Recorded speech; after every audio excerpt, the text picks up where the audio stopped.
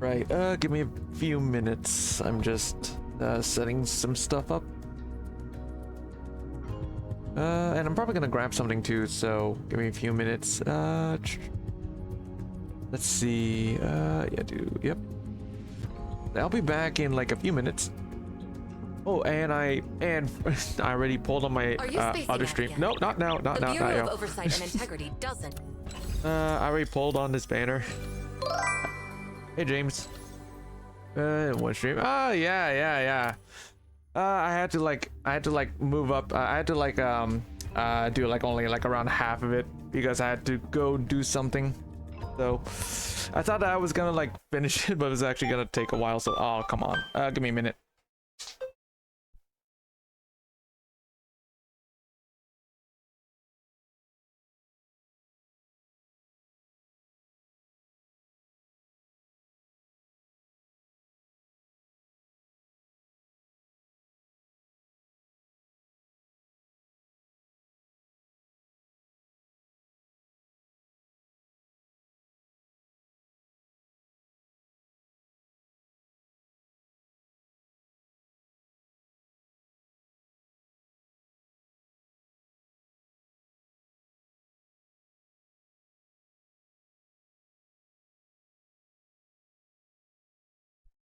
Okay, sorry, I'm back. I just had to take that call. Yeah, anyway, so yeah, something came up, yesterday, so I had to, like, end the stream. You did, like, well, it's whatever, I'll do the rest when I'm, when I'm pretty sure I got, like, nothing else going on in the day. I'll probably, like, finish it next week, so it's fine.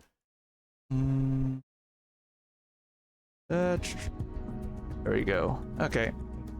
Oh, yeah, hold on. I want to grab something, so I want to build him up. I didn't get a chance to build him up real quick. Oh, I do have the mats. Hold on.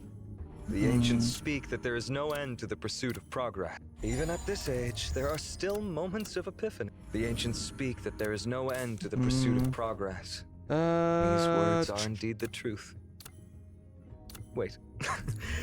Wasn't it me who said that? Is he good? God, I'm missing a bullet. I'm not sure. Oh wait, that's not it. I haven't tried it. I haven't had the chance to try him out yet. Gonna like try him out in a minute.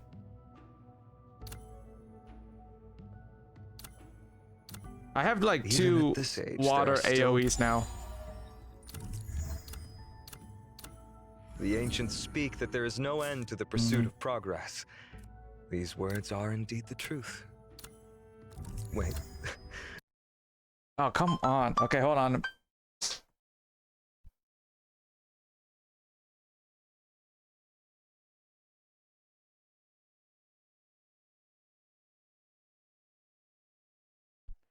Okay, I'm back.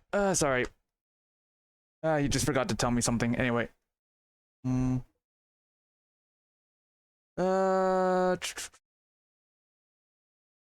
Okay, let's see. Let's see. Yeah, water's my strongest team. The ancients speak that there is no end to the pursuit of progress. I don't know, how much is that? 9? You know what? Let's do... Let's try him out. Hold on. I can technically, like... Oh, wait, I need to build his weapons. Hold on a sec. I need to, like, build his weapons. One sec. I can, like, totally try him out. I just need to, like, equip his weapon real quick. Because we're here, might as well, like, try him out.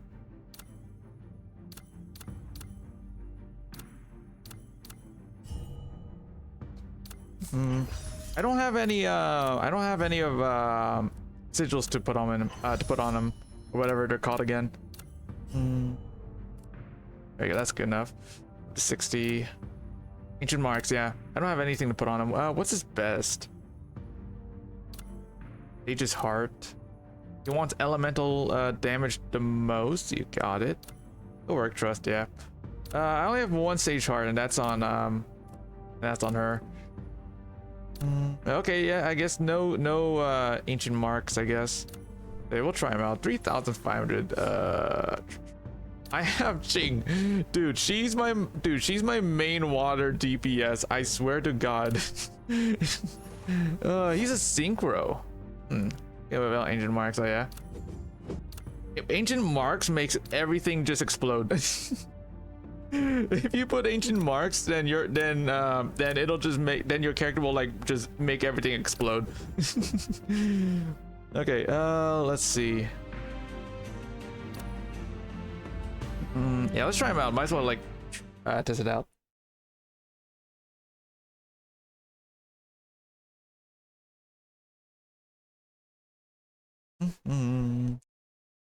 I was gonna grab like some ice cream to like eat while I play this, but I'll like grab it later.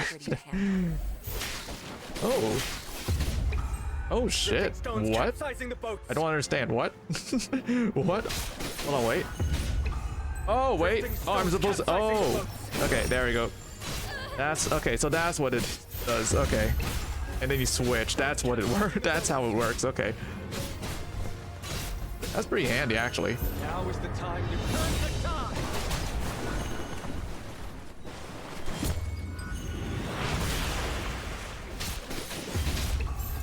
Drifting stones capsizing the boat. Now is the time.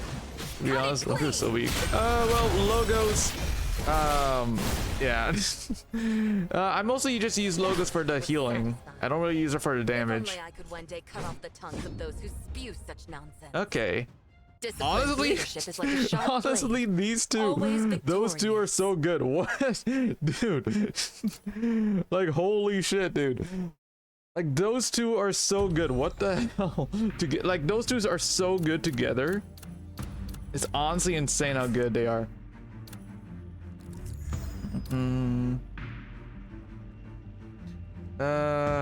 Sweet. There you go. I wish there was a tier list that's actually good for this game. Oh yeah.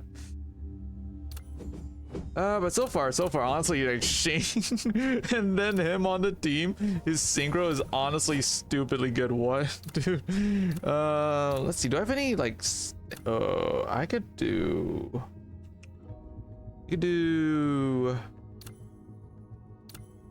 Tell you what, we'll take this.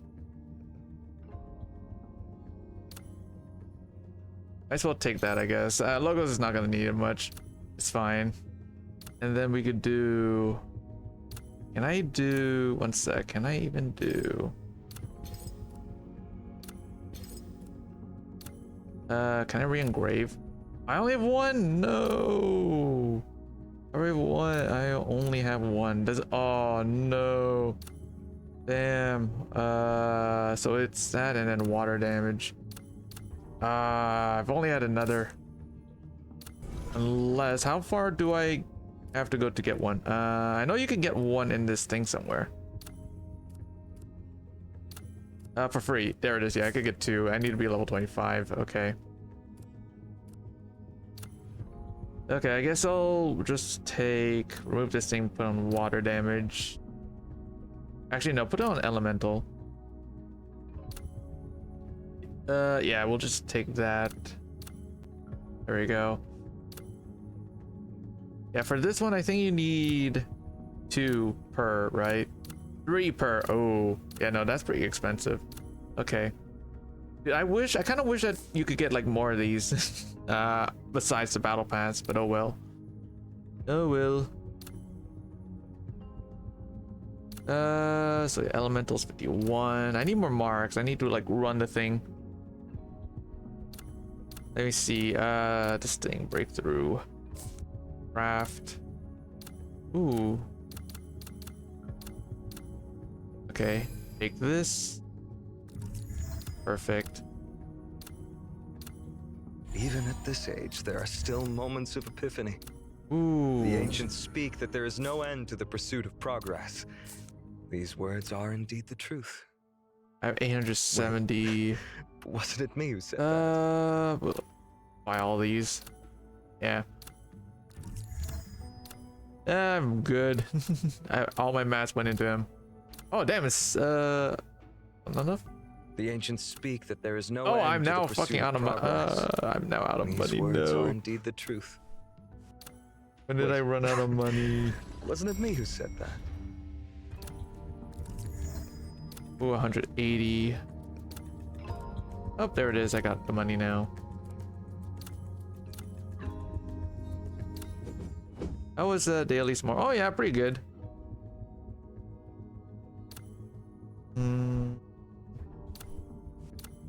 Let's see. Do this. The ancients There we go, speak level that there is no 80. end to the pursuit of Now progress. for the weapon. These Or words wait, are indeed the skills. Wait, Let's wasn't it see. me who said that? Oh, I need to farm these. Ooh, wow, I had a lot of these. Holy, okay. Just take all of them. Yep. Which is all of them? Nope. Which is all of them? It would be 42. Okay. 42. Just take all of it. Oh, I can only take 50 at a time? Damn. Okay.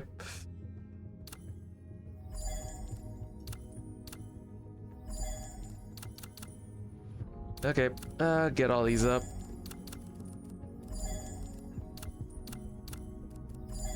Issue with logos is her very low scaling. Oh yeah. I don't really use her much for damage. I just need some form of healing.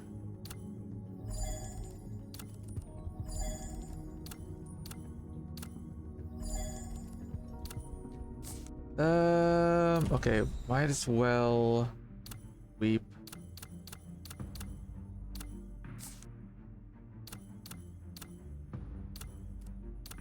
There we go.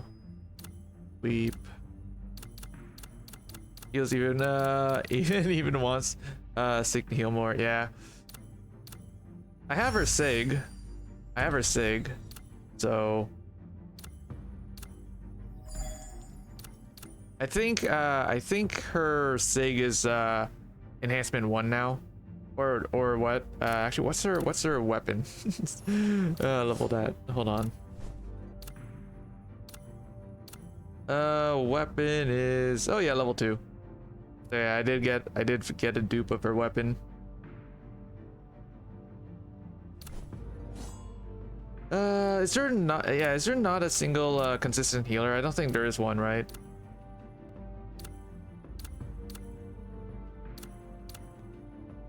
Okay, whatever.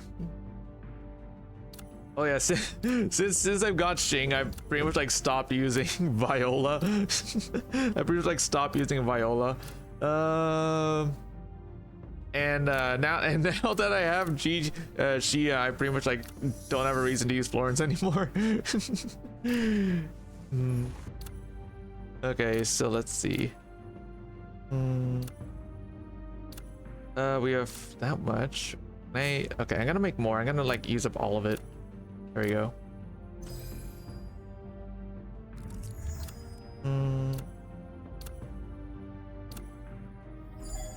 I think up to 5 is good. Yep.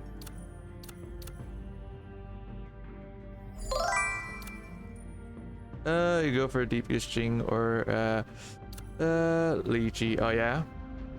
I got both of them. Xing is my main DPS, and now I have G-Shia, so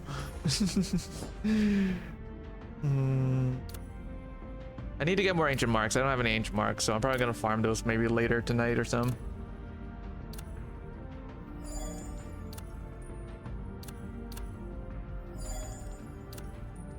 G-Shia and Xing make good combo, I know.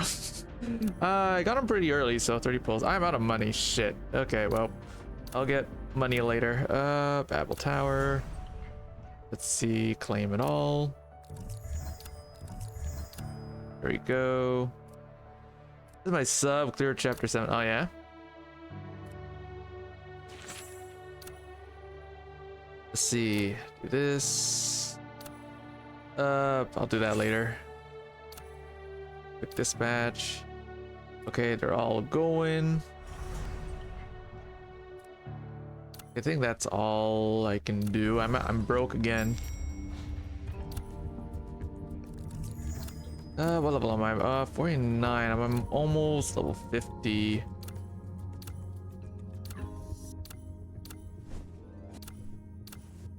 There you go. Spend all your money on but yeah. What do you mean? I haven't spent a dime in... Actually, no, that's a lie. I did buy the battle pass. I remember, I forgot I bought the battle pass once, and then yeah, that was like enough.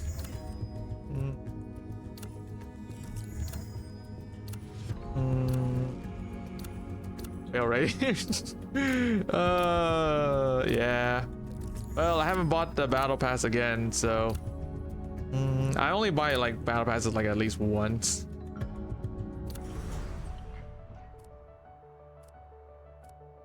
Something.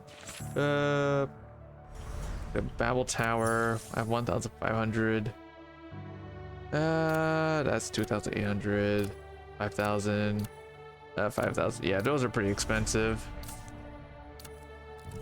There we go.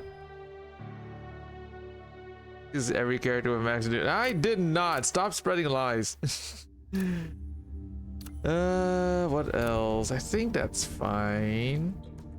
Oh right, I forgot I had this. I don't even know what to get. I completely forgot I had this. They gave it out to us for free and I never used it. So far I think 4-star weapon crate, 2 4-star weapon crates, a 4-star selector too. I have so many selectors. You have Ichi. Let me see. Who was that again? That's Ming, Hefei.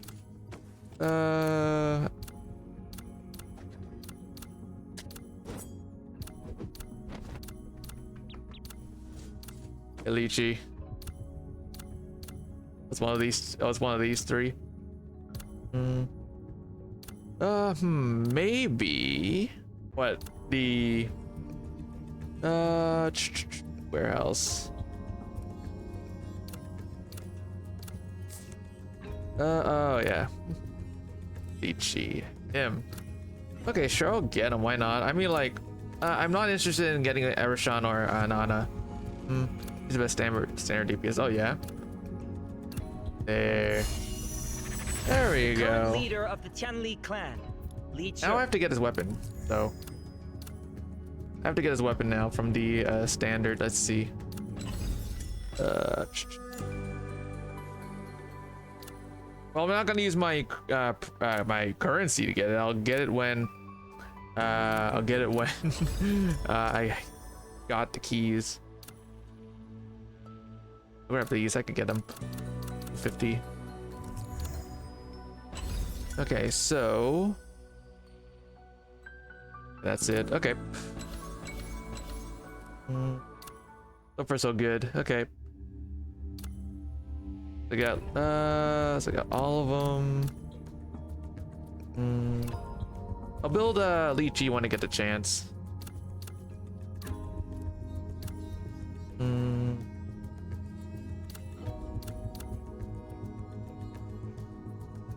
Ajishia, Lychee, Finon, Shervie. They all do? Damn.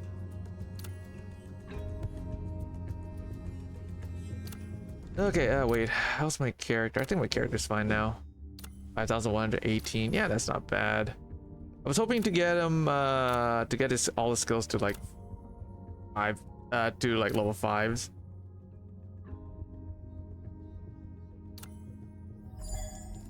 Oh, you know what? I'll farm money later. There you go. Pull potentials. I'll pull potentials when I got the keys. I'm not spending my gems. That ain't happening.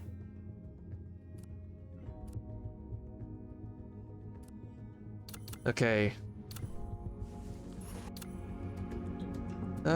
My weapon. Oh yeah, right. Did I level his weapon to my account's max or nah? Nope. It hasn't yet. Any money though, so I ain't spending shit. So let's see.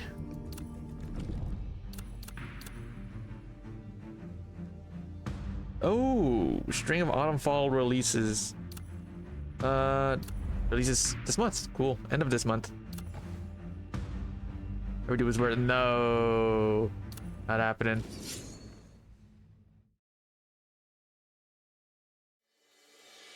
At the peak of Mount Tianxia, beside the serene waters of Tianxi Lake, Bifang has vanished without a trace, like smoke in the void.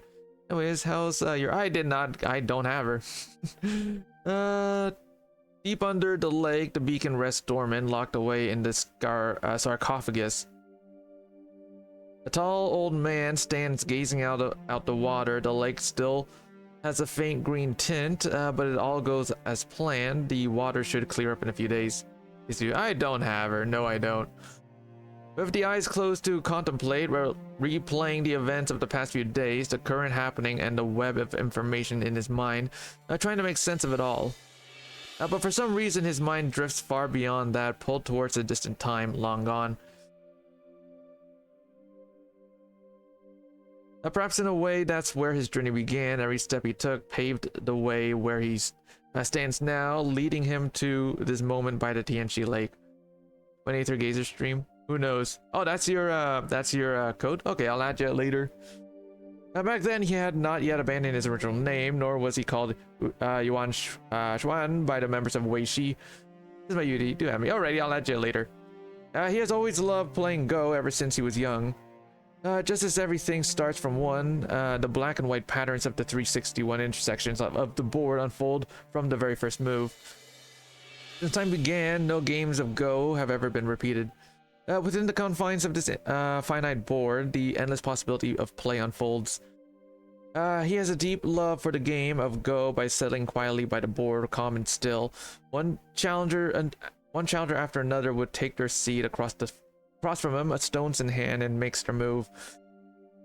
Without the need to look up, by studying the board, he can envision his opponent's face. A wise victor knows that true strength lies in avoiding conflict. A master strategist draws power from the freedom of flexible plans. A true warrior stands resilient, untouched by defeat, while the resourceful, even in loss, remains as calm as the quiet dawn. R6 will be hard. R6 will be hard. I'm not sure. Maybe. On the board, then what unfolds is not merely the outcome of the game in every move. A player's entire life is laid bare. Oh yeah, wait, in 2 days Ethereum Restart releases, so I gotta play that at some point next week. Yeah, moves is easy though. Oh yeah. Hidden deep within the Wei Shi compound in Konglin City is a quiet, elegant study exclusive to those who have borne the title of Yuan Xuan. The study's decor changes with each successor, reflecting their personal tastes. A calligraphy enthusiast might adorn the space with ink and parchment, whereas a tea connoisseur would bring in kettles and cups, and one with a passion for gardening would grace the room with lively blooms and verdant foliage. Jiachu was hardest, then Jia, Mu, Of course, not all Yuan Xuans cared for such refinements. One in particular, known for his sheer strength and battlefield prowess, turned the study into something more like an armory than a sanctuary of thought. The shelves were filled with nothing but war manuals placed there to mostly keep the grumbling scholars of the society off his back. But no matter how much the room changed with each new generation, one thing always stayed the same. The Go board. The first time he saw it, he was just a boy. It rested in the corner of the large encased in the transparent glass cover with a thick book of game records placed beside it. Curious, he flipped through the pages. The exact date of the first game had long faded, but the earliest clear record read 1,000 years ago? Driven by curiosity, he began flipping through the pages. However, just as he reached the last one, a hand suddenly pressed down on the book. Have you finished cleaning? Master Yuan Xuan, I'm sorry, I know you meant no harm. Finish your task first. Yes, Master. The study wasn't large, so the cleaning didn't take long. As he worked, Yuan Shuan remained by the go board, staring through the glass as if lost in thought. Master Yuan Chuan? Master Yuan Chuan, What is it? who's playing against whom here?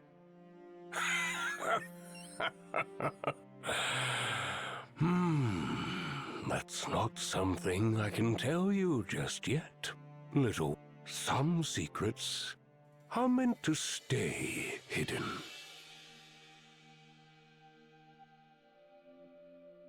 From that day on, the young man returned to clean the study time and time again. The board, however, remained untouched. Time and time again, he would find Yuan Shuan standing before the board, lost in thought, as if having a silent conversation with an unseen opponent. And as time passed, he too grew wiser and sharper. The responsibility of Wei Shi will soon rest upon your shoulders.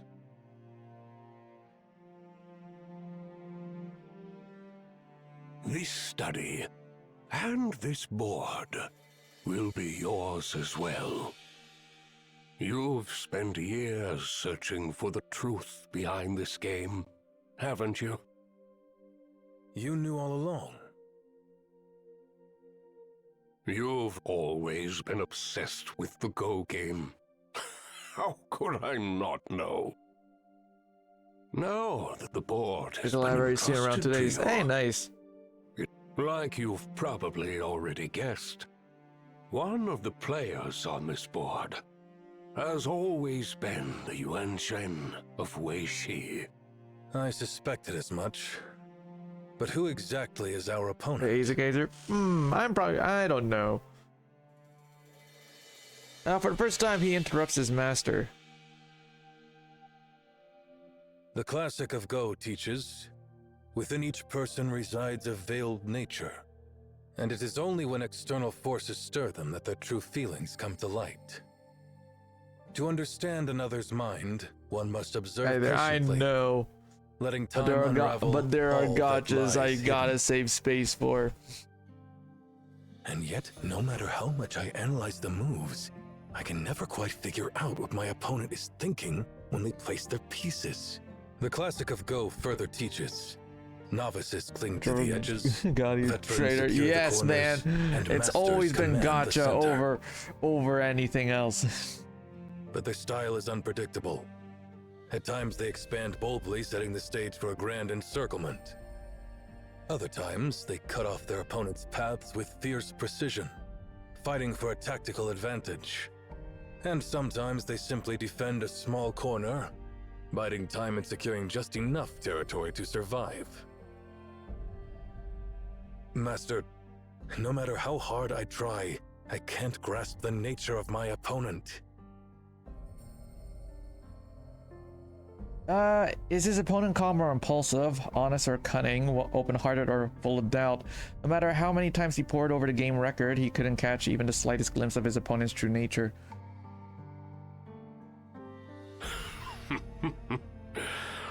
Of course you can't. You're still too young. If you were a book, you'd be just a few pages. Your opponent, however, is a tome as vast as history itself. Oh yeah, no, I like God Eater, but I do like God Eater. I played the game like years ago. When I several years ago when I went to like college, right? I play it on my spare time. But I gotta like save space. I must save space for my gotchas. Most game records you've seen are usually settled in hours or days. But a lifetime? That's long enough to change a person Give in Aether ways Gazer 2 no streams. one can predict. I'll think about it. Don't dwell on it. When That's the it, I'll time think comes, about it. Everything will make sense. Just remember, your opponent across that board isn't just any rival. He's a guest of honor.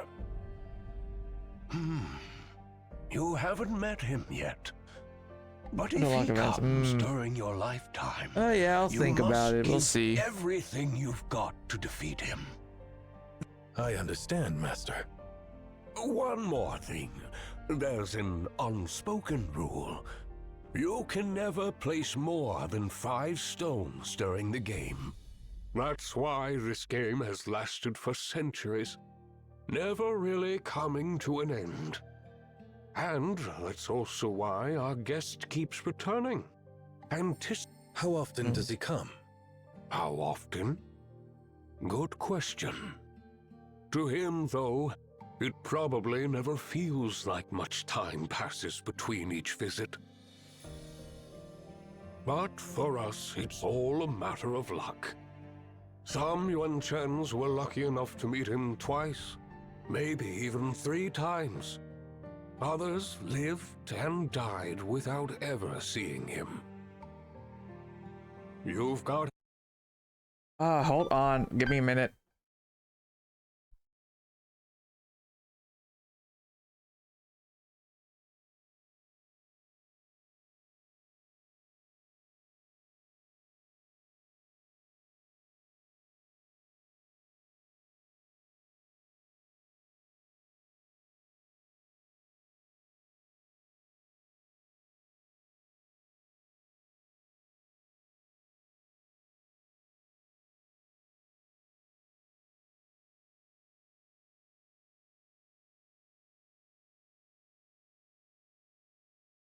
I'm back. Sorry, my dad just keeps calling me because he keeps wanting to. Because he wants me to like pick something up for him.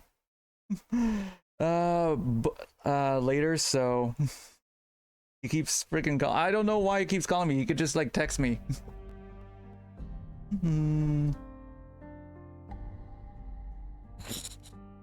But yeah, he wants me to like pick something up later for him that he ordered. So I don't know why he keeps calling me. He keeps calling me to tell me about that when he could just like text me.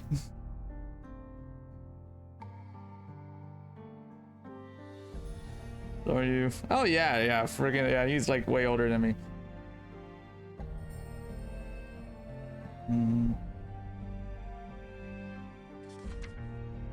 The former Yuan Shan hands him the thick game record. The handwriting for the black pieces changed with each era, but the moves for the white pieces were always recorded in the same handwriting century after century.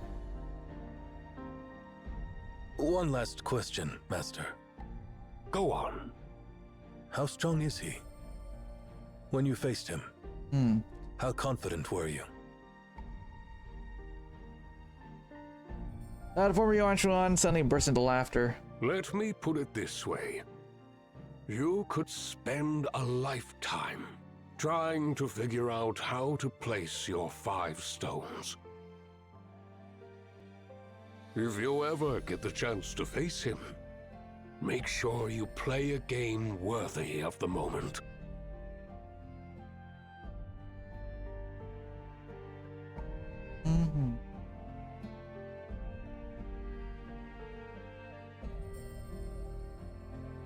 Well, let me guess, he's just gonna win.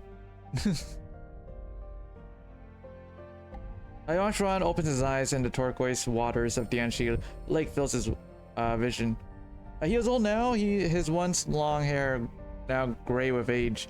For decades, he has carefully studied the game records, replaying countless matches in his mind. He has spent most of his life seated at his side of the board, yet his opponent has never shown up.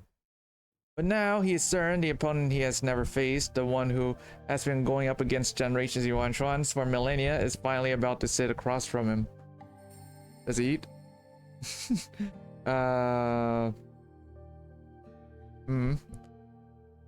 Very soon he will finally get to see who his opponent really is. It is my turn to play, Emperor. Now it's time to condense all of his life into these 5 moves. Alright. Next stage. Ooh, okay, give me a minute. I'll be right back. I'm just gonna grab something to snack on while I play.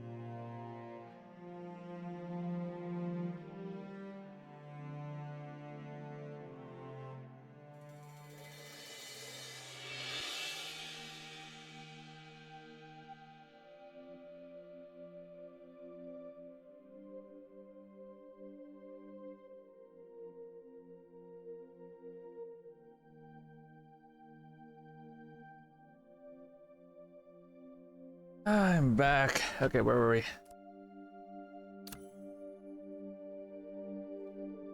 Yeah, I'm just gonna like do this. Oh wait, no, not that one. I'll blocker. Oh, give me a minute. I need to turn on the permission. I'm just gonna like turn that on.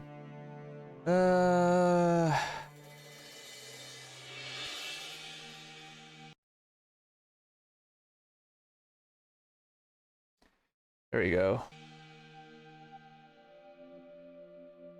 There we go. There. Okay.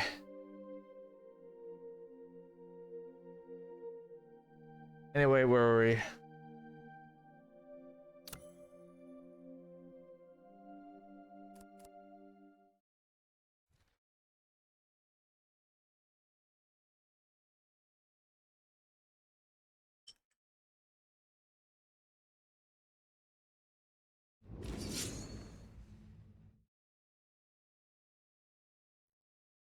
As the story passed down through countless generations, flows like an endless stream. At the heart of the Tianqi Lake, the greenish hue slowly begins to fade. This story, as lengthy as it is, must end here for now. Looks like the sealing of the Dragon Pillar is almost done. Wait, you haven't finished the story yet.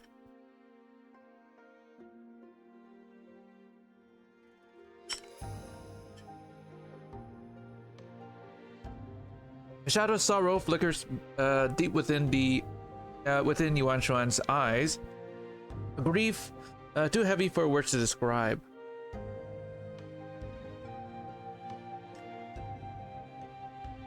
A voice interrupts our conversation. Master Yuan Chen, the Dragon Pillar has been completely sealed, and the dam by Tianqi Lake has been repaired. Looks like the cerulean waters have been fully contained.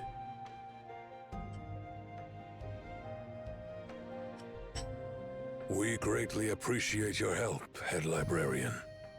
We never would have been able to seal the pillar so easily without you and Miss Zero. The story's not over.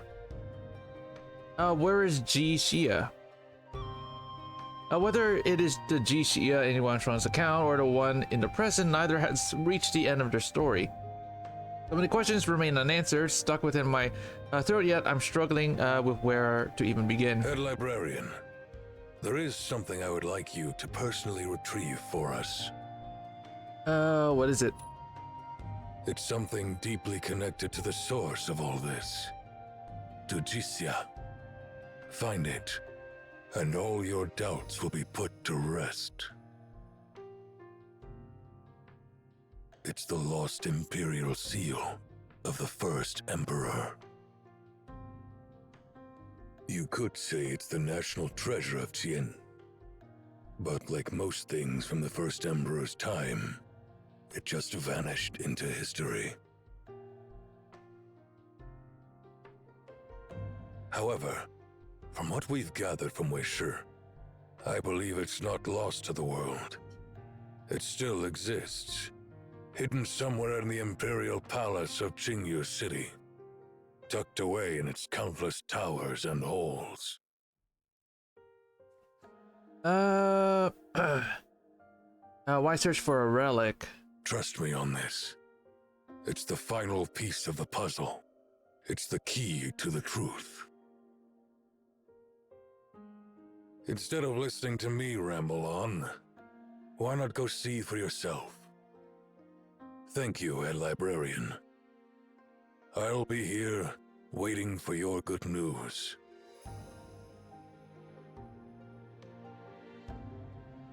That old geezer! He didn't give us a single useful lead. This place is huge. Where the heck are we supposed to even start? Alright, see ya. I get it if they talk in riddles with Maons, but come on! We're part of Weishi. Why do our own people have to be so mysterious too?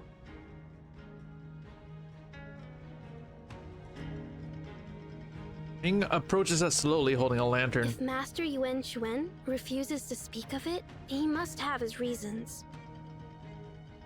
His reasons? Every day it's the same nonsense. Someone's always got some reason. I'm about to lose it with all these reasons.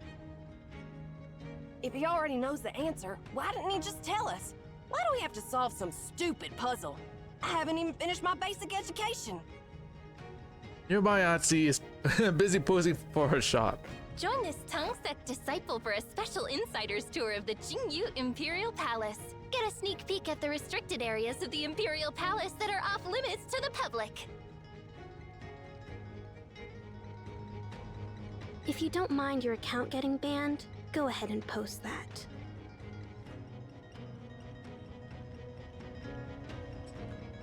Ming ignores the two troublemakers and turned to me instead.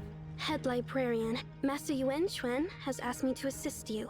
If there's anything I can do, just say the word. I'll be counting on you. Didn't expect you'd actually need my help. Guess I should have just kept my mouth shut. What did you just say? You have been quietly observing the towering structures ever since we arrived. Where should we start? If it were up to me, I'd start with the Kangjiang Pavilion. Kangjiang Pavilion? Over there, do you see it? That tall tower-like structure. It's said that Xisha built it to honor the meritorious officials of his time, and their portraits still hang inside as a testament to their legacy. The tradition carried on with every emperor after that. For nobles and high-ranking officials, getting their portrait in Kangjiang Pavilion was the ultimate honor.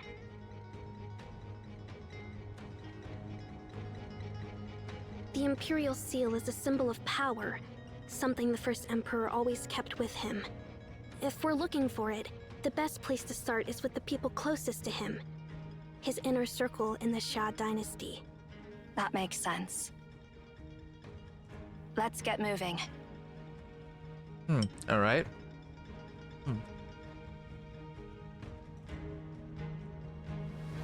Okay. Oh shoot! Wait a minute. Hold on. Wait. Hold on. I forgot to like switch my character out in Steam. Oh, you know, while I'm here, I'm gonna like put in the. Oh, hold on. Friends. Friend.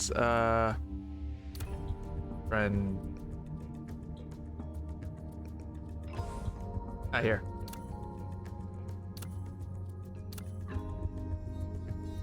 Let's see.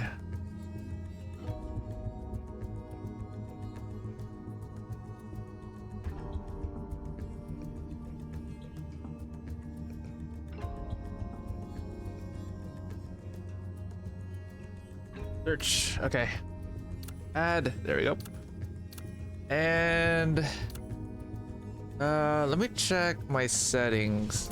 No, settings is not there. It's here. Settings, graphics. Yeah, they're all on high. Okay. Yeah, everything looks fine.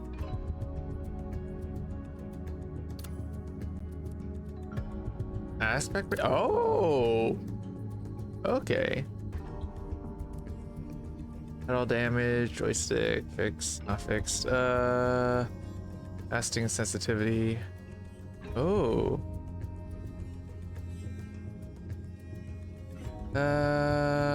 Okay. Okay.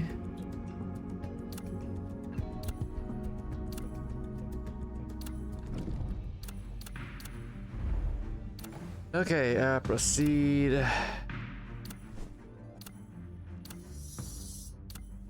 Need my help? Just ask. There we go. Okay, I got everything.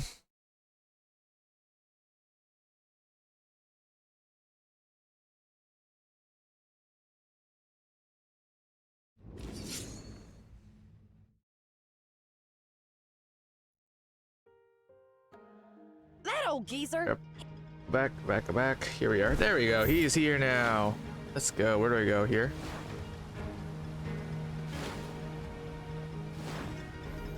Ooh.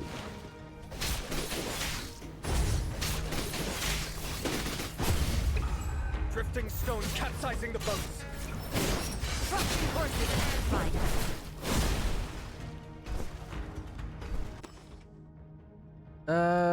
Okay, you got it.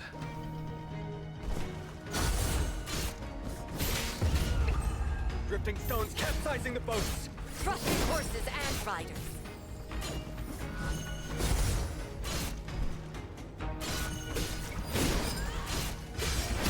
The path ahead is blocked by more of those cerulean crystals. What a pain. These things are the worst to deal with. Cerulean crystals are basically mineral deposits from condensed water and mist.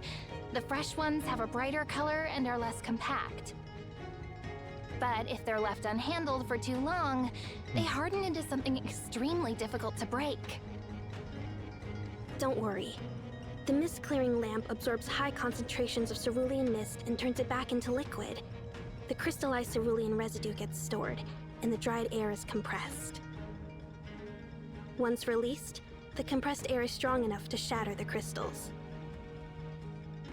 That's some next level tech.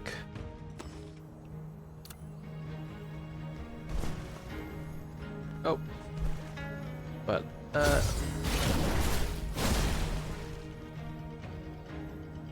sure, let's see.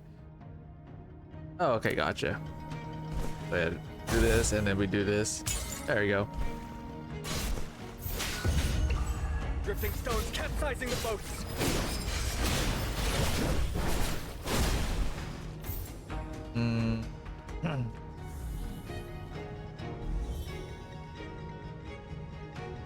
We're almost at the Kongjang Pavilion.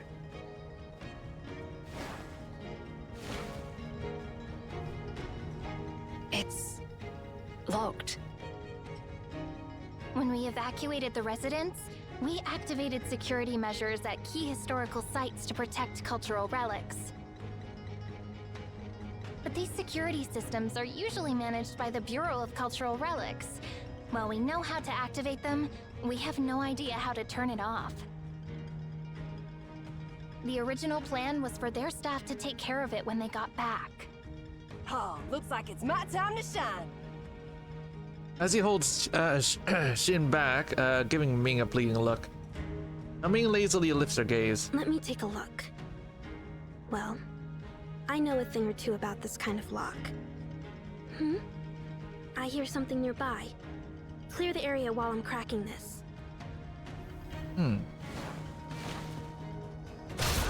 Ooh. Man, that's so cool. Sever the records of the earth below. Do not attack strength with weakness. Drifting stones capsizing the boat.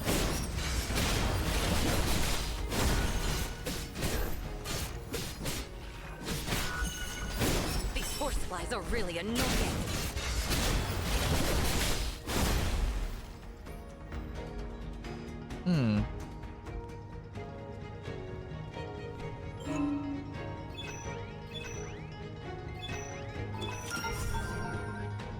The locking mechanism disengages and the gate slowly opens. The tower soars from the Earth's deep core.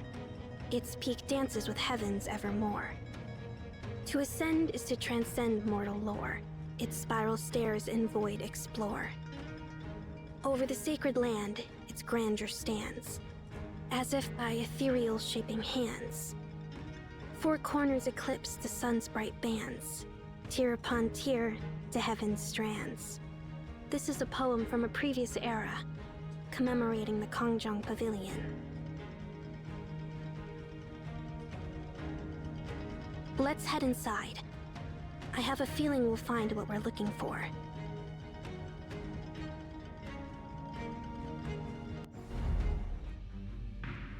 Oh right, I forgot to go look for chests.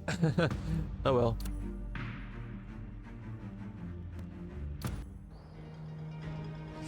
Oh yeah, Jichi is actually pretty cool.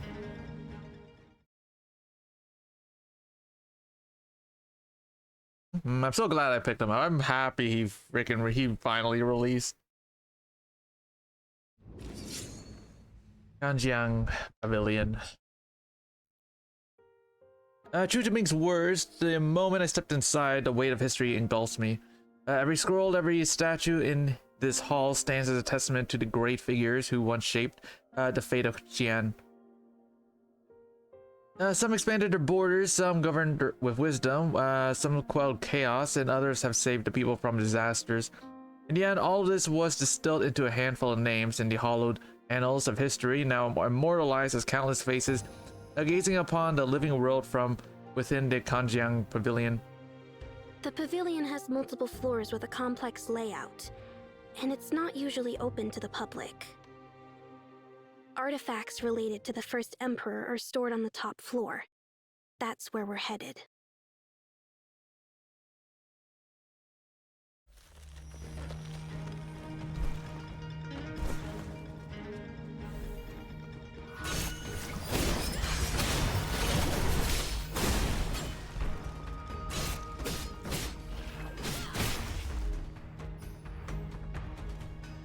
Wait a sec. This hexagonal sensor seems a bit off. Let me take a closer look. There's a mechanism inside the base of the sensor. It looks like a master switch. If I clear out this frost mist, it should start working again.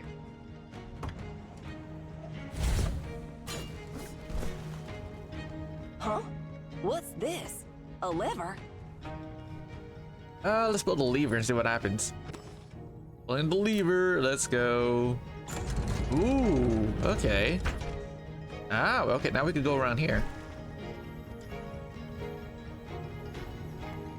I didn't think the mist would be this thick indoors. Let's...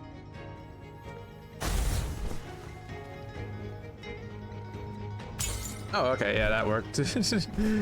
That worked.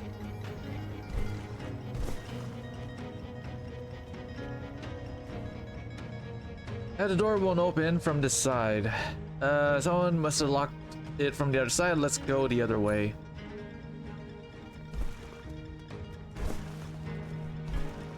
Okay, I gotta like keep an eye out for chests. I keep forgetting to look for them.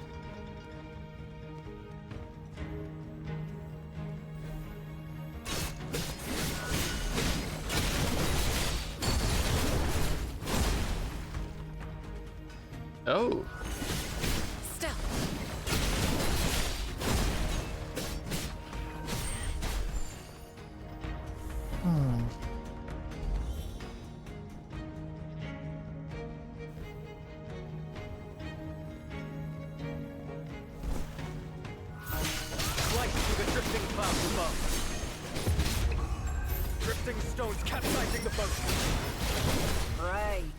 Crystals in the way. Try pulling the lever again. Oh. Oh yeah, that's cool. Look at that. Oh, whoops, I hit the wrong button. Okay, let's go. I wasted that, oh well. Really annoying. I get it now. Hold on a sec. The lever triggers the mechanisms on both sides.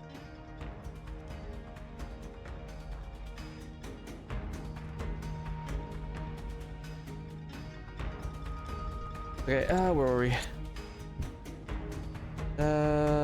We need to keep the right side stairs stationary while rotating the door on the left. So, we gotta find a way to stop the mechanism on the right from moving. There's a hexagonal sensor next to the mechanism on the right, Miss Ming. Okay, we gotta go up here. Oh, or not, hold on. Take this.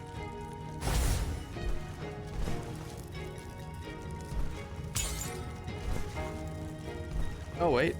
Oh yeah, I can like blow those away.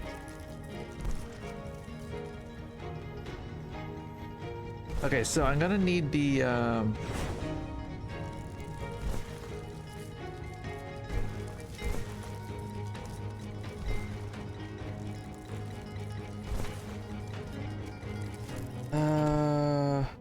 yeah, okay, so yeah, the door thing.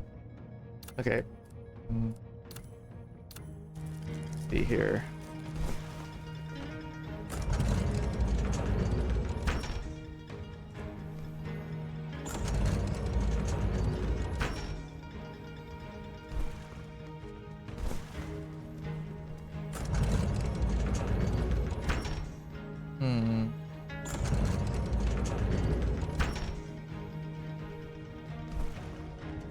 on a sec.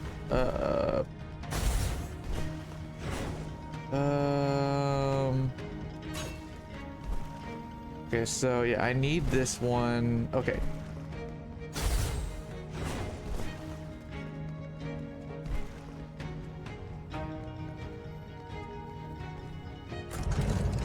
Let's see. No, we just need to burn it. I know what I'm doing. Do this.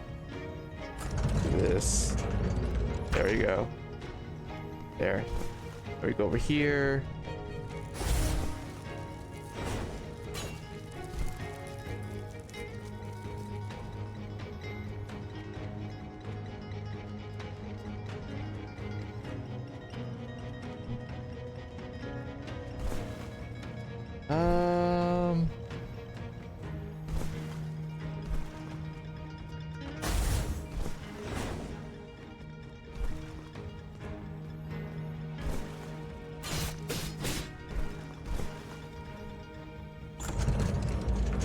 Okay, so yeah, no, I need that to go there.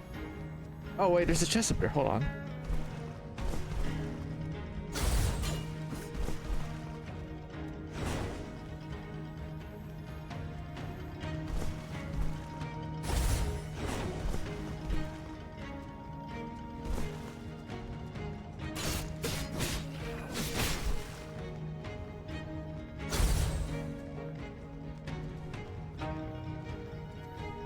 Okay, let me just grab.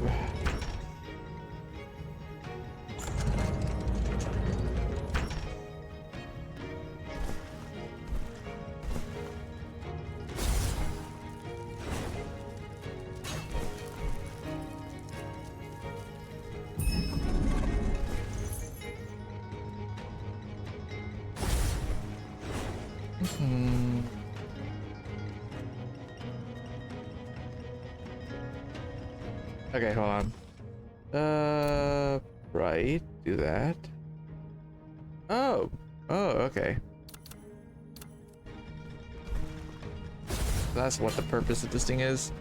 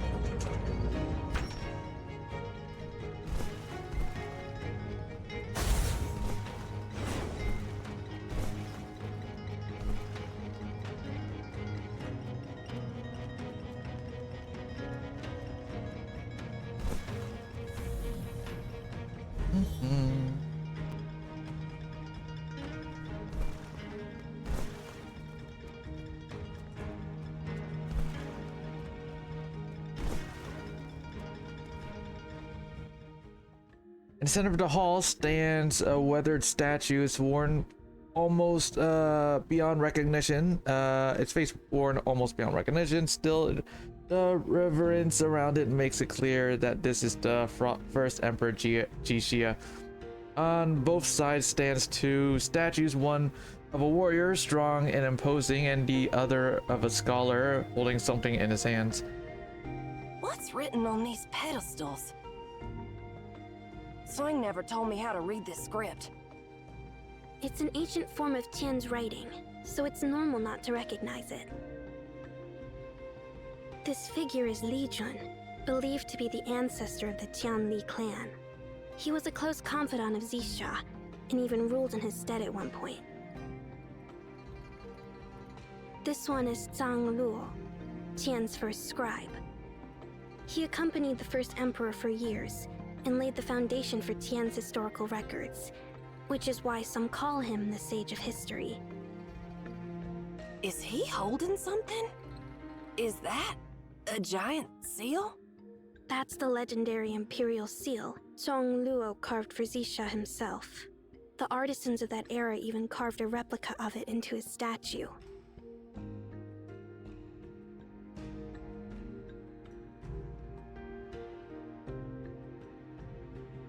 While checking on the statues, Ozzy suddenly spots something. Ming, look at this. These must be their birth and death dates, but something's off. The birth dates are all faded from age, but the death dates?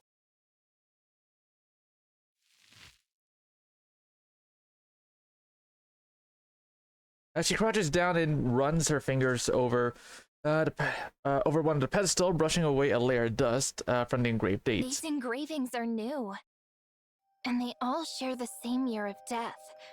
This year. But why?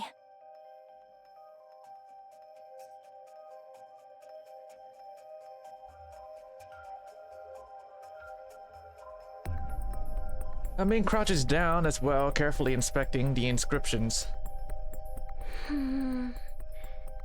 Last time I was here, it wasn't like this.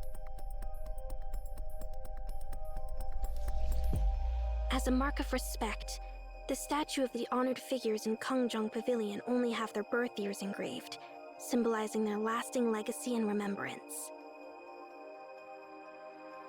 Someone was here before us. They changed the inscriptions and added the death dates. I crouch down, running my fingers over the engravings. They're trying to send a message. You think they left this as a clue for us? Li Jun and Sung Luo's pedestals haven't been altered.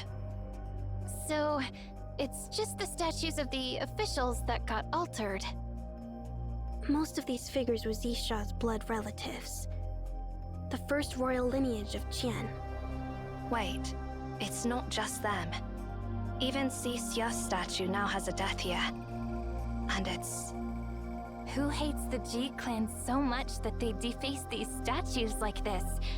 It's not like Jixia came back to do it himself, right? Maybe it is him. You're telling me the guy obsessed with immortality is out here cursing himself to die? Now that would be pretty ironic. Right now, finding the seal is our top priority. Everything else can wait. Staring at the small pile of dust beneath the statues, I feel a strange sense of unease.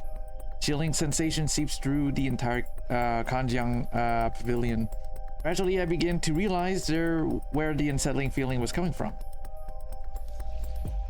With those freshly engraved death dates, this place no longer feels like a hall honoring the statues of great heroes. Instead, it feels like a cemetery, where each statue serves as an honorary gravestone for someone whose time of death has already been determined by another. Ming's voice snaps me out of the scattered thoughts. Looks like there's nothing useful left here. Let's head to Wencheng Pavilion. Wencheng Pavilion? It's another ancient structure from Xisha's era, housing a collection of historical records and texts. We might find something useful there.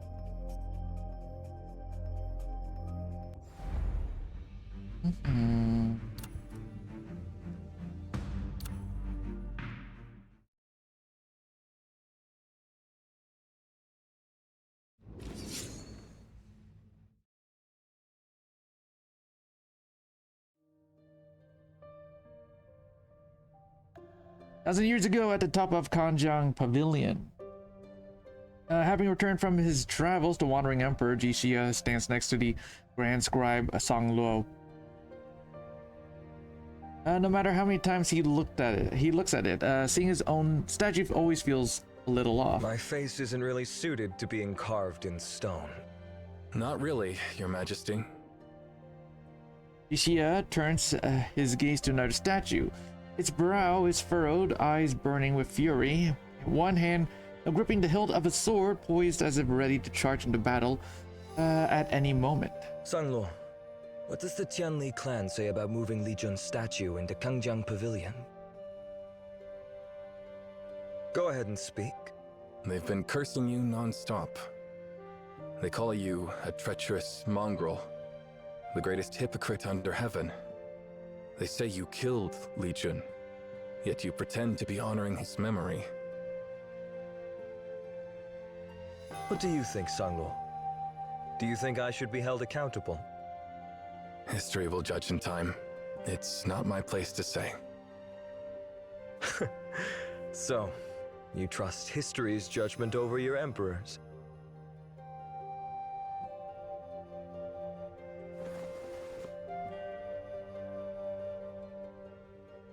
Now Song Luo gives a slight bow, choosing not to push the issue. Ji Xie also lets it go, shifting his focus to other statues.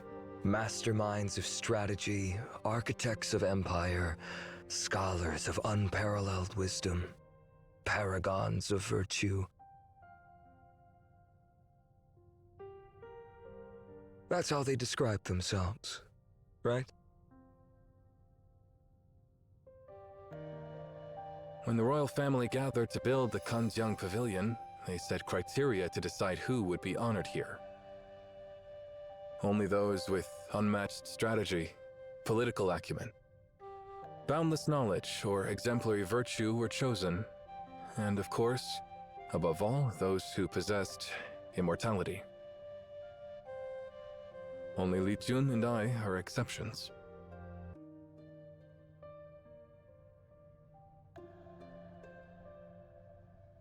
Li Jun ruled as a regent for a decade, and you stood by my side from the moment we began our campaign. They could never erase your legacies even if they wanted to. But this is not the future I once envisioned.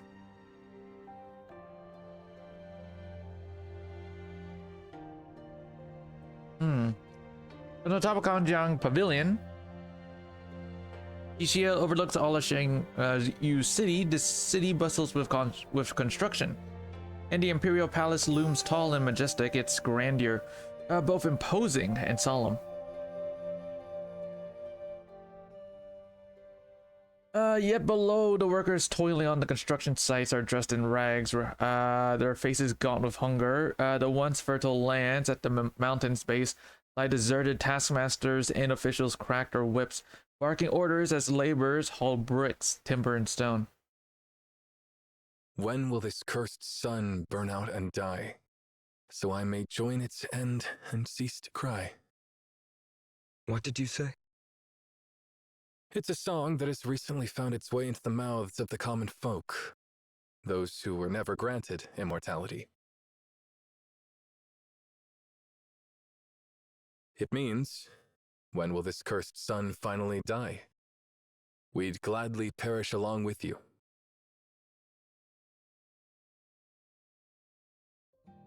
The sun. They mean me, don't they? And your mortal kin.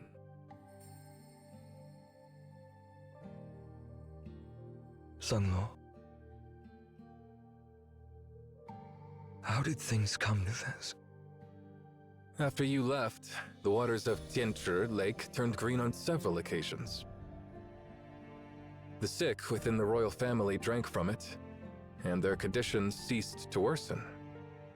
Some who were on the brink of death even rose from their beds, walking and working. The waters of Tianzhi Lake granted them immortality, and the entire royal family consumed it.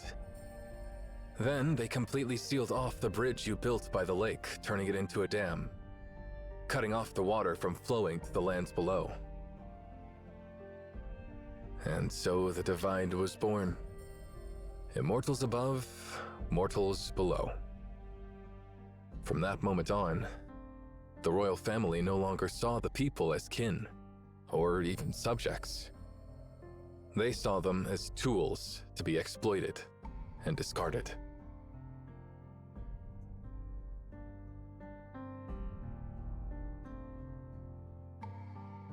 Li Jun tried to stop it, but you know him well. He was a blade, not a needle.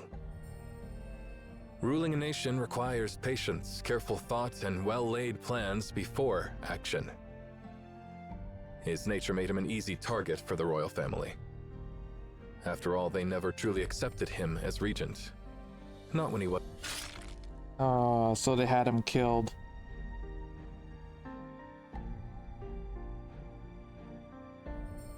Song Luo hesitates, his expression clouded with unease. That's enough. No need to say more. I can't leave a detailed record of this matter. I hope Your Majesty understands. It's fine. Like you said, history will judge in time. Kong Luo lets out a sigh of relief. I've come to bid you farewell. Jixia arches an eyebrow. Farewell? Yes. Seeing you again just proves it. The waters of Tianshi Lake really are the source of immortality. It's been 10 years. You haven't changed a bit, but I've gotten all decrepit. Jixia gazes at the streaks of gray in his old friend's temple, at the wrinkles lining his face and sighs. Are you planning to retire to your hometown? I've followed you for thousands of miles, seen nearly every corner of the world, and now I wish to return to my roots. Though Mount Tianqi towers high and the Grandeur River stretches long, I wish to be laid to rest in the land of my birth. In the land where the Ji lineage began, people still grow old, get sick, and pass away, instead of living forever. Jixia sighs once more. Very well. You may leave now. Thank you, Your Majesty. One more thing. Before I go, I must return this to you. Kong Luo hands over a jade seal with both hands. Turning it so, the inscription on its base faced up. Engraved into the stone are the words "Justice of the World." As you instructed, during Regent Li Jun's rule, he penned the edicts while I affixed the seal. Now it is time to return it to its rightful owner. Jixia accepts the seal. Song Luo turns to leave, but pauses for a brief moment before speaking again. Please take good care, Your Majesty. Shouldn't I be the one telling you that, Song Luo? No. Soon I won't need to worry about worldly affairs anymore. But you are eternal. No matter how far this dynasty falls, you'll have to witness every moment of its decline. That's the main reason I'm leaving. The history of this dynasty has come to an end. It's no longer worth recording. Song Luo pauses as if waiting for Jixia to say something, but Jixia's expression does not change. Another scribe will take your place. You don't need to worry about the affairs of the court. I see. Well, then I'll be on my way. As Song Luo's footsteps fade down the stairs, Jixia turns and looks out over Xingyu City. Ruling a nation requires patience, careful thought, and well-laid plans before action. He clenches the jade seal tightly. At least time is on my side.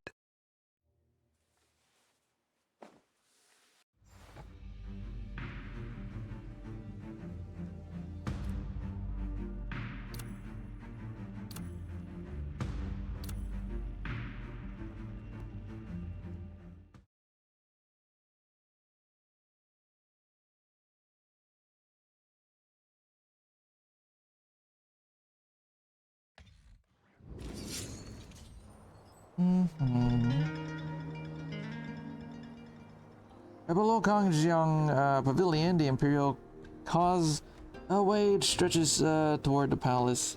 The fastest way to Wencheng Pavilion is through the Imperial Garden. However, it's not exactly safe to pass through right now. Looking in the direction being pointed, I see misty haze rising behind the faint outline of the trees. The path leading to the Imperial Garden soon disappears into the thick fog. The Taiya Pool was once the Imperial Hot Spring, staying around 40 degrees year-round. Sheen, come back! However, Sheen has already dashed into the mist. Moments later, a sharp yelp rings out. Sheen reappears, clutching her right hand, the skin flushed bright red, holding it out. To Ozzy, she turns to me with a scowl. Please tell me, you liar! That's way hotter than 40 degrees! My skin is about to melt off! Has the Taiya Pool always been this hot? It's not supposed to be so hot. Normally, the Taiya Pool's temperature stays stable. Ozzy chimes in as she tends to Sheen's burned hand. Lately, increased geothermal activity from Mount Tianque has caused the ground to crack in multiple places. As a result, the pool has been overheating, and hot steam is rising from various cracks. The water is averaging 73 degrees now, and it's still rising. Don't go wandering off unless you want to boil yourself alive. Oh, could someone be behind this? You do have a knack for asking interesting questions. Ordinarily, I'd say no. Geological shifts aren't something people can just cause overnight. But the timing of all this is too coincidental, so I suppose your guess might not be entirely off after all. We'll go around the outer walls of the garden. That's the safest route. Please follow me, Head Librarian.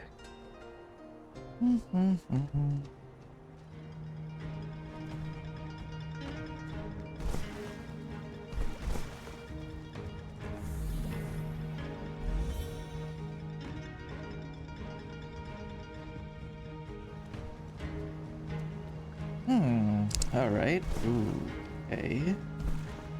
Wait, can I? Nope. Nah. Let's see.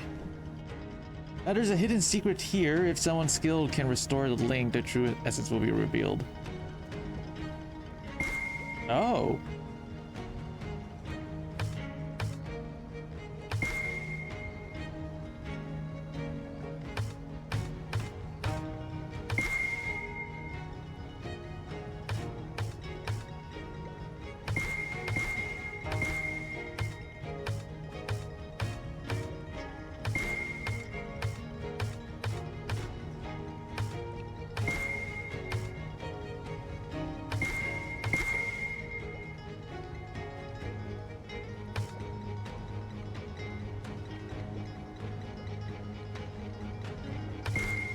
There we go.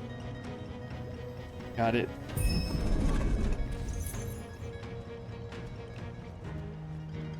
Oh, okay. I was gonna say, did I like get myself stuck here? There we go. The chest disappeared.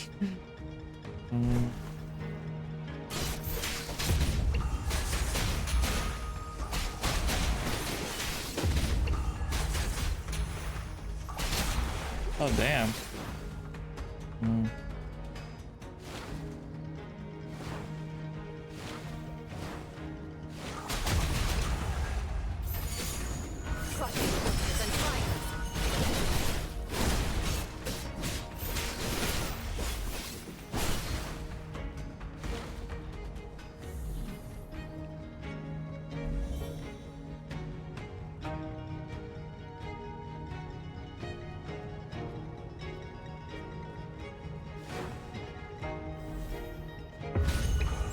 Drifting stones capsizing the boats.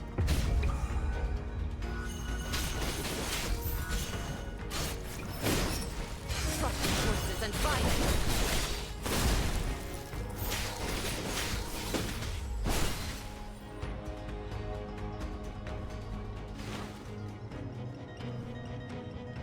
The Imperial walls of the Imperial Palace stand 10 meters tall and are wide enough for two horses to ride side by side.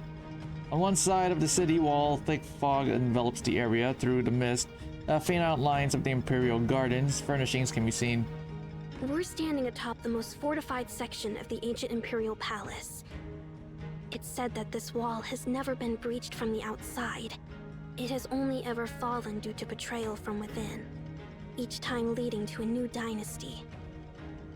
But that was all long ago. Over the years, the wall has been repaired, rebuilt, and reinforced countless times. The section beneath our feet is the oldest and the best preserved part, directly inherited from the era of Xisha. These bricks are far from what they once were. Please don't touch them. They might crumble. Jasmine has said the bricks show visible signs of weathering, with bits of loose debris occasionally falling from the edge. The stone surface is covered in fine, intricate lines, but upon closer inspection, they don't appear to be naturally formed. Tourists here really lack manners. So many have carved things like "I was here" into the bricks. Atsu, take a look. Almost every brick has one. Oh, you weren't paying any attention when Sing explained this in class, I guess? Huh? What? Why are you bringing that up all of a sudden? You're not wrong in your gut feeling. These are indeed carved words. But can you make out what they say? Rounding, she moves closer to get a better look.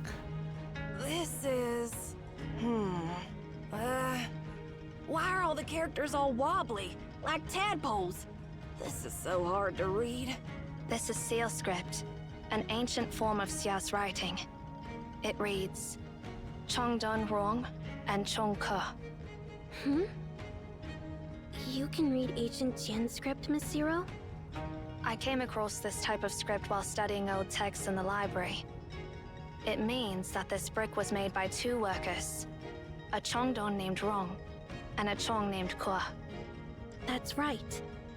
In ancient Jian language, Chongdon refers to men sentenced to forced labor, while Chong refers to women in the same situation.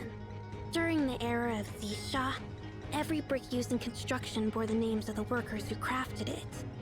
If a brick wasn't up to standard, the workers would be punished. That's brutal. To build a wall this massive, they must have forced tens of thousands of people into labor. There's a plaque here. It must have been embedded into the wall during construction. It records the project's timeline. Year 25 of Xia. Wall length, 150 paces. Duration, 9 months. Laborers conscripted, 723. Executions due to substandard work, 159. Verified and completed. Overseers, Prime Minister Zi Xian, Guardian of Tiansue, Zi Suen, and Deputy Supervisor Zi Huai.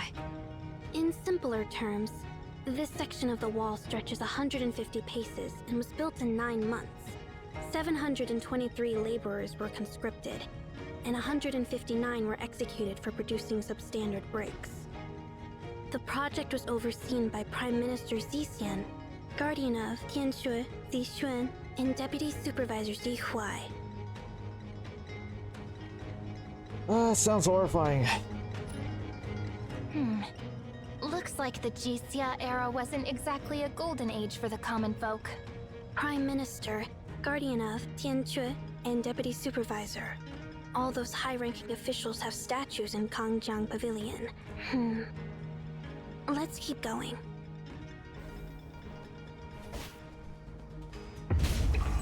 Drifting stones capsizing the boats. Oh wait, I think. So I do this. Yeah, they are. So I'm supposed to use the thing and then do that. Okay.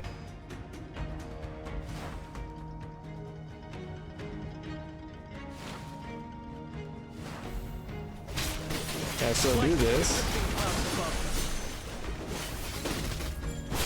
And then do this, and then do this. Yeah. Look at that. So yeah. Hold on. Did we miss Yeah, okay, so. Year 36 of Xia. Heavy rains caused damage to the walls. Laborers conscripted, 2,000. Executions due to substandard work, 432. Overseers, Prime Minister Zi Xian, Guardian of Tiansue, Zi Suan, and Deputy Supervisor Zi Huai. From forced labor to conscripted civilians, imagine how many people had to be forced into labor and how many were executed, all just to repair these walls. If some laborers' work wasn't good enough, they were put to death. Then, they'd just bring in a fresh batch of laborers. And if too many were executed and they found themselves short on manpower, they'd just round up able-bodied civilians and force them into labor instead. The construction had to continue, no matter the cost, until the royal family was satisfied. Just hearing this makes my blood boil. Where did that bastard run off to? Once we find him, I'll make him pay for every last crime of those brutes.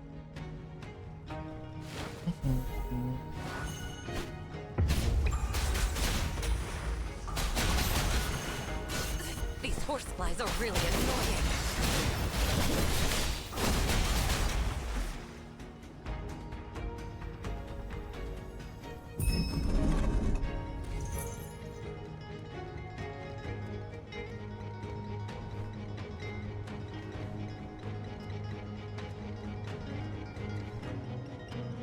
On the top of the ancient walls of Jingyu's Imperial Palace, bricks inscribed with the names of the long dead stretch endlessly ahead, each tiny engraving marking someone who once lived and breathed. Every few steps, Taskmaster's plaque appears, the numbers constantly shifting and as they rise and fall. On the plaques, people who lived 5,000 years ago have been reduced to mere cold and motionless statistics. A simple inscription of the word execution on the plaque symbolizes the erasure of hundreds of lives. It is like walking on a path paved with bones. Willows cling to somber green, as autumn's chill whispers unseen. Mountains, rivers, vast and bare, my homeland's anvil cries despair. Moonlit homes in quiet glow, yet hearts are heavy, burden low. The Emperor's ambition, a costly plight, leaves the collapsed wall to haunt the night. I know this poem. It tells the story of a laborer who died while building the wall, his bones sealed inside. Grief-stricken, his wife wept so intensely that the wall eventually crumbled, exposing his remains. And now they call Jixia the father of human culture? From what I've seen, he's nothing but a complete douchebag. He treated human lives like they were worthless, so selfish and ruthless. He got to live forever because of some anomaly, and he treated ordinary people as nothing more than pests. Then he orchestrated all of this, trying to turn everyone in Qian into monsters just like him. He even made Xing Dao Nongji. Come on, Professor Ming, say something. History is complicated. Different evidence, records, and perspectives can lead people to completely opposite conclusions about the same historical figure. Perhaps when we reach Wencheng Pavilion, the records there will paint an entirely different picture of Xixia. Zero, who has remained silent all this time, suddenly stops and points to a plaque on the wall. Can you help me double-check the text on this one, Miss Ming? Let's see. Year 55 of Xia. Earthquake damage to the walls. Laborers conscripted, 4,500. Executions due to substandard work, 109. Overseers, Prime Minister Xi Xian. Grand General, Xi Hong. Minister of Works, Zi Qi. Huh? Zi Xian? Wasn't that the name on the first plaque we saw when we climbed up here? Something is off about the timeline. They lived way too long. Ancient people didn't live nearly as long as we do today. Most barely made it to 30. And lifespans in the Xia dynasty were even shorter. Yet these officials never got replaced. The same people held these positions for decades. I seriously doubt a bunch of decrepit old men could still be cracking whips and running labor camps. What if Now I get it. The statues in the Kangjang Pavilion were never engraved with the Year of Death. It's not to symbolize eternal life or keep their names alive forever. Yeah, because they are all immortals like Jixia. They are still around today, so naturally their death dates were not recorded. My words make everyone's faces drop. Hmm.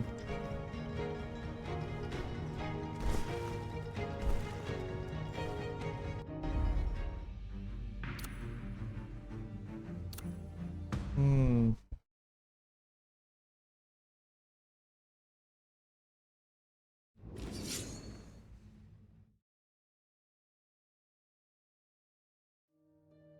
Thousand years ago in Xingyu City. After Grand Scribe Songluo left, the years passed and the seasons changed. The Imperial Palace atop Mount Tianxia grow more magnificent with each passing year, as construction and renovations continue without end. Grand palaces soar into the sky, pavilions seem to drift among the clouds, and extravagant feasts stretch from day to night in endless celebration. Those who have attained immortality live in comfort, free from the worldly worries. Meanwhile, below, the cries of the starving and freezing commoners are nothing more than a distant murmur, too faint and insignificant to ever reach the high walls of the palace. Your Majesty, the Prime Minister requests an audience. Show him in. Your Majesty. Your Majesty, I've come to report that the outer walls of the Imperial Palace are now complete. Please, come and see for yourself. Grand General Ji Hong follows closely behind the Prime Minister as soon as Jixia sees him. His hand hidden beneath his sleeve curls into a tight fist around the armrest. The guards and carriages are ready, just outside the hall. You've been efficient. Weren't we expecting the construction to take another 2 years? The Prime Minister's face lights up at the praise. A palace fit for our royal family deserves nothing but our utmost dedication and best efforts. The Grand General drafted tens of thousands of laborers. The Minister of Works oversaw construction day and night, and I personally ensured the flow of silver and grain. That is how we finished ahead of schedule. The noble families and high officials are already gathered by the city walls, waiting for your Majesty's arrival. Your Majesty, these walls are 10 meters high and 6 meters thick, and stretch over 20 kilometers around. They are impenetrable, and the land surrounding them is treacherous. With these walls, our clansmen will be safe and secure, standing strong for generations to come. As if seeking validation, the Prime Minister beside him starts boasting about the scale and complexity of the project. The silver and grain spent on these walls exceed the entire Empire's annual revenue many times over. To cover the costs, I've already ordered taxes to be raised for the next 5 years.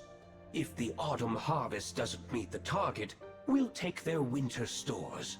If that's still not enough, we'll take the seeds set aside for spring planting. And if the seeds aren't enough either, we'll send the common folk into the mountains to gather wild fruits and vegetables. For those who can't pay their full tax in silver, we'll take their jewelry. If that still doesn't meet the quota, we'll seize their farming tools. If that isn't enough either, we'll take their cooking pots, utensils, livestock, and whatever else they have left in their homes. That's certainly efficient. But I fear the commoners won't be too happy about that, will they? Your Majesty need not worry. I've assigned my best soldiers to make sure everyone complies. No one will dare to defy us. Those who do, regardless of age or health, will face execution to serve as a warning. And the able-bodied will be sent to labor camps to fill the gaps left behind. But how are they supposed to survive the winter? How do you expect them to farm next spring? If they starve to death, what then? Your Majesty, Why concern yourself with such trivialities? The commoners are like wild grass. Cut them down, and new ones grow. There will always be more. The bricks on these walls are proof of that. Each name carved here belongs to a commoner. As for those who dare to stand in the way of our grand ambitions, we simply erase them. Just as we always have, and always will. Ji-Hong lets out a wry chuckle as if recalling something amusing. The sound rattles Ji-Xia so much that he almost loses control for a moment. Ji-Xia takes a deep breath, his gaze drifting up to the towering walls outside the palace. Every brick is etched with the names of the laborers who have built it. The markings pressed so tightly together that the letters blur, merging into an endless swarm like ants. Weaving their way across the faces of rock. The weak have no place in this world. If they collapse from exhaustion, it only proves they were never meant to stand. If they die by execution, it is the price of their own incompetence. And if too many fall and slow our progress, we will simply conscript more able-bodied laborers to take their place. Once the Imperial Palace is complete, the summit of Mount Tianxie will become a true paradise. No mortal will ever set foot within its walls again. We immortals, untouched by time, and armed with weapons crafted from cerulean crystals, will forever hold dominion over the common people. Prime Minister's words are met with enthusiastic applause. Ministers and noblemen chuckle in agreement, their laughter echoing through the hall. But Ji-Xia's face remains devoid of even the slightest hint of a smile. Noticing his expression, the laughter slowly fades. Your Majesty, is something wrong? Ji-Xia does not answer right away. He remains quiet for a moment before he finally speaks. Yeah. Your grand project, your paradise. Is this really the best you can come up with? How utterly disappointing. At the sound of those words, the Prime Minister and the nobles gathered around him. Go pale. What do you mean, Your Majesty? You claim this place is a land of immortals, yet it still clings to the edge of the mortal realm. How can something like that be called paradise? Find me a place untouched by the mortal world. A land where no commoner will ever set foot. A sanctuary where we can live in perfect peace and solitude for all eternity.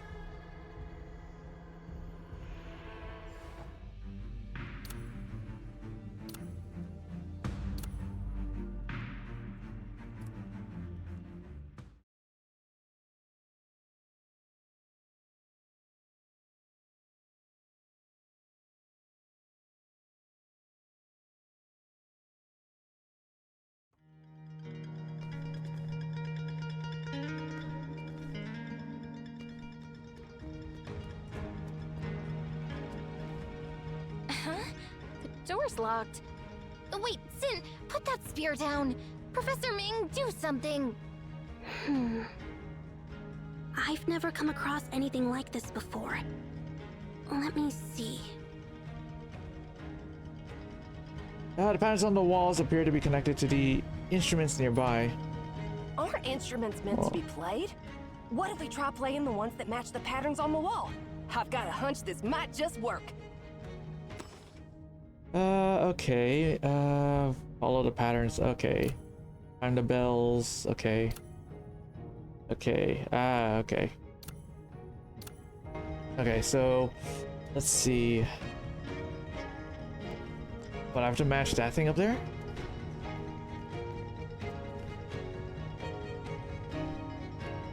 Oh, I see. Yeah, no, they're different. Okay.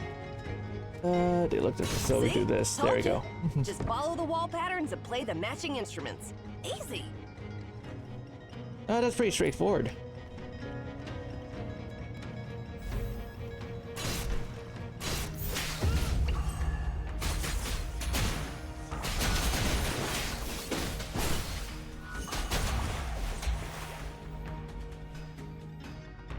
The door stays firmly shut. There's no way through. Again? Alright. So how do we play these instruments this time?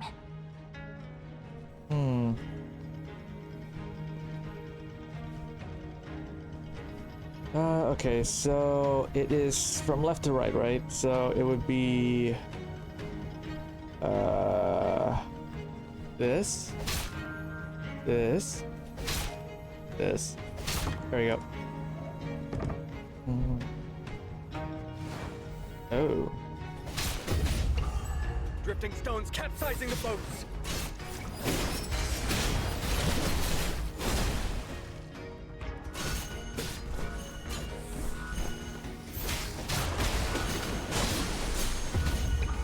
Drifting stones capsizing the boats. Crushing horses and fights.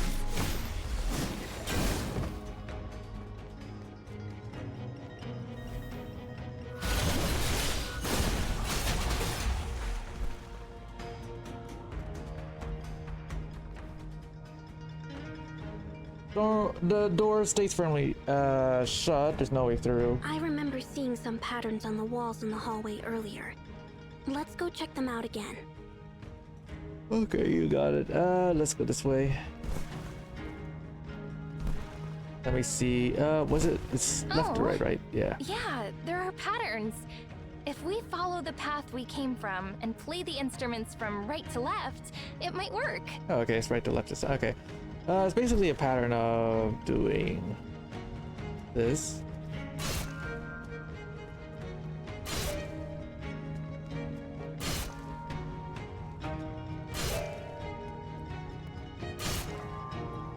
There we go. We've been banging on so many instruments since. My arms are killing me. Hey, Professor Ming, what are you staring at? While you all were making a racket, I went ahead and scanned through some inscriptions on these ritual artifacts. If these inscriptions are true, then the Lord of Weaponry's reign was unimpressive. No, scratch that. It was downright atrocious. One inscription says that Legion mistakenly levied double the usual grain tax on the tribe that made this particular bronze vessel. When their leader protested, Legion admitted he had miscalculated but didn't seem to care. Instead of returning the excess, he just promised to waive next year's taxes. So, he took double this year and then just decided not to tax them next year? What if his subjects starve because of that? The inscription doesn't say. Oh, and then there's this bronze plate. According to the inscription, it was supposed to be a gift for a vassal in the south. But the Tianli clan messed up and had it sent to a vassal in the north instead. To make it worse, that northern vassal was in the middle of hosting his son's wedding. And according to their customs, large bronze plates like this were used to offer sacrifices to the dead. The northern vassal was furious. He smashed the plate to pieces and had his envoy haul the fragments all the way back to Qingyu City. Legion didn't get angry about it. He just patched the plate back together and sent it off to the southern vassal like nothing had happened. By the time the plate showed up, the southern vassal was holding a lavish banquet for his people. And right in front of all his guests, the gift from Qingyu City turned out to be a shattered plate, an outright slap in the face. He took it as a direct insult, so he had the whole ordeal etched into the plate as a permanent reminder for future generations to never forget the shame. Long story short, maybe Legion was quite adept at ruling the Tianli clan, but when it came to governing the new world unified by Xisha, he was totally out of his depth. What happened after that? Actually, the ritual vessels we passed by earlier might not have all been crafted in the same era. Depending on the era and the ruler, the inscriptions might reveal different takes on the same event. But despite the differences in the accounts, the story remains essentially the same. Once Legion seized absolute power, criticism of his rule grew louder, and eventually, he was overthrown by the court officials and the royal family.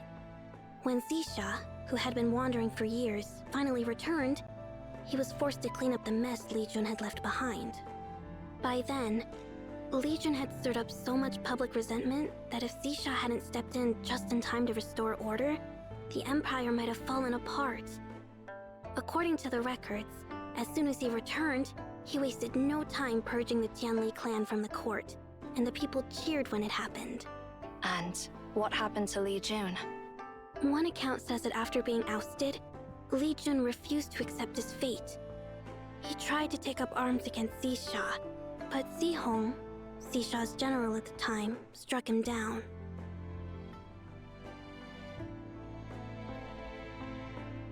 Oh, and by the way, most of these chime bells were made after Xisha returned. Their inscriptions all revolve around one theme: the Eternal Palace. The Eternal Palace? The name says it all. It was meant to be a sacred place where Xisha and his clansmen would live in peace and prosperity forever. Historians have always been captivated by it. According to the scattered records left behind, the palace is said to be a place of unparalleled grandeur, overflowing with treasures. Ancient legends paint a vivid picture of it. They say the palace has rivers made of liquid mercury, a starry sky paved with luminous pearls, and eternal lanterns burning with oil extracted from mermaids. There's always been speculation that the Eternal Palace is just a deferential euphemism for the Imperial tomb where Xisha lies in eternal rest. Of course, we now know that Xisha is still alive. But what's strange is that despite all these detailed descriptions passed down through the ages, there's no trace of the palace anywhere in or around Qingyu City. Ashin suddenly perks up. A hidden treasure! Now this is way more interesting than a history lesson. Has anyone ever found it? Nope. People have searched for generations, but no one's ever uncovered anything. Well, except for one possible lead. The Tianli clan. Why does it always circle back to them? Because, according to legend, the Tianli clan, known for their masterful craftsmanship, were the ones who constructed the Eternal Palace.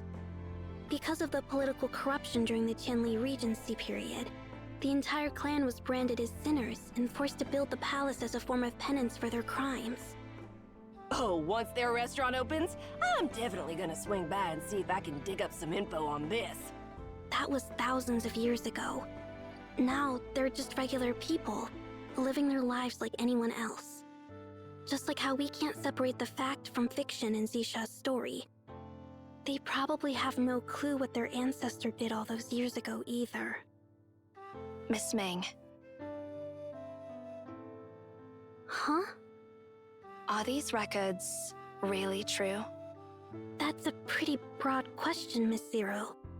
History is the sum of all human experiences, and it can be just as complicated as the nature of humans. Every artifact around us, and every inscription etched into them, holds someone's version of the truth. However, if we shift the perspective or the storyteller, those very records could quickly turn into nothing but a tangled web of lies. That's what makes history so profound and fascinating. Qingyu City is definitely hiding secrets we can't even begin to imagine.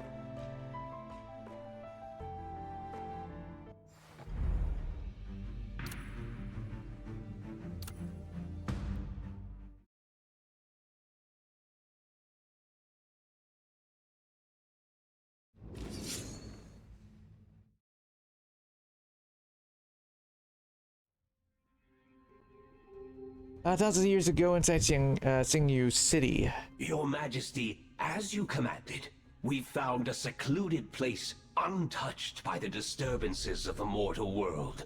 At long last, we have what we were looking for.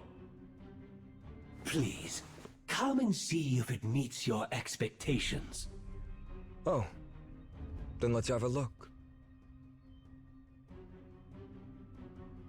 Perfect. This is exactly what I desired. This land shall be the realm of immortality. Here, we will build the Eternal Palace. Oh, wait. What happened to all the people who were immortal, right? They will still be alive till now, right? Did Xisha maybe had them construct this internal palace, and then he imprisoned all of the immortal, the entire immortal royal family. Is that what happened? Because that'd be cool. As you wish, Your Majesty. Send word. Gather the laborers right away. No, gather the people of the Tianli clan. One more thing. Issue a decree. No one outside of the Tianli clan or the royal family is allowed to set foot on this land. Anyone else who dares trespass will be executed on sight. Why take such measures, Prime Minister?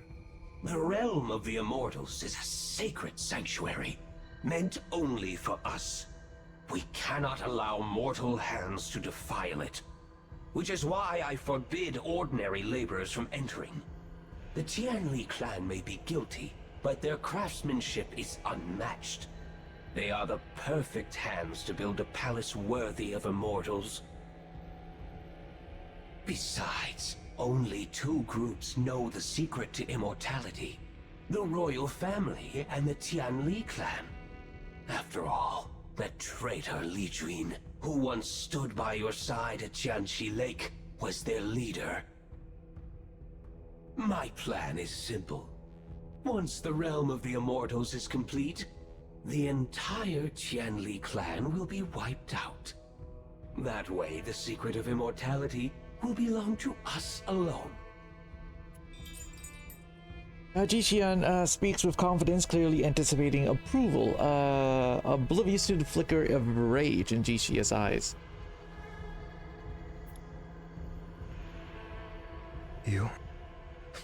Well, you've thought this through more than I have. I am honored, Your Majesty. I'll make sure those Tianli dogs work twice as hard. Our eternal sanctuary will be up in no time.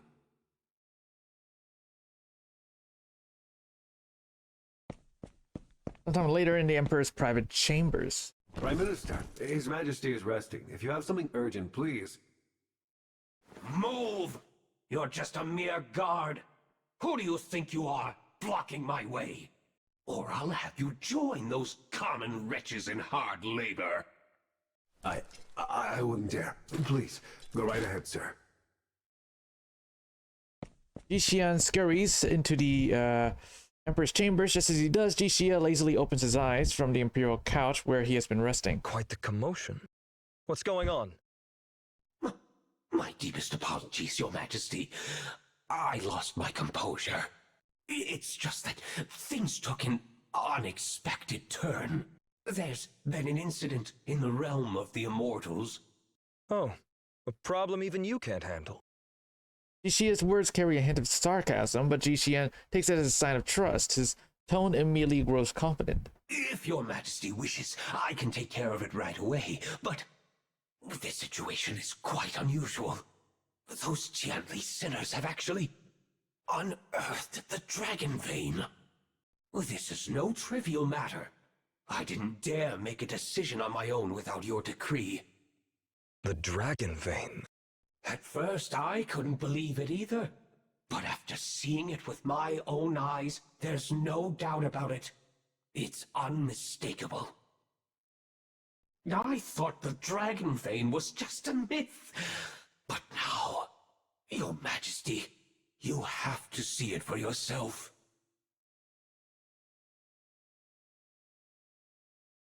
Deep within the Mount Tianxia, at the site of the royal family, at the site the royal family chose for the realm of immortals. What lies before them defies all logic. Every royal official and Tianli craftsman is struck silence, afraid to even breathe too loudly for fear of disturbing the Dragon Vein. Your Majesty, should we relocate the construction site? Ji-Xia suddenly claps his hands and bursts into laughter. Absolutely not. This is an auspicious sign. A divine gift from the heavens. Why should we go elsewhere? Issue a decree to continue the construction right here. Not a single inch should be moved.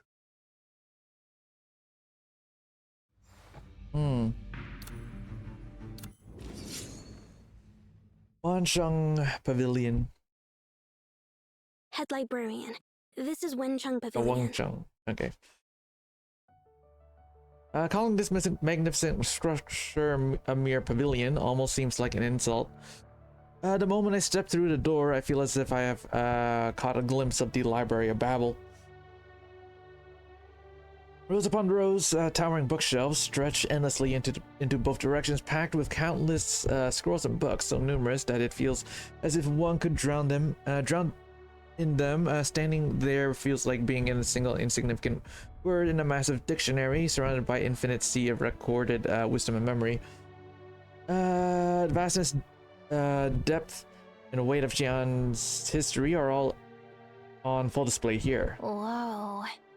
I've heard about this place before, but seeing it in person, it's on a whole other level. Alright, if we're looking for records on Xisha, this is the most complete archive there is. If it's not here, it probably doesn't exist anywhere. But this is way too much! And this is just what's left after centuries of war, pillaging, and fires. If every record had made it through, Wencheng Pavilion would be way bigger than it is now. We can skip over the records of Xisha's early years and focus on what happened before and after his return. What about me? What am I supposed to do? You? You're doing all the heavy lifting. Here, take these. And these. Oh, and these. And... Whoa, whoa, slow down! I'm gonna lose my balance! Quit whining and put those overactive muscles of yours to good use. As I move through the long corridors, I feel like ants crawling across bamboo scrolls filled with history. The ancient texts of Xi'an are infamous for being obscure and cryptic, but Zero doesn't seem to be bothered at all. She skims through the archives at an unbelievable speed, flipping through some books in mere seconds. Some she returns after a quick glance at the table of contents, while others she flipped through a little more carefully, but even then, she never spends more than 3 minutes in a single book. Every now and then, she hands me a book of a bamboo scroll, and I just take them and hold them close to my chest, waiting quietly while she keeps moving down the shelves. Before I knew it, the pile in my arms is nearly as high as my head. You read crazy fast. I just realized I've read some of these before, back in the library. Just never connected the dots until now. I'm piecing it all together in my head. Reading something is one thing, but actually understanding it is another. She takes a portion of the books from my hands. I think I've read enough. After what feels like forever, we finally reach the end of the endless rows of bookshelves. In front of us is an open space, and in the dim light, a massive black pillar rises into the rafters of the Wancheng Pavilion. Oh, looks like we've reached the center of Wencheng Pavilion. Let's take a break and go over what we found. I came across some records about the Eternal Palace earlier. Oh, what do they say? Does it mention any treasure? Anything about luminous pearls? Or mermaid lanterns? No. Ugh, boring. To be honest, most of the records are vague, fragmented, or missing key details. But there's one thing they all agree on. After the Eternal Palace was built, Xisha and the entire royal family vanished without a trace. In a single night, the empire was left without a ruler. Chaos followed. Wars broke out, and vassals turned on each other. So you're saying the fall of Xia is all connected to the Eternal Palace? Many historians think so, but no one has solid proof. Huh? Sounds interesting. But how's that gonna help us? Didn't Master Yunshuan tell us to find an Imperial seal? Any luck with that? I came across a few mentions of it. After the fall of the Xia dynasty, every dynasty that came after tried to find the seal Songluo had carved, since it was considered a priceless national treasure. But just like Jisha, the seal vanished into thin air. Some believe it was lost in the Grandeur River during the chaos, but despite countless attempts by later rulers to dredge it up, nothing was ever found. The inscription on the seal reads, Heart of the World. Huh? What does that even mean? I was expecting something more along the lines of, by the mandate of heaven, may the Emperor's reign be long and prosperous, or something like that. Establish the nation at the heart of the world, and place the palace at the center of the nation. Only through perfect balance can moral order be achieved. Only through benevolence comes sanctity. Ajin scratches her head. Miss Zero, what are you even talking about? It's from a book called The Seal Chronicles. I remember reading it once at the Library of Babel.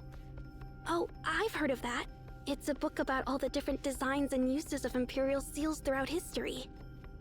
But I never would have guessed the Library of Babel would have records dating all the way back to Zisha's time. That's pretty mind-blowing. Based on what Miss Zero just said, back in Zisha's time, people thought Qingyu City was the center of the world, so they made it the capital. Right in the middle of the capital was Tianshu Lake. And that's where they built the Imperial Palace. Naturally, whoever ruled from the heart of the world was seen as the most sacred emperor under heaven.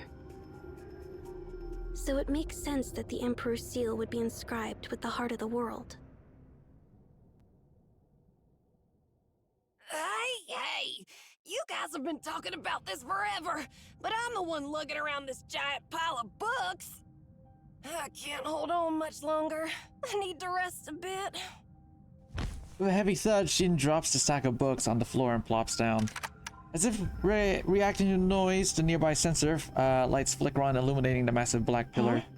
Why does that thing look kind of familiar?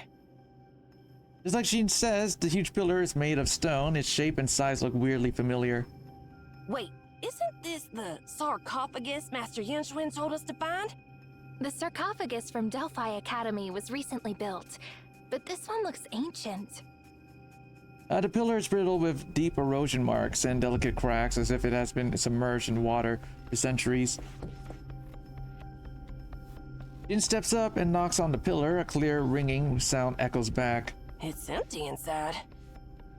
Professor Ming, any idea what this thing is? According to records, this was one of the very first foundation pillars laid when Wencheng Pavilion was originally built. The pavilion has endured several devastating fires throughout history, being burned down and rebuilt at least 2 or 3 times. However, since the pillar is made of stone, it has survived every fire and has always served as the starting point for reconstruction. Oh, so it's really that old. But why is it hollow? Don't tell me ancient builders were cutting corners too. Ming furrows her brow slightly. Quite the opposite. I don't think this pillar was originally meant to be part of any building's foundation. But if that's the case, then what was it made for?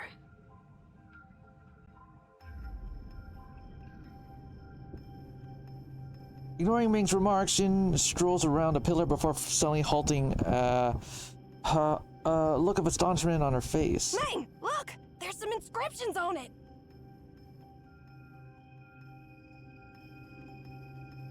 Huh? Let me see.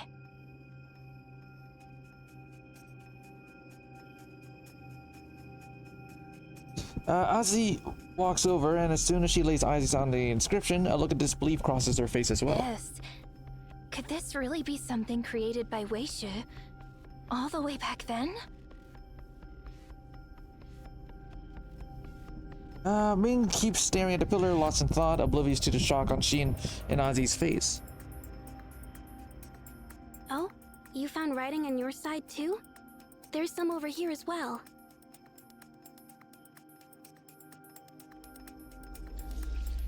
By the Emperor's decree, death is eternally banished.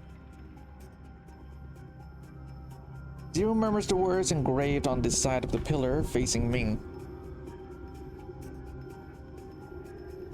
Driven by curiosity, I follow Ozzy to the other side of the pillar.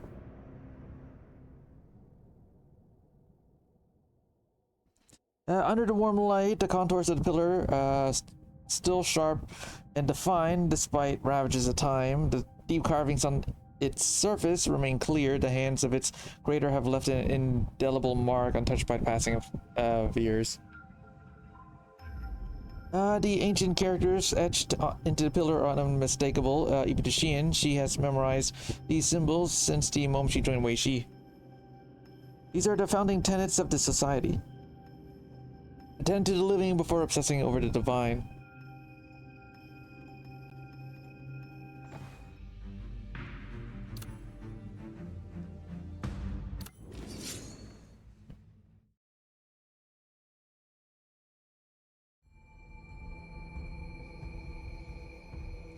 Xingyu City stretches in their grace. Gates unlock and turn, crowning the mountain's face.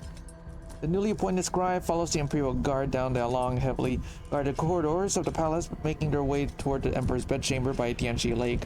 Grand Palace towers soar like rolling waves, rising toward the peak of Mount Tianxi and encircling the tranquil waters of Tianxi Lake at its heart. The Imperial Guard moves at a slow, deliberate pace, each step echoing with a heavy clang, as metal grind against metal. From behind, the scribe catches sight of the guard, hands gripping the spear, his skin carrying a greenish tint, faintly shimmering with a metallic sheen. As they reach Tianxi Lake, the view stretches out before them, and the guard stops at the entrance of the bedchamber. Go in. The voice of the Imperial Guard sounds odd, like iron, shavings scraping together as the setting sun bathes the scene.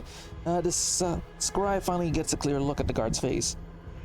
It is unnaturally stiff, almost like a mask, as if the muscles and skin have hardened to place. His pupils bulge, and both the whites of his teeth and his irises have taken on a sickly cerulean tint. What are you waiting for? You dare make the Emperor wait? Okay. When the guard speaks of the Emperor, his voice is filled with reverence, but as he looks down at the frail scribe, his rigid expression reveals nothing but disdain and irritation. No, thank you.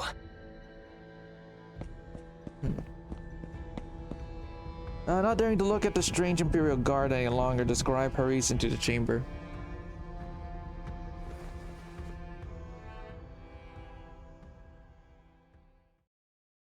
Hearing footsteps, Jixia, who's standing by a bookshelf, turns around. You look kind of familiar. Oh, you were Song Luo's assistant, right?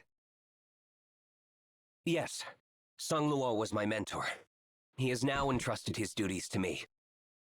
So you're the one who's taking over as the Grand Scribe. Why didn't you come to the palace earlier? I'm sorry, Your Majesty. My mentor passed away not long ago. I had to take care of his funeral before I could come to the capital. When Jixia hears about Song Luo's death, a quick flash of sorrow crosses his face, but it is gone in an instant, replaced by his usual composure. I see. So, Song Luo is gone. Did he suffer before he died? No. He passed away peacefully in his sleep. Did he leave any last words? He did, but they were for his family.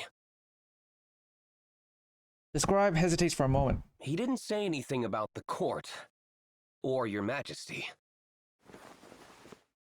Jixia turns away, facing the bookshelf again. You should be familiar with the way to the Grand Scribe's chamber. Since Song Luo left, the position's been vacant, and everything inside the chamber is just as he left it. If you need anything, just let the Prime Minister know. That will be all. You can leave now. But the Grand Scribe stays still. What is it? Is there anything else? Your Majesty, there is one more matter I must bring to your attention.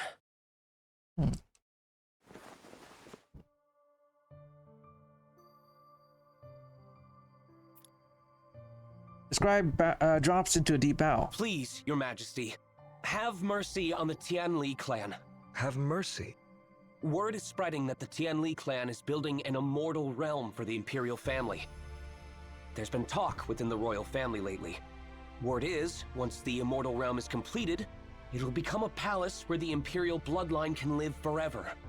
And when it's finished, every craftsman from the Tianli family will be put to death to make sure the secret of immortality never gets out. So this is the kind of disciple Sanglo is raising now? The kind that gets involved in idle gossip? Since when is that the job of a scribe?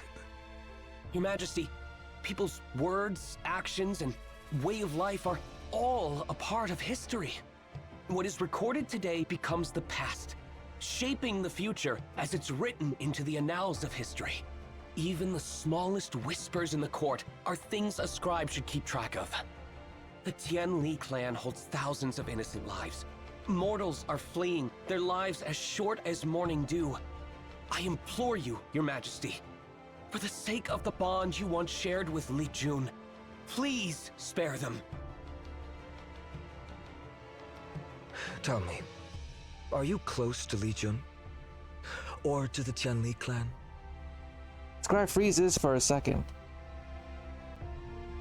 No, not at all.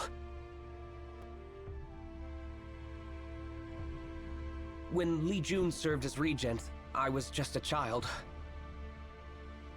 By the time I started studying under my mentor, Li Jun had already passed away.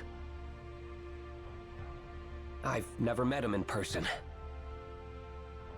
If you don't know him and you've got no ties to him or his clan, why are you even pleading on their behalf? Because my mentor recorded Li Jun's story.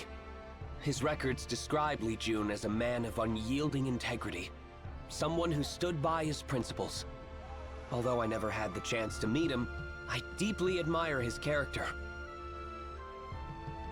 The records also mention that Your Majesty and Li Jun were close friends, which is why, when Your Majesty set out on your travels, you entrusted Li Jun to rule in your stead. Why is it that now, when the Tianli clan is on the brink of death, you're choosing to do nothing? And why is it that in recent years the Imperial family has grown greedier, drowning the people in endless taxes and levies, leaving them without means of livelihood, yet Your Majesty does nothing to stop it? Forgive me for speaking so bluntly, but the ruler I see before me is nothing like the Emperor my mentor described.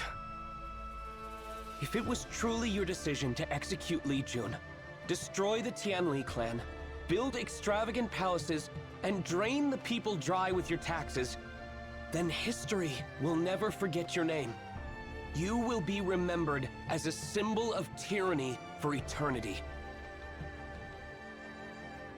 How dare you speak so insolently? What do you know? Just because you've read a few things written by others, you think you can pass judgment and decide what's right or wrong? Jiashia's expression hardens for the first time, his sharp gaze barely concealing his anger. So what if it's true? I'm the Emperor, the ruler of all the lands, the highest authority on Earth. And you, a mere scribe, think you can lecture me? But the young scribe does not flinch. He stares back at the Emperor, unfazed and resolute. Your Majesty, you may rule the world, and your command may be absolute. But there are some things even your power can't sway. Every thought and action of yours, once said or done, will be seen and remembered by others. And one day, those memories will become a part of history. Long after you're gone, your descendants will know who you really were, and they'll judge the legacy you left behind. Quite the bold words. Do you realize that with just one word, I could have my guards take your head? Scribe simply chuckles.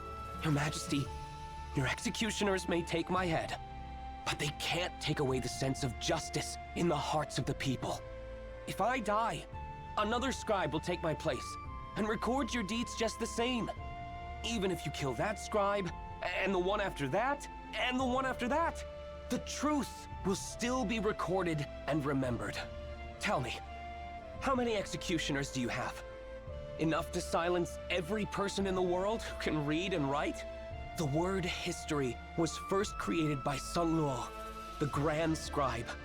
The term history refers to past events that will be spoken of by countless voices and spread far and wide. The scribe, with steady hand and pen, captures these events, ensuring that what is written remains accurate and enduring, allowing the past to live on and be known. Recording history means telling the truth without fear or bias, without adding or hiding anything. It's not about flattery or cover-ups. It's about recording events exactly as they happened. That's what history is all about. These are the teachings my mentor passed down to me, and I will uphold them and pass them on to my students, ensuring the spirit of the historian lives on. Besides,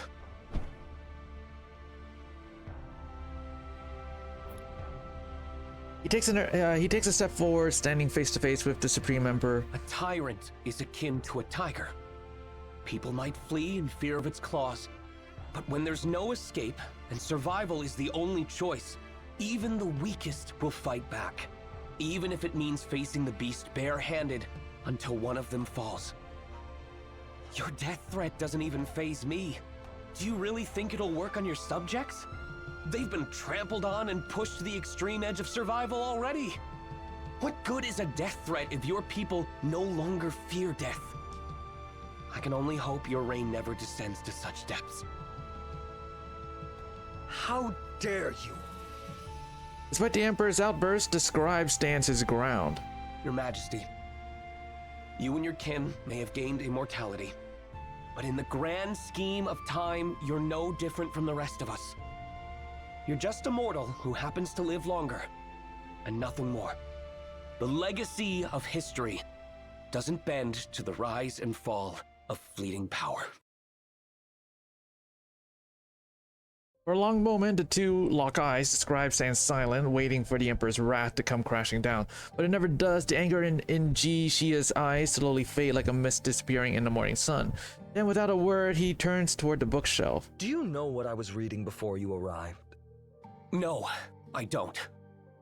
These records, they were all gathered and compiled by Sung Luo while he was here.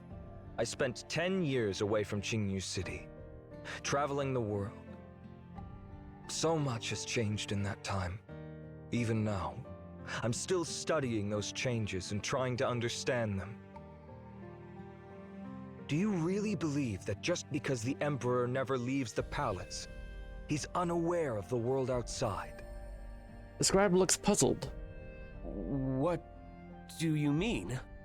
From now on, do not bring this matter up again. And definitely not to the rest of the royal family. I'd rather not have to go through the trouble of finding a new Grand Scribe right after appointing you. For now, all you need to know is that I have my own agenda. Although, I must say I'm a bit surprised. Please forgive my insolence, Your Majesty. No, it's not your defiance that surprises me. Ishia's gaze shifts to the top shelf where an open box sits. Inside is a jade seal. Do you see that? Your mentor carved that seal for me with his own hands. Any decree sealed with it holds the full authority of the Emperor's will. No one would dare defy it. And yet, your mentor created something far more powerful than this seal. Something even an Emperor must fear. The words you scribes record. Do your job well. Don't let him down.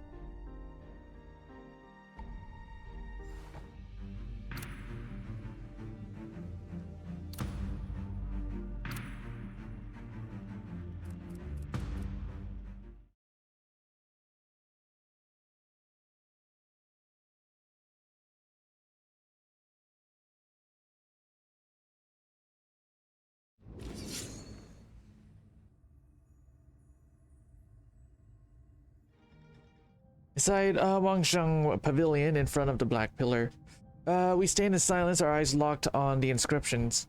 Jin is the first to break the silence. Great. After all this running around, all we found are more questions. And we still have no idea where that seal is. I hate to admit it, but yeah, we're no closer than when we started. Come on. I know that old geezer. He's known where the seal is this whole time. Why did he have us waste all this energy running around the Imperial Palace instead of just telling us? Maybe the answer has been right in front of us this whole time. Establish the nation at the heart of the world and place the palace at the center of the nation. Only through perfect balance can moral order be achieved. Only through benevolence comes sanctity. Jin waves her hand impatiently. You already said that, Zero. Wait a moment. Miss Zero, are you saying... Zero gives a slight nod. I see. That makes sense. What? What are you guys talking about? Can't you just stop speaking in riddles? Be patient, Jin. The capital was built at the center of the world, with the Imperial Palace at its heart. So, where does that leave the Emperor? If you put it that way, I guess right at the center of the palace? Exactly.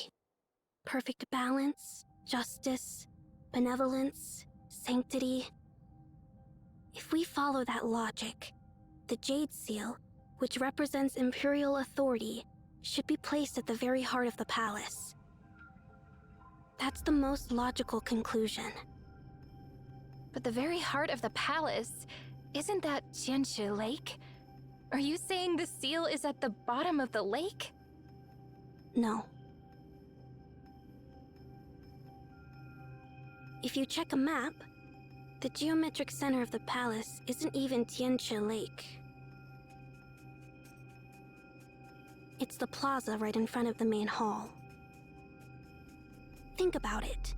During major ceremonies, the Emperor needs to stand at the heart of the Empire. They're not going to have him rowing a boat to the middle of a lake every time, right?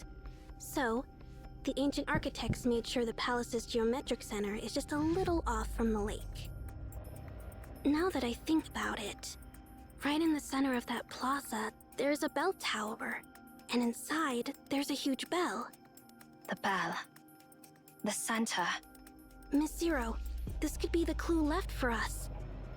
In the Qian language, bell and center are pronounced the same. The seal must be inside the bell. That actually makes a lot of sense. Come on, let's go check it out.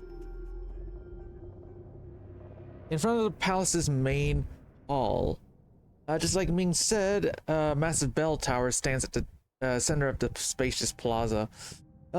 Massive bronze bell hangs inside the pavilion, its surface worn and weathered by the passage of time.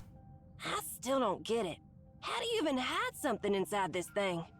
If the bell's knob is hollow, then there's plenty of room to hide a jade seal inside. Still feels like a stretch. This thing's been out in the open for centuries. You're telling me no one ever thought to check inside? No. I'm sure plenty of people did, but this isn't just any bell. It's the Zongsha bell. Even if someone had figured it out back in the day, no one would have dared to break it open. Zongsha bell? What, is it some kind of big deal? Let me guess. You totally zoned out when Jing was giving that history lesson. Legend has it that when Zisha became the emperor, he collected bronze from across the land and had Li Jun, the Lord of Weaponry, personally oversee the casting of a great bell. This bell symbolized the submission of all nations to his rule. Ever since, the bell has been kept as a symbol of his rightful rule over the realm. If someone had suggested smashing it open in front of the Emperor back then, well, you can imagine how that would have ended. And now it's a cultural artifact. No one would even think about destroying it.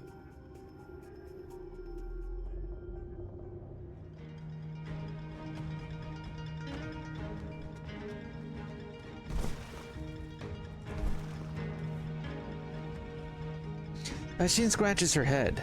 So, what do we do? If we can't break it, then how are we supposed to check if the seal's actually inside? Let's do this. Huh? I said, let's do this. Once we're done, we'll collect the pieces. With Weisha's technology, we can put the bell back together like nothing ever happened. Wow, Professor Ming. I didn't know you had such a devious side. If this bell really dates back to Zisha's time, then it's definitely been broken before. I mean, someone had to crack it open if they wanted to hide the Jade Seal inside. All right. Since you said so, I'm on it. Jin strikes the bronze bell with full force, and the deafening echo fills the empty palace lingering in the air. Despite the force of the blow, the bell stays perfectly intact. As the sound slowly fades, a small palm-sized object rolls out from inside the bell. Jin catches it. Is this it? Let me see. She turns the Jade Seal over, studying it for a moment before awkwardly handing it to Ming. I'll leave it to you, Professor.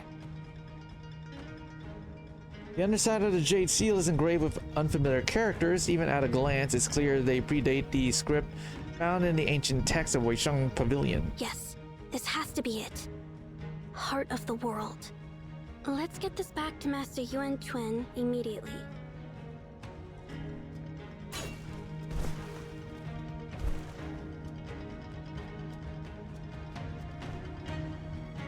I've been expecting you, Head Librarian. Master Yang Chuan asked me to wait here for you. See? Told you. He knew exactly where this thing was the whole time. He even had someone waiting for us at the end. Please step aboard. I'll take you right back.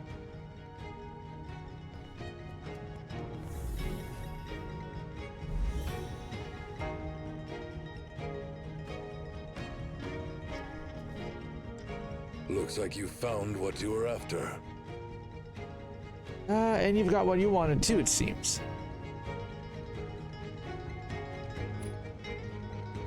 I held out the Jade Seal with both hands, but Yuan doesn't reach for it. Looks like you've learned a lot on your journey. Before I answer your questions, mind if I ask you one?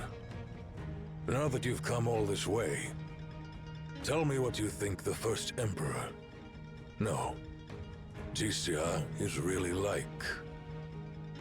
Memories flood my mind. The Tianli ancestral home, the Kanjiang Pavilion, the towering city, walls, and Wangsheng Pavilion. Every moment I experience, there it comes rushing back to the Tianli. Whoops.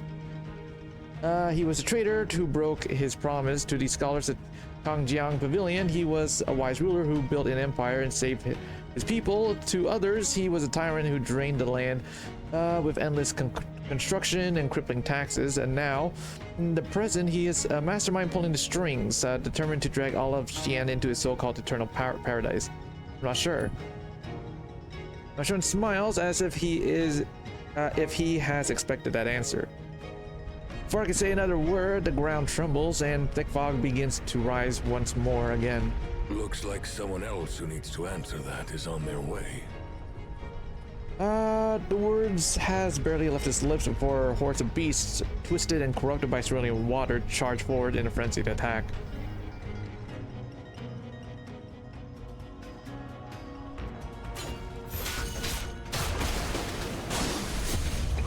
Drifting stones capsizing the boat. Horses and riders. Coward. Coward.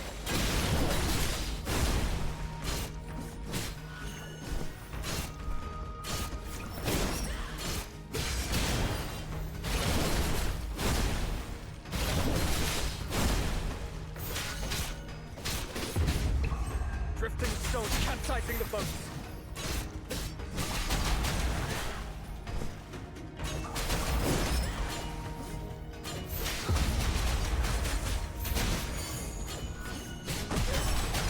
These horseflies are really annoying.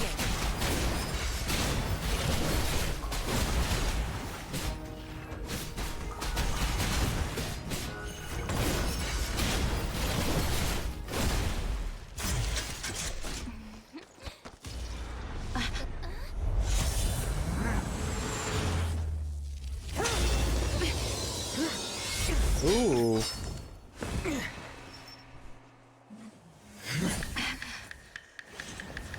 Oh, these two are cool. I'm fine, Yuli. Don't hurt him. Yes, Master Yuan Quan. The girl suddenly appeared beside Yuan Chuan, as if materializing out of thin air. The massive female puppet she commands gives a nod, but she doesn't lower her weapon. Whoa, hold up. Isn't that Leech? What the heck, man? It's only been a couple of hours and now you're pulling weapons on us? Leech turns to us, his gaze cold and full of hostility. Whatever kindness he showed me under last night's starlit sky is now completely gone. Give it back. Jin and Nazi, standing in front of me, have obviously misunderstood something. They both start talking fast as if they are about to take off. Huh? Wait. Okay, fine. Maybe I ate a little more than I should have, but you guys said it was on the house. No takebacks? What? I grabbed a few silver trinkets and crafts, yeah. But seriously, those were just cheap mass-produced stuff. The guys back there were basically shoving them at me, asking me to help promote them. Whoa, let's all calm down. Leech's eyes shoot past both of them and lock onto me. Or more specifically onto the Imperial Seal in my hands. Give me the Jade Seal.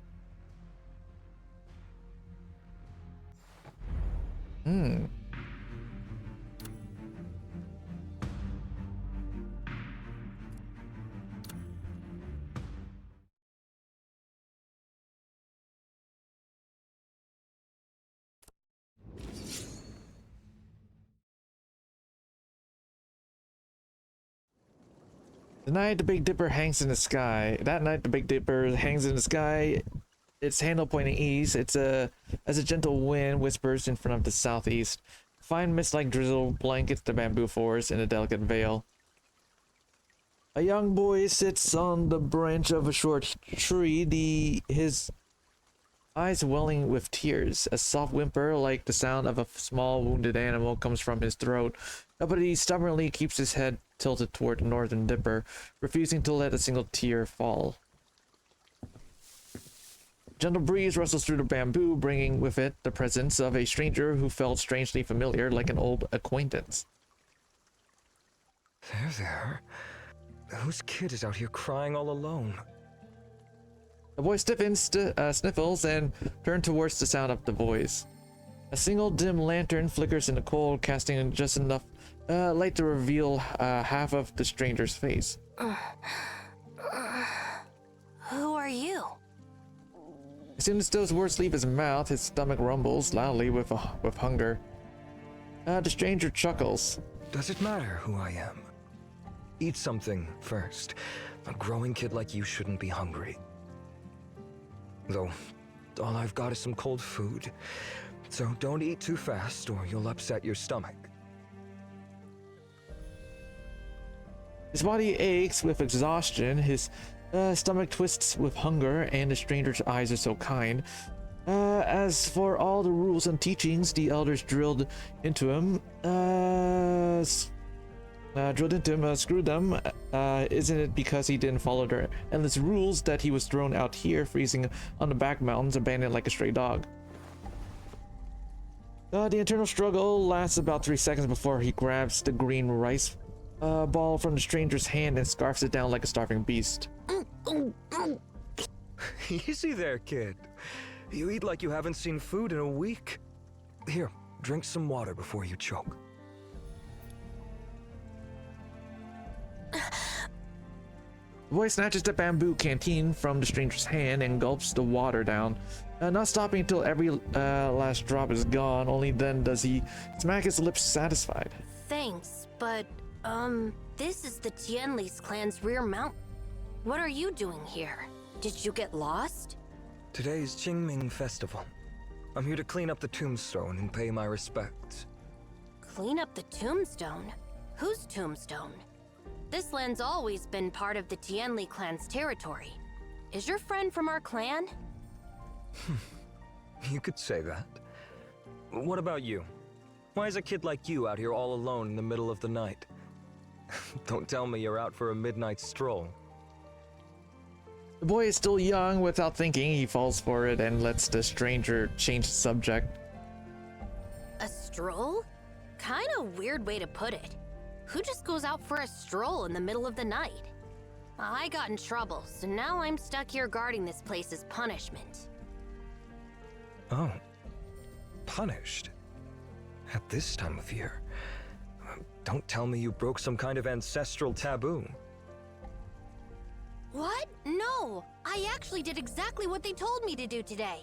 But when I asked for a reward, they got mad at me. A reward?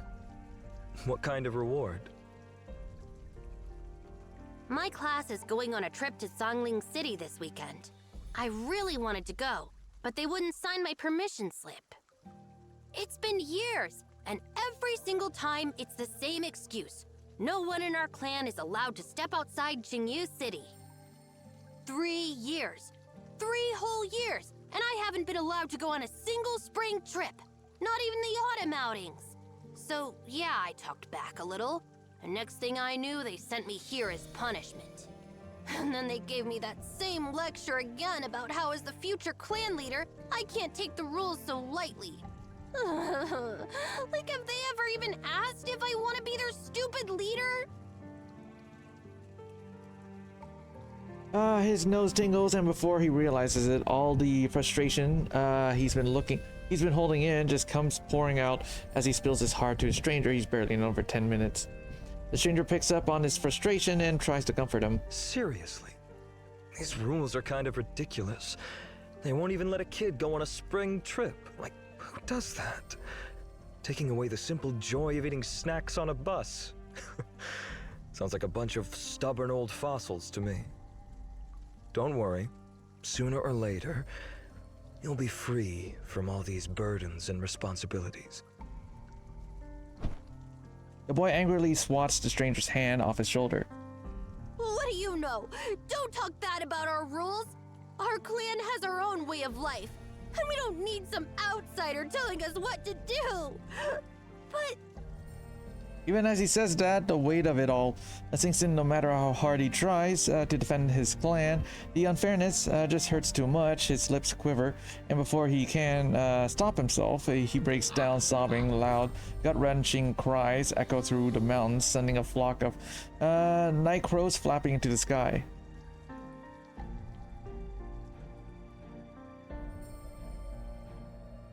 After a while, the crying gradually quiets down, though the occasional sniffle still breaks the silence.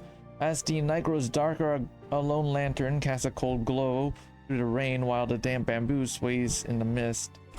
The stranger suddenly sets down the lantern and rummages through his clothes for a moment before pulling out a bamboo flute. The boy stops sniffling and stares at him blankly. The stranger presses his lips to the flute's mouthpiece. A moment later, discordant, ear-splitting screech fills the air.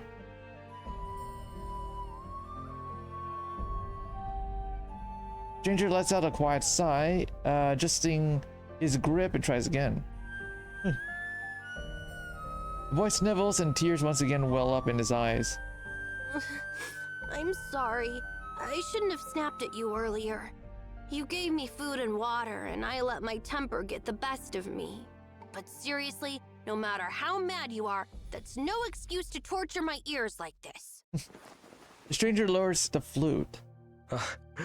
Was it really that bad? I've been practicing for years. The boy shoots the stranger a disdainful look as he extends his hand. Let me try. Oh. You know how to play. No, but I learned how to play the recorder at school. It's probably not that different. The stranger hands the bamboo flute to the boy. He fumbles for a moment, not quite used to holding it sideways, but then quickly finds his grip and places his fingers over the holes with natural ease. Without hesitation, he closes his eyes and begins to play.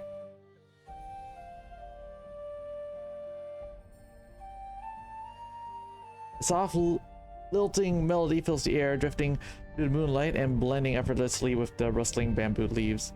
Red butterflies flutter out of the forest, twirling gracefully as if they are dancing to the music. As the last note fades, the boy lifts his chin with pride and hands the flute back to the stranger. That was a song from my clan. pretty good, huh?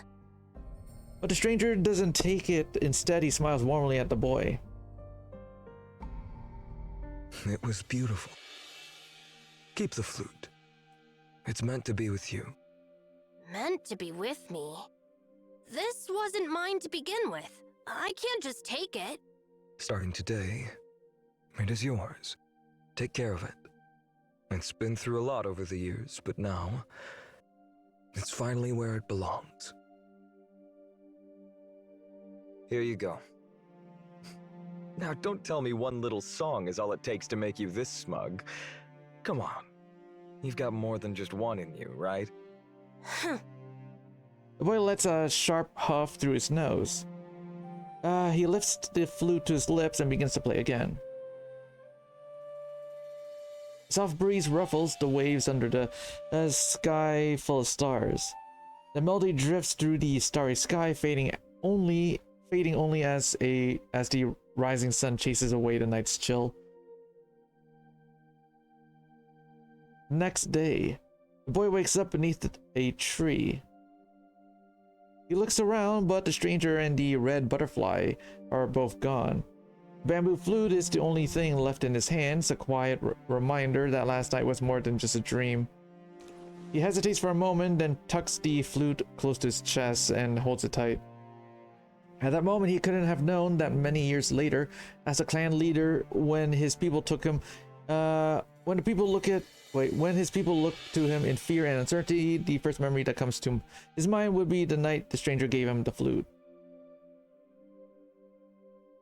Even now, he still vividly remembers those deep green eyes filled with sorrow, as heavy as a mountain, yet radiating warmth all the same. But why now? Why remember that moment at a time like this? Maybe it is because the stranger who just saved his life has the same eyes. His people stand before him, anxious and afraid as the relentless earthquake shakes the land. However, not a single one suggests leaving, all because the clan rule. Of the clan rule, the Tianli clan must never leave Xingyu City. Li Chi takes a deep breath and turns to face them all.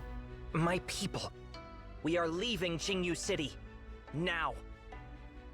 People exchange bewildered glances. Brother Chi? Sure? Li Sure? Are you serious? But what about the ancestral law? Li draws his long sword and runs the blade across his fingertip. A drop of blood trickles down the gleaming blade, leaving a thin streak of crimson along its narrow edge. Long ago, the Lord of Weaponry forged Zhu Pi to end harsh laws, severe punishments, and needless formalities. When stained with the blood of his descendant, the blade becomes Zhu Pi anew. As the 297th Patriarch of the Tianli clan, and in the name of Zhu Pi, I hereby invoke the Lord of Weaponry's authority and abolish the decree forbidding us from leaving Xingyu City. Gather your things. We move now.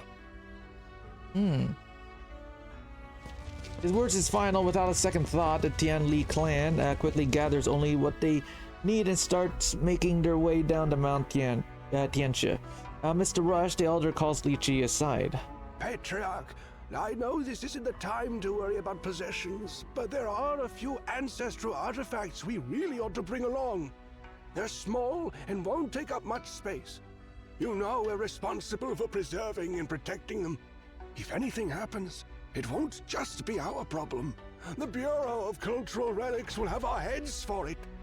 You know, I'm not trying to add to your stress at a time like this, but you know as well as I do that our finances aren't in great shape. If we... The elder watches with quiet satisfaction as Li Chi's expression sours. Fine. I'll send someone to get them. And so, for the first time in history, the Tianli people, supporting their elders and guiding their children, depart from Xingyu City in a grand sweeping procession. Before long, almost everyone has left, with only a few staying behind to wrap things up. Why is it taking them so long to get back? As soon as the words leave his mouth, several young Tianli clansmen come running towards him from deep within their ancestral home, their faces pale with panic. Alicia! No, Patriarch! That thing! The one we kept in the ancestral temple! It's gone! Each's pupils shrink in an instant. The one in the shrine? Do you mean... Yes, that thing! We searched everywhere, checked the entire inventory, and everything else is accounted for except that! Forget it. We don't have time for a full search right now. Just go. But...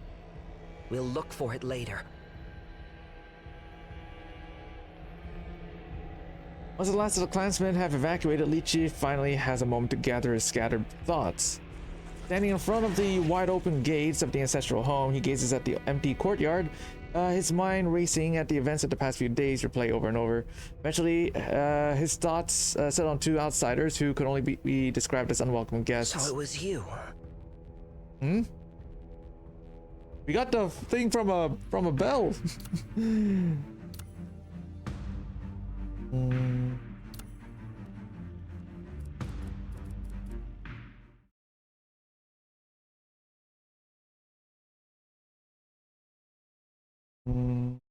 It was at the center of the palace. It wasn't in. It wasn't there, was it?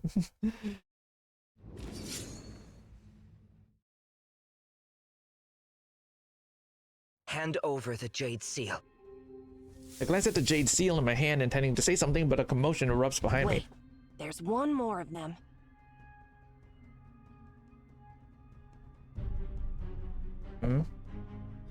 As a lightning bolt, Lychee swiftly dashes past Azzy and Xian, unleashing a slash at me. See ya. Leech's blade finds its mark, not me, but a frenzied ape attempting to attack me. I lower my hand, signaling 0, and nod at Lychee. Seems like there's a misunderstanding here. Misunderstanding, you say? I took you in, and you repay me by stealing my clan's Oh right, there were sacred treasure. two. There were two Jade Seals. Yeah, there were two Jade Seals. The one that we have is the one that was hidden in the bell. The other one was supposed to be in Leech's clan's place, right? Hand back the Jade Seal. Now. Please hand the Jade Seal to His Excellency, esteemed head librarian. It's all right. Here you go, Patriarch. Huh? You... He just seems somewhat surprised as he catches the Jade Seal I toss towards him. The words he intends to speak get stuck in his throat as he observes the imprints on the seal. No, not this one. It's the heart of the world, not the justice of the world. This isn't our seal at all. Where did you hide our ancestral seal? Whoa, bro! What's got you all fired up? You're throwing around accusations like fireworks. Even us Tong Sect folks aren't that trigger happy. Okay, we might have overstayed our welcome a bit, but that doesn't make us thieves. That's just unfair. I've got no clue about your ancestral seal, but the one you're holding? We went all through that massive royal palace before we found it. That's right. So, how about giving our seal back to us? Justice of the world? Only through perfect balance can moral order be achieved. Only through benevolence comes sanctity. Justice will prevail at the heart of the world. So, there are two Jade Seals? What's going on here, Mr. Yuan Twin? Truth is, there were two Jade Seals from the beginning. The one with Heart of the World, possessed by Jixia, and the one with Justice of the World, carried by Li Jun. Both were crafted by Cong Luo, the first scribe ever. The one with the words Heart of the World were once owned by the Emperor. It meant he was the heart of the world, and his word was law. As for the one with Justice of the World, it was carried by Li Jun during his regency. It bound its holder to uphold justice and act in the Emperor's name. Together, they were the bedrock of the Xia dynasty's steadfast reign. Together? How ridiculous! Jixia is but a backstabbing rat. He exiled us and tarnished our first ancestor's name. If it weren't for him, our clan wouldn't be restricted to such a remote corner. Despite Lychee's evident fury, Yuan Tron maintains his composure. Your hatred is hollow. Patriarch of the Tianli clan. Your words and actions lack conviction even to yourself. Your Tianli clan clings to an ancient rule. The Tianli clan must never leave Qingyu City. However, none of you know why your first ancestor decreed it. You follow it blindly, just like how you cling to your hatred of Jixia and his legacy. I believe you've realized it. Your resentment is ingrained, and thus meaningless. That's why you keep cursing everything about Jixia. To convince yourselves that your belief is real. Who do you think you are, you pompous old man? What makes you think you can... Yuan responds with a gentle smile. Because I can give your hollow hatred a solid reason. You... His words leave Leech speechless. Gontran then directs his gaze towards me. Head librarian, didn't you once ask why I sought this artifact now of all times? He said it's the key to my final question. Exactly. It doesn't hold the key. It is the key. Surely you realize that the first Emperor wasn't the only one who gained immortality, right? Where did those immortals go? Well, let me tell you how this story ends. The Eternal Palace's rise was also the Immortals' fall. Yeah, the immortals are all trapped in the Eternal Palace, right? They're all trapped there because of Jixia. He basically had them build their prison. That's what I'm assuming, right? A few moments later, as we bid farewell to Yuan Shuan, the group who has learned truth of Eternal Palace bears varied expressions. So Jixia's true target is the Eternal Hall.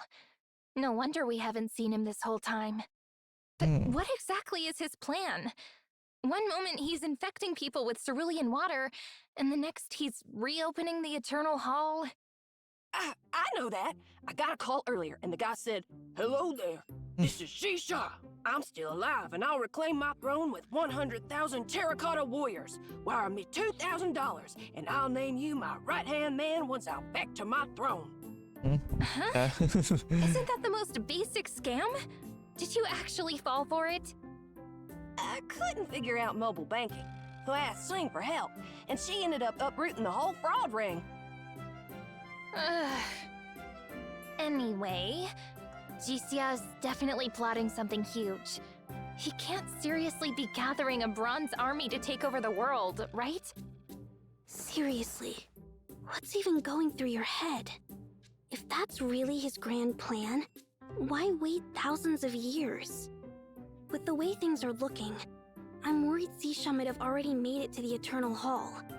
We've got to find him as soon as possible. By the way, bro, don't you have something to say?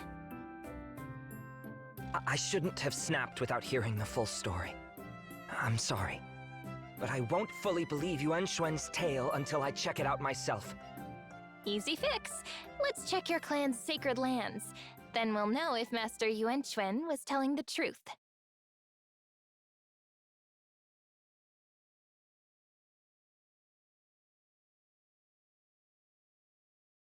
The earthquakes are getting worse. Let's just hurry to the ancestral home. I really don't want overtime today. Please lead the way, dear Patriarch. Follow me. Ooh.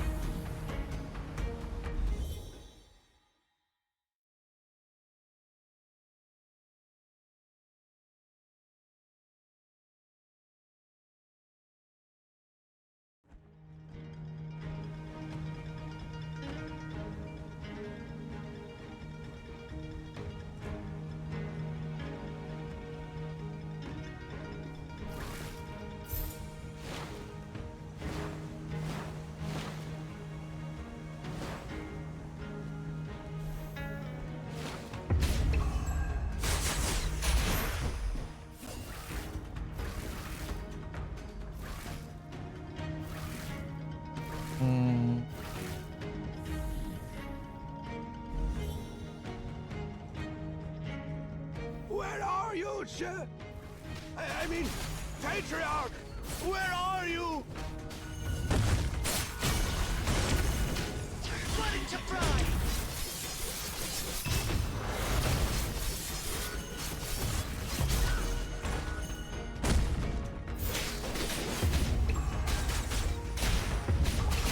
Dripping stones capsizing the boats!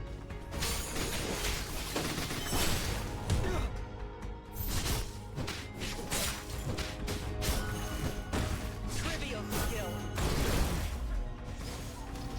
Holy cow! Finally found you, Sir. What's happening? Didn't I tell you to evacuate? By the ancestors' beards! A bunch of terracotta soldiers just rose from the mountains! Wait, what? Seriously? Sorry, but I've got to go. Just follow my lead. Our youngsters are holding back those warriors on our tail. Come on, Patriarch! They need backup! Wait, hey, why the rush? We're not about to twiddle our thumbs here.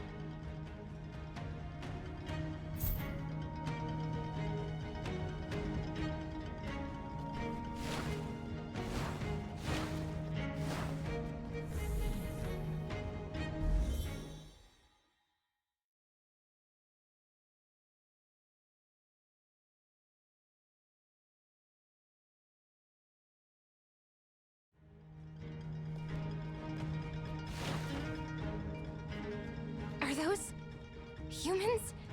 People tainted by cerulean water? The earthquake caused a landslide, and these bronze soldiers just crawled out of the rear mountain. We barely trapped them in our ancestral home. Thank the heavens Che got back in time to finish them off. Che went in alone. Please help him. Are these bronze things even human? Or some messed up movie props? Just look at their green blood! Oh, come on! Is this a hidden camera prank or something? Where's the crew?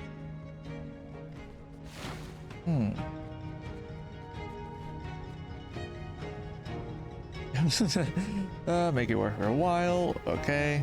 Oh, long press. I'll take the chest. Thank you.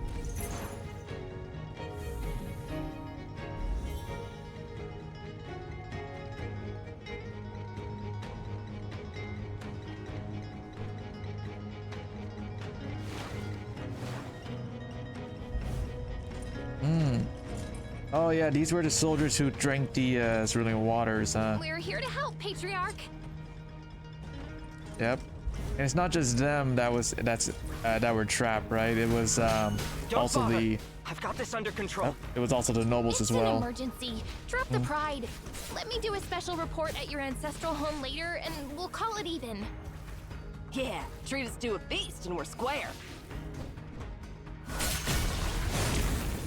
Flooding to pride!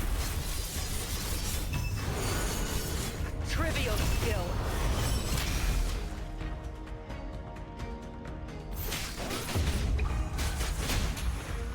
Now is the time to turn the tide! Damn, man. As a final bronze warrior falls to Li Chi's blade, his breath quickens, his previous composure slipping away. Something is wrong. These things, they're not human. Not anymore. As I surveyed the surroundings, some of these bronze figures do not collapse to the ground but shatter from within.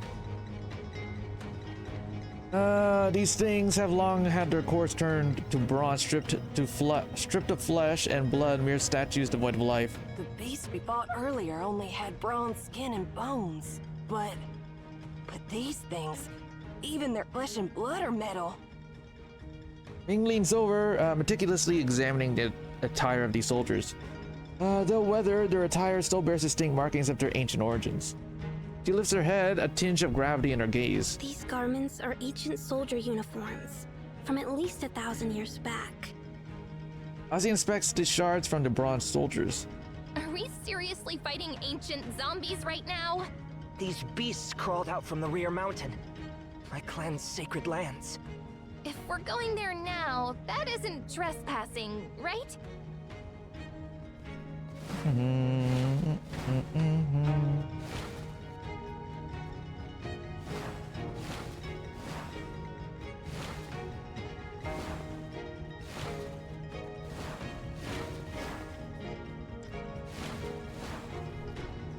Okay, there we go. We're here, let's go. Oh my!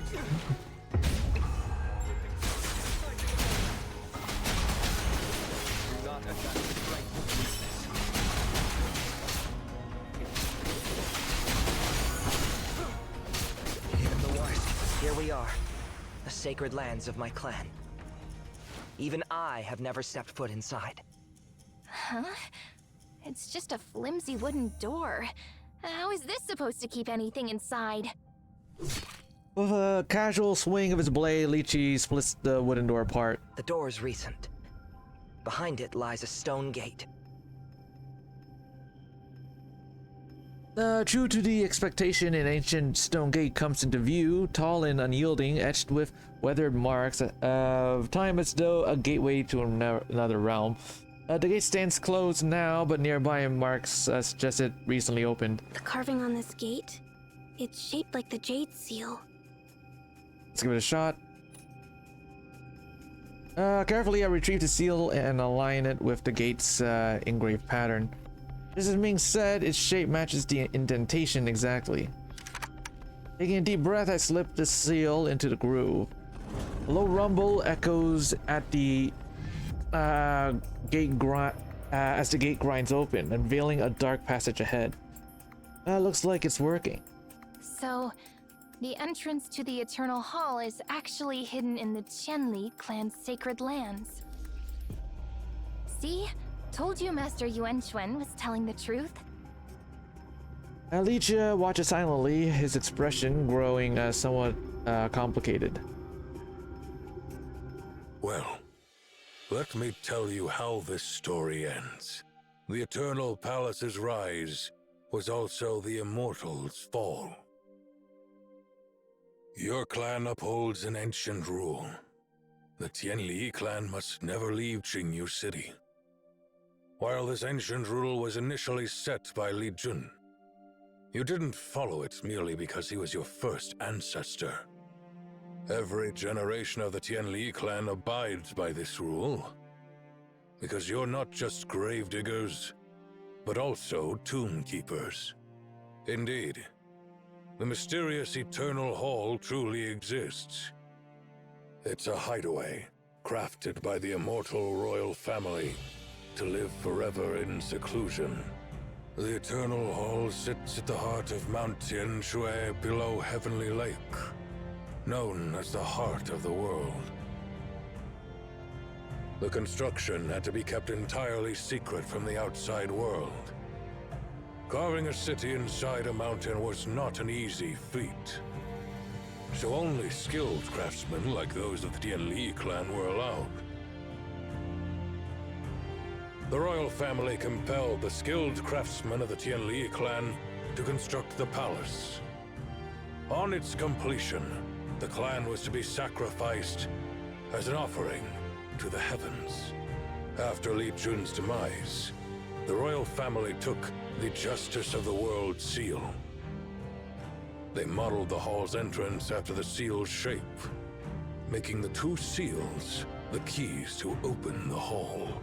However, before the hall's completion, someone freed the captive Qianli people, returned Justice of the World Jade to them, and led them away from the Eternal Hall.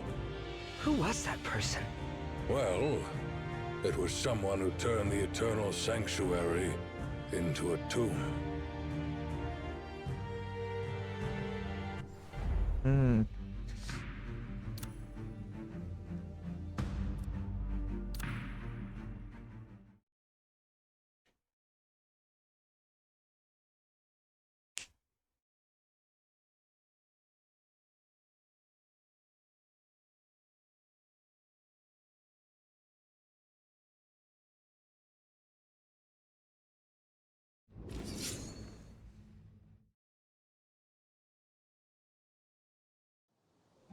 Thousands of years ago in Qingyu City. It has fallen, enveloping the land in silence. All living things have long since drifted into slumber. The figures make their way up to a hidden mountain path on the mid slopes of Mount Tianshui. Your Majesty! Your Majesty? Please slow down! I'm not built for running. The figurehead finally pauses. The first time Li Jun and I climbed the summit of Mount Tiansha, your mentor Sang Luo looked just about the same as you do now. Well, I am a civil official, after all. Where does this path lead? Are we heading down the mountain? Only half true. So, why'd you call me out here in the middle of the night? And keep it a secret from everyone else? You ask too many questions. Aren't you always poking your nose into the Tianli clan's affairs? Then I'll give you a chance. A chance to change their fate. I still don't get what you mean. Ji Xia does not answer. Instead, he looks up at the path ahead. We've wasted enough time already. We need to get this done before dawn.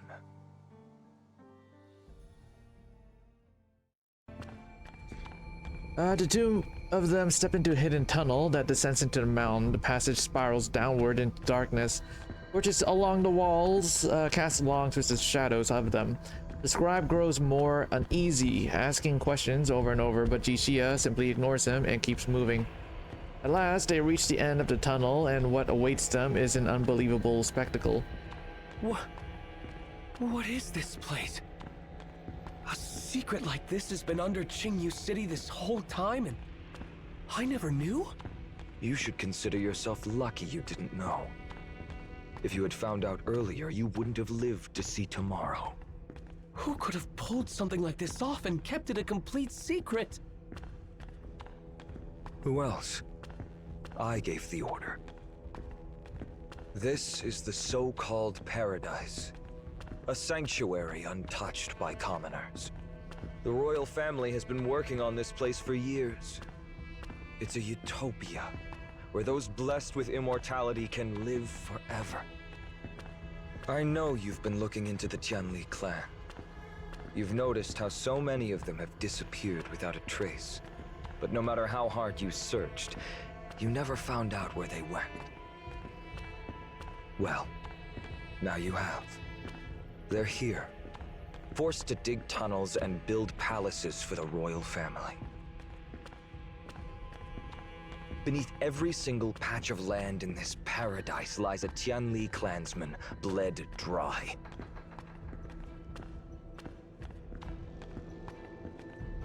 Now that the Eternal Palace is finally complete, the Tianli clan has outlived its purpose. Tomorrow, the royals will cut all ties with the mortal world and move into their eternal sanctuary. As for the Tianli clan, now that they're no longer useful but know far too much, what do you think will become of them? Enough talk. Those immortals will be drinking and feasting all night. They won't be paying attention to anything else. Let's get this done while they're distracted. If you drag this out, your head will roll right along with the clansmen's. Deep within the paradise in a hidden dungeon. The stench that fills the place and the endless echoes of cursing voices drown out the faint melody of string music drifting down from the grand halls above.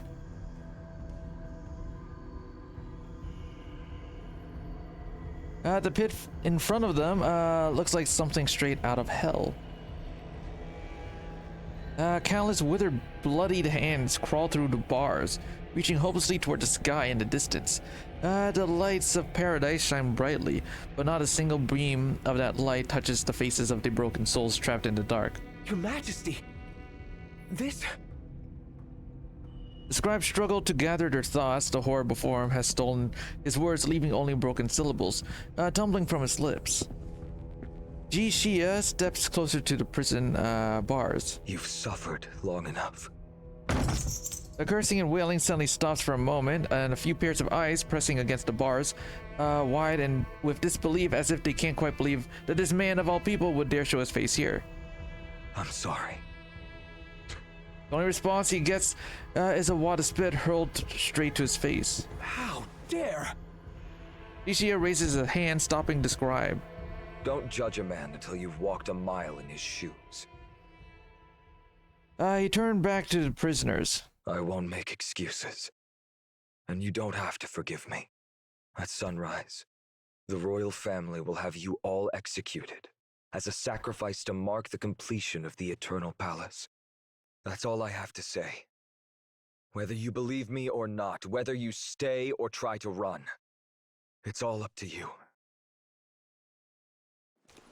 Jixia takes out a bronze key and unlocks the intricate lock on the door. But the Tianli prisoners stay still. What? Why aren't you leaving? His Majesty is letting you go! A burly, one-eyed man steps forward, walking straight toward Jixia. Stop! Right there! What are you trying to do? The one-eyed man lowers his gaze, looking down at the much smaller scribe. Are you one of Jixa's lapdogs too? This is personal. Get lost! If you weren't so weak, I would have ripped her head off already. The scribe swallows hard, his face pale with fear, but he does not back down. You want to get revenge on the Emperor? Move. You know exactly what I'm gonna do. My family's gone. All 6 of them. My clan. So many dead. The blood of the Lord of Weaponry. It's all on this tyrant's hands. Jixia stays silent, turning his back on the Tianli prisoners. The strong man's anger flares, his single eye burning with rage. Coward, face me and die like a man! However, the scribe steps in his way. I'll say this one last time. Move. I can't. Things might not be the way you think they are. I've gone through every record, every decree, and every archive from the years before and after Li Jun's regency and His Majesty's return. There are too many inconsistencies. Some things just don't add up. This part of history has been concealed and altered. Even His Majesty doesn't have all the answers. No one really knows what happened.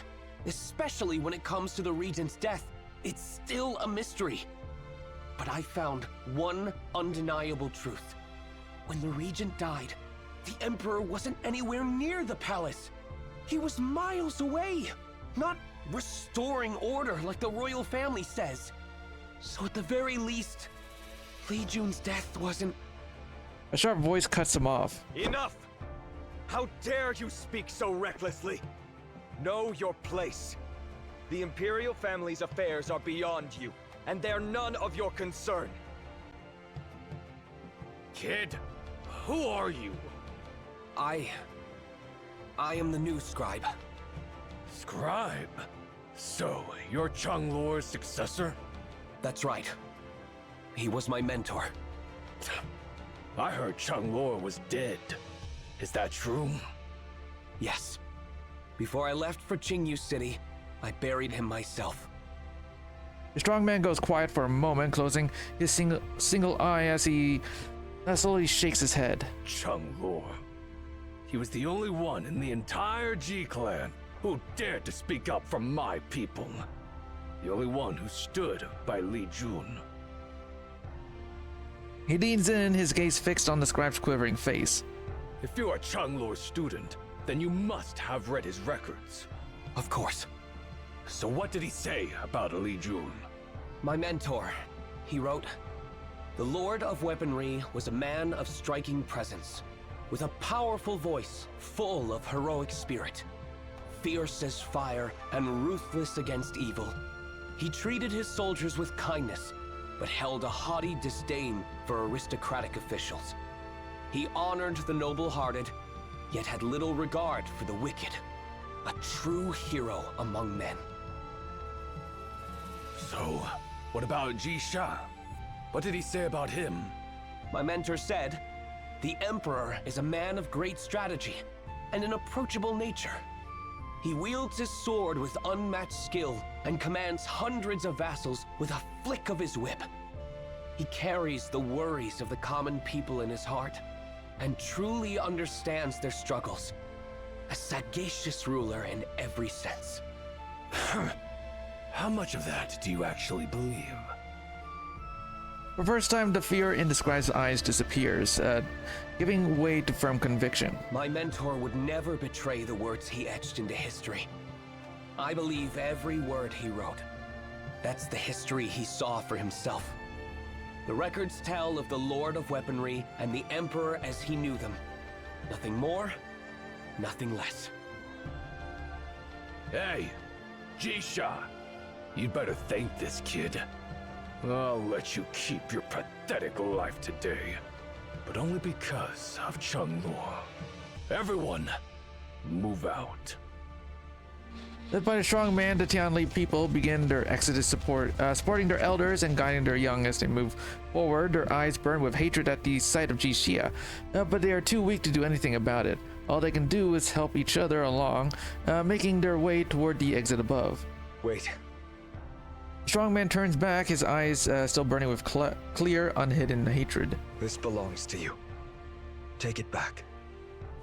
Jixia tosses a small object his way. The strong man catches it, then stops cold. Resting in his palm is a seal. He turns it over, and on the underside, the words "Justice of the World" are boldly engraved. That's from back when the Lord of Weaponry was regent. Yes, it's finally back where it belongs. All right. We've wasted too much time. Let's go. As the Tianli people disappear into the distance, Jixia turns to the scribe. Hey, kid. I owe you a thank you.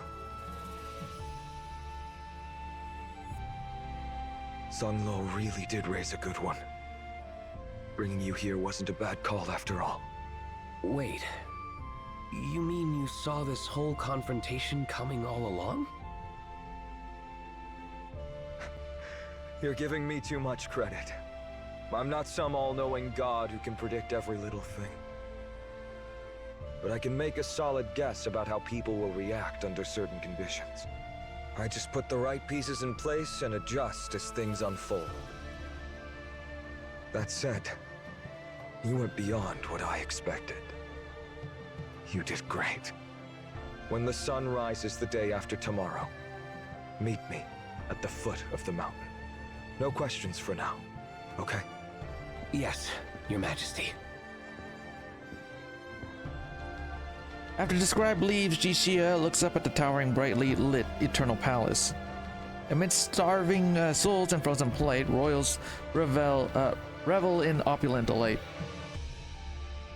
On paths where bones silently scream, their excess drowns in a lavish A path stream. paved with injustice can only lead to ruin.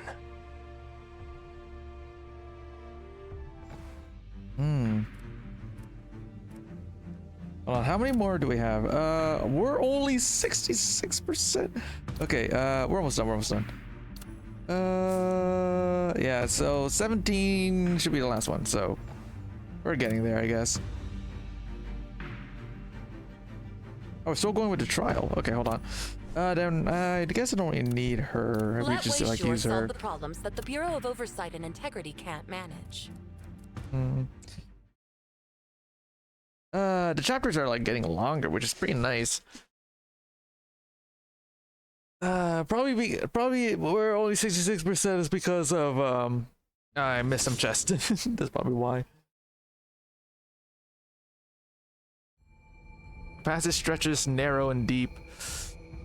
We walk in silence for an unknowable time until a dense cerulean mist approaches us like a living entity, filling the air with a pungent metallic scent. Gradually, a faint light emerges in the distance. As we proceed, those pale yellow halos disperse the darkness, enveloping our figures. The temple's chilly interior is illuminated by the scent of burning candles mingled with crackling reminiscent of an ancient incantation. Stepping to the eternal sanctuary, I feel as if entering a dreamscape forgone by time. Have these candles been lit for thousands of years? Legend has it that the constructors used mercury for tiny rivers and copied the whole world in miniature. The candles are fueled by essence oil from mermaids, meant to burn forever. But that's just myth. These candles, they look recently lit. Who'd have time to light every candle in this massive place? Maybe the Emperor raising his bronze army? Speaking of that Emperor, Jisia, you know what's on my mind, dear Patriarch? We're not the only ones near your ancestral home. But why did you pin it all on us?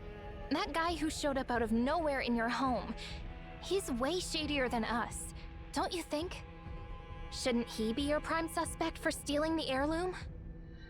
Left momentarily speechless by Ozzy, Leech hesitates before murmuring a quiet reply. Maybe he's just more likable than you lot. Whatever he's planning, we need to find and stop him. Oops. But do we actually have enough people for this? Why didn't Master Yuan Chuan send more backup? He's putting way too much trust on us, don't you think? No. He hasn't put any trust in you, Atsu. Ming glances towards me and Zero. Zero shifts her gaze briefly towards me. Can we handle this? Yes. Lisha draws his blade. Let's not dwell on this. This is our sacred land, and I'll take full blame for whatever happens here. Time to head out.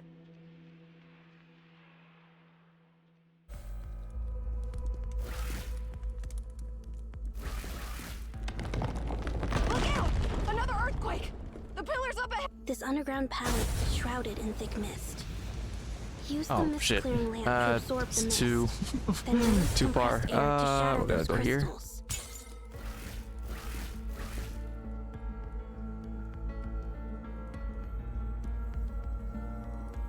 Oh, there's a chest there. Hold on. Can I do? Nope. Okay.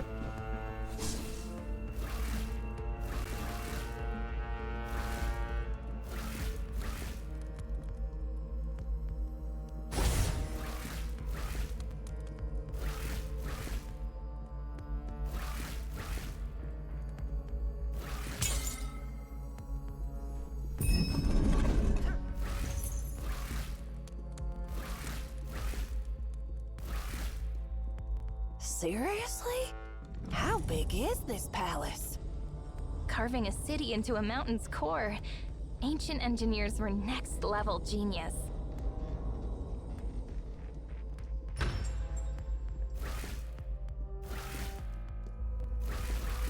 These warriors. Shh, keep it down. Wait, there's a guard up ahead. Is this big guy dead or just napping? Judging by his outfit, he looks like a general. Zihong.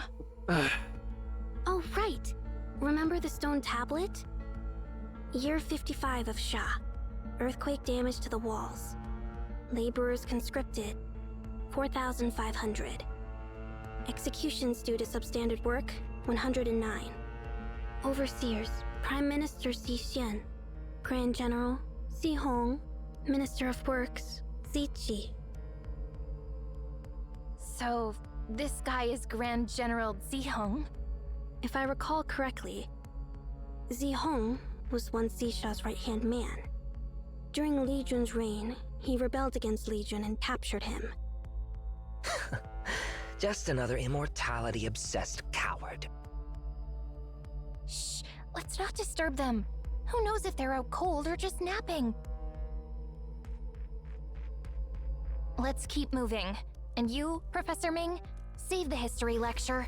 We're not on a field trip. Ugh, it's stuck tight. And no levers or buttons to open it. Hey, dear Patriarch, can you work your magic once more?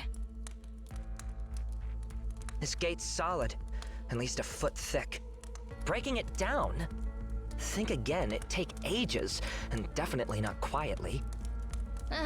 Never around when we need you.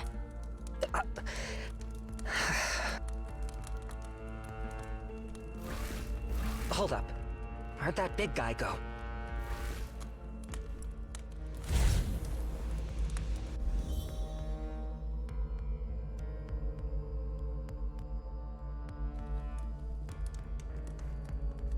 The fog is thick here. Hold your breath and be careful. Shh. Keep low. I heard something above us. Holy, okay. I guess we run, yeah.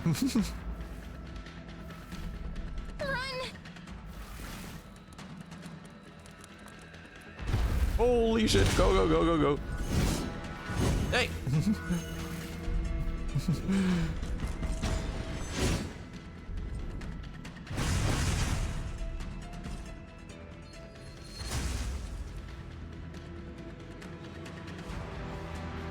Ooh, leveled up. Nice. I guess that... Hold on. Okay. I guess we can do... One sec. So yeah, we're level 50 now, right?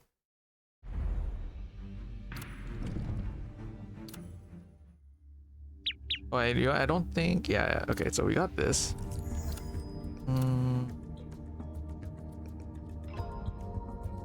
Characters. Hey, I could bring characters up to 90 now.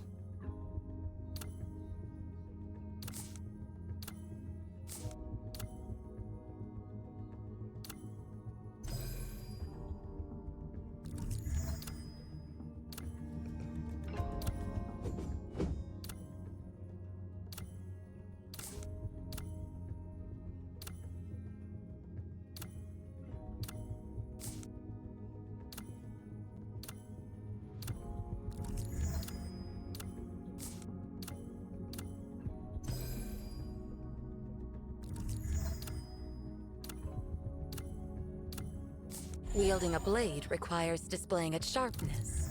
Wielding a brush requires fluidity and control. I think I've grasped some of the secrets.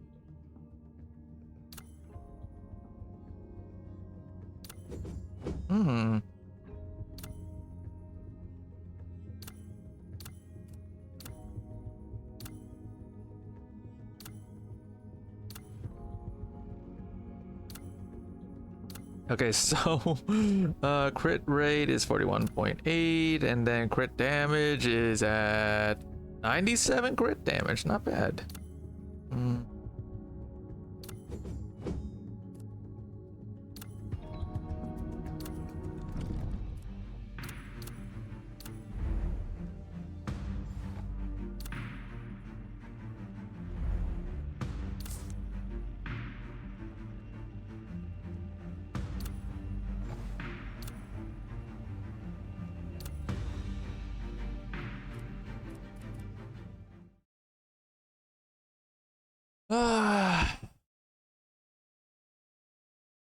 Ooh, man.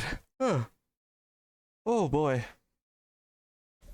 Finally ditched that big guy. Jeez. Where are we now? Every spot looks the same. It's risky staying put here. That guy could... But pulling that lever will set off all the mechanisms at once. I see a hexagonal sensor over there. Like the one at Kongjong Pavilion. Oh, wait. It did it. Must have been made by the same craftsman. This one likely links to some mechanism too. Hold on a Freeze it with the second. mist clearing lamp to halt some of the mechanisms.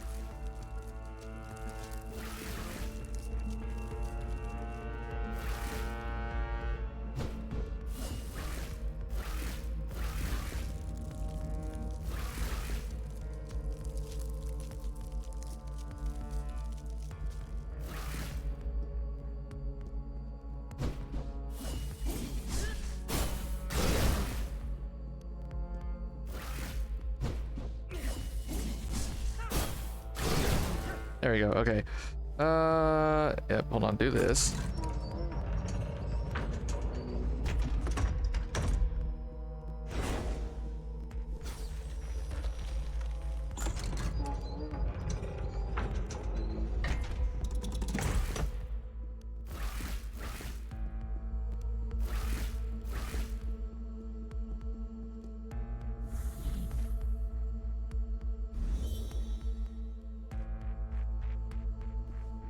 Hold up. Isn't that the Grand General? Is he parading his troops here? Emperor! Emperor! Emperor! Long live the Emperor! Long live the royal blood!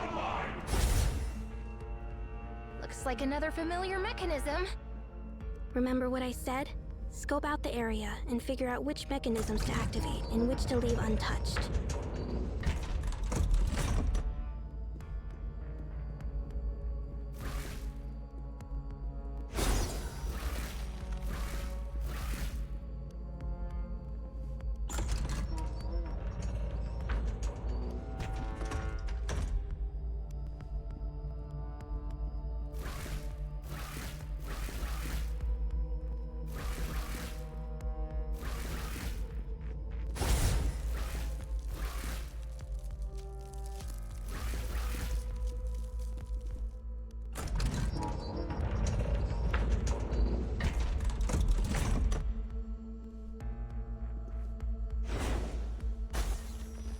Oh.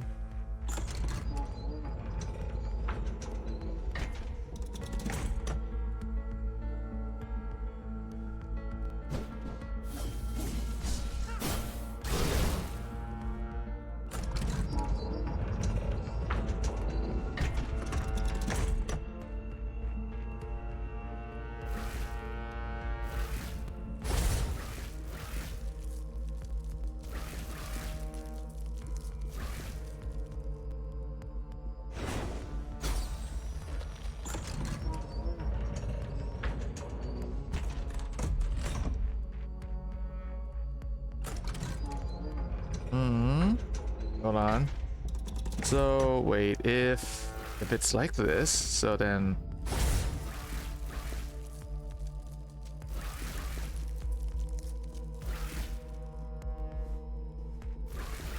hold on a sec. If it's like this, then if we do this,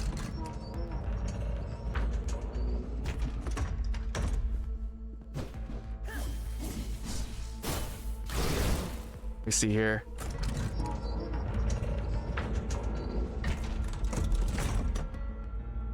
Oh, I get it. Okay, wait. I get it. Okay.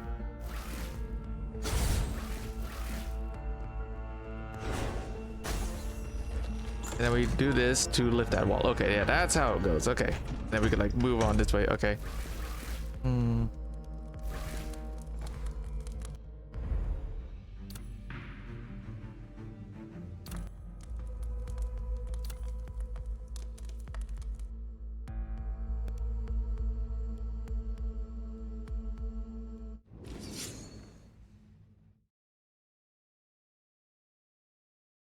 This place is getting hotter! Even if those bronze zombies are immortal and have lost their human side, they can sense the heat rising, right? Seriously, how did Jisha's architects get away with building the Eternal Hall in this oven? No protests? Well, that was ages ago after all. When construction started, this place probably felt cool and pleasant. You're saying the temperature raised over the years? Each responds to Shin's questions. The heavenly lake atop Mount Tianshui. It's actually an ancient volcanic crater remnant. That's true. The geological team sent to Mount Tianshui affirmed it as a dormant volcano, hinting at active magma chambers deep down. One of my mentors used to say, geology is all about pressure and time. Think of a magma chamber like a pressure cooker. The crust is the lid, and the mantle's heat keeps building. Heat rises constantly. Magma accumulates, pressure builds.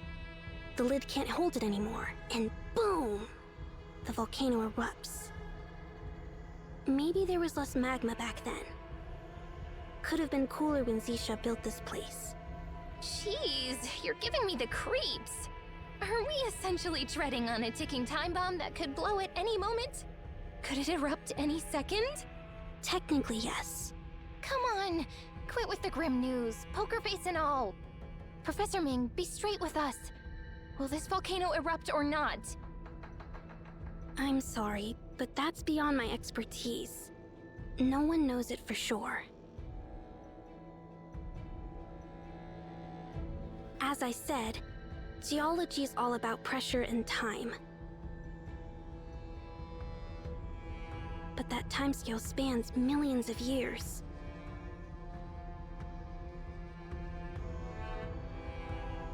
Human civilization, from the Stone Age till now, is barely a blink in geological time.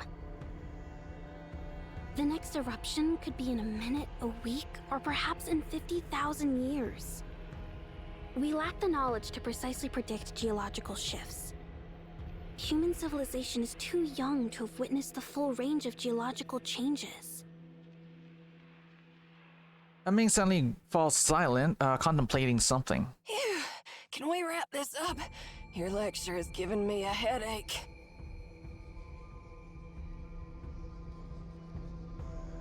Wait, something doesn't fit. What? You spilled all that and now you're saying you goofed up? Quiet, Scene. I think I figured out why Xisha came here. Her words bring us all to a halt. Stop the cryptic act! What's the deal? If, and it's a big if Mount Tianche erupts again after being dormant so long, what will happen? What will happen? We get roasted alive, obviously! Roasted? We'll be vaporized. Not even ashes left. Ming shakes her head. We're standing on a lava chamber, with Heavenly Lake right above us. If Mount Tianche erupts, it'll vaporize the entire lake. Yeah? Then what?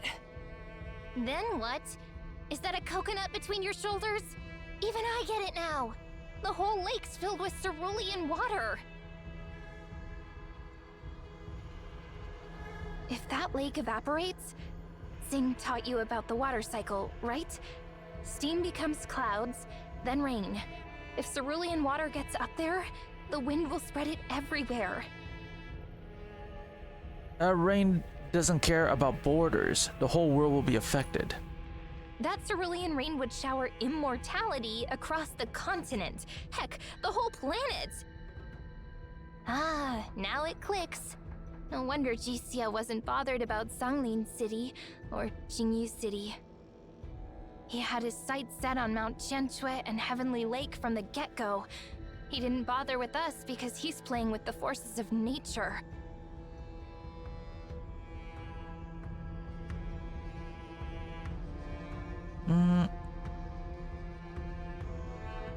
Can Jixia actually control the eruption? Even he can force it. The lid still holds the magma pressure for now. As for when Mount Tianche will erupt, it's a matter of pure chance. Ozzy furrows her brow. No way he'd leave it to pure chance. Something feels off. He's got an ace up his sleeve, but I can't quite figure it out. In theory, to set off an eruption, he'd have to break through the rock above the magma chamber, like popping a pressure cooker lid. Break through the rock? Think dynamite could do that? Theoretically, it's possible, with enough dynamite on hand. But pulling off such a massive blast needs tremendous amount of manpower, explosives, and machinery. No way he pulled that off without raising Weisha's suspicion. But all we see are those bronze monsters. No gear, no explosives. That's odd. He's not planning on drilling through the rock himself, right? Yeah. What's his endgame exactly? We'll know soon enough. This never-ending tunnel is finally coming to an end.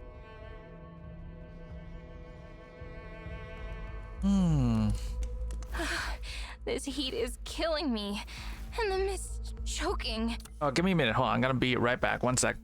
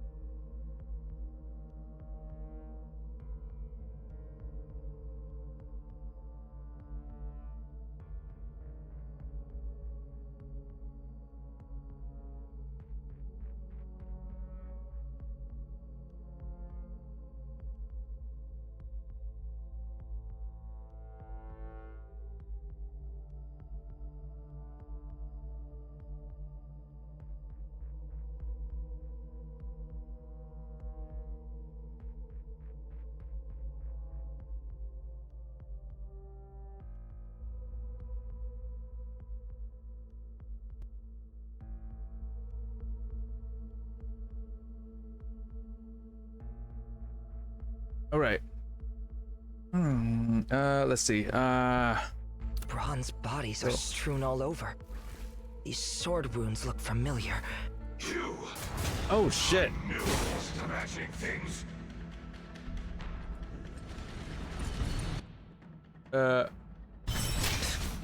That's it? Hurry, before he recovers. Did he just talk to me? Oh, those crystals again? His Majesty. Hey yo. Hey. Hey. Oh shit! I accidentally double tapped it. Hey, Patriarch! Coming for you now! Your call! Yep. I'm on it.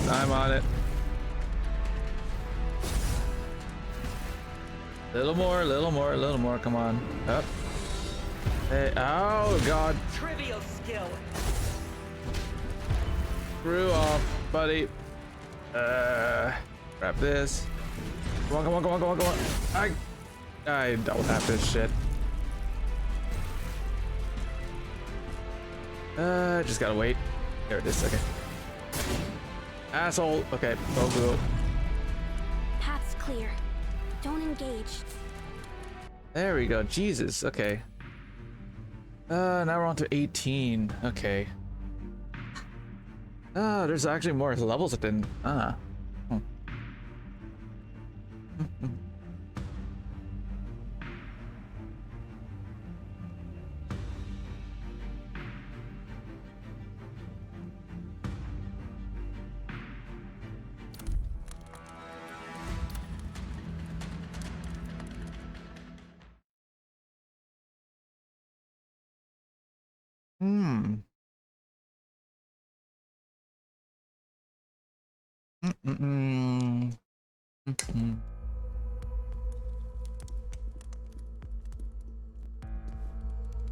What are these things? They look like giant fish scales. Huh? Could it be those imprisoned here were so starving they carved? Starving? They're bronze monsters with eternal life. They don't need food anymore. Then why carve huge fish scales? And made them so delicious? It's delicate. Still, were they really carved?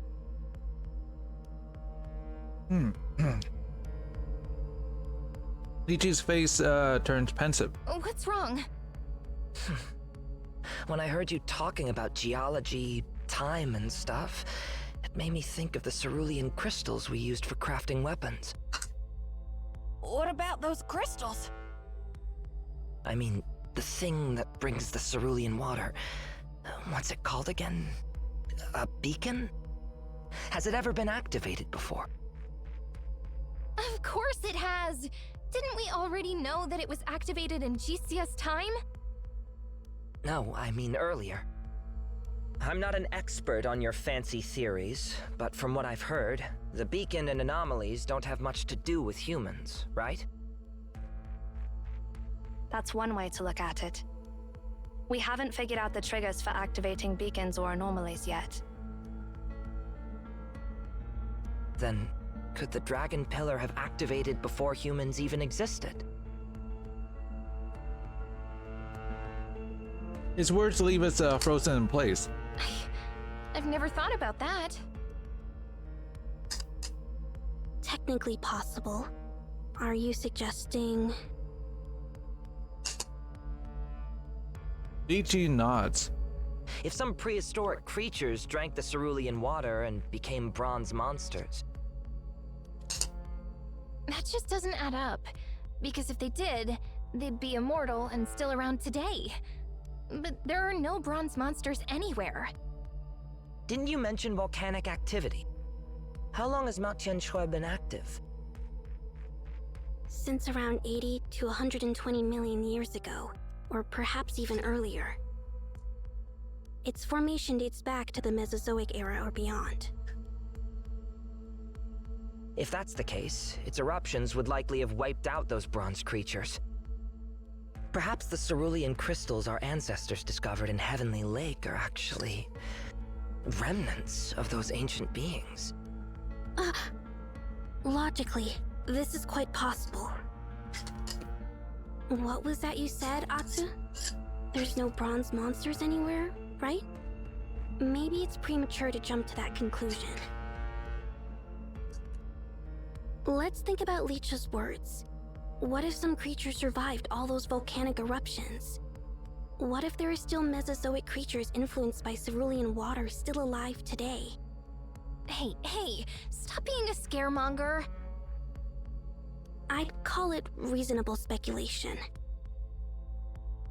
Amin gazes intently at the colossal fish scales before her. Anyway, we should be careful.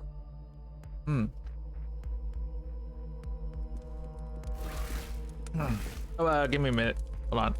Sorry. I just need to go grab something else. So give me a minute.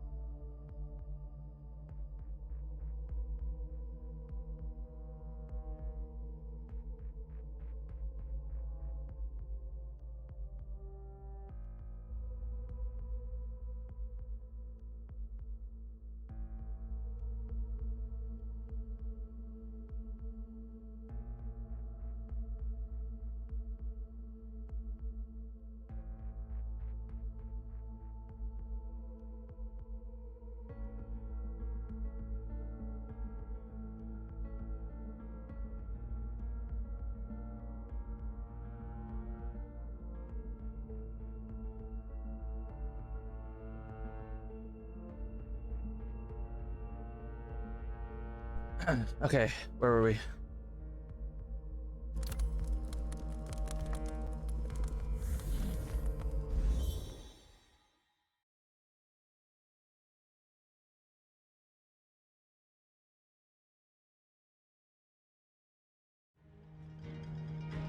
Seems like we have to squeeze through these bronze warriors.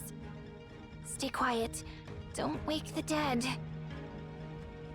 Why bother? If they wake up, we cut through them.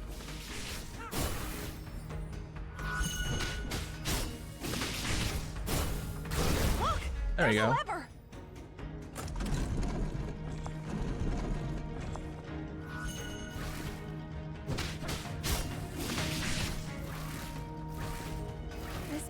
blocked by those bronze warriors.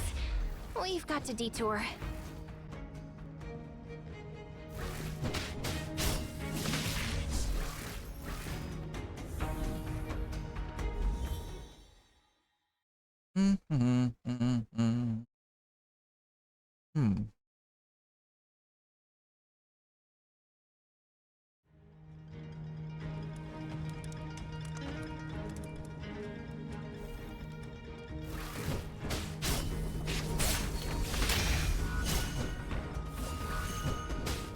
Trivial skill.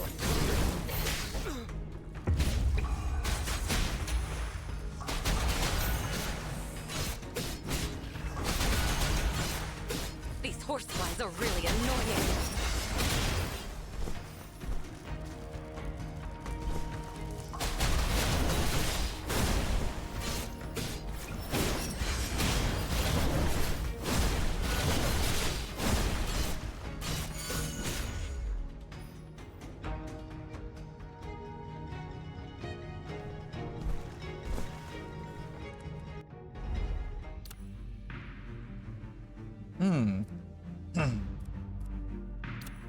We're still going, dude. We're still going, dude. Where was that? Like, we're at 19 already, huh?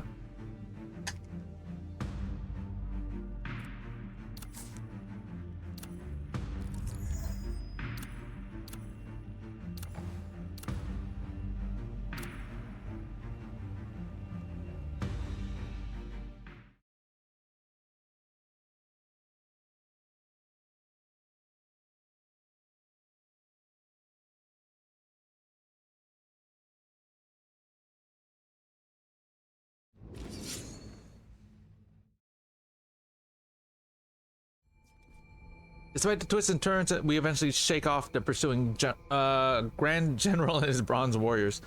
The group takes a brief break, weariness faintly evident on their faces. However, Leeche remains resolute, his boldness undimmed by fresh wounds. Why were you running away? I could have taken him. No doubt about that. But if you engage him, how can we be sure an endless horde of bronze soldiers won't overwhelm us?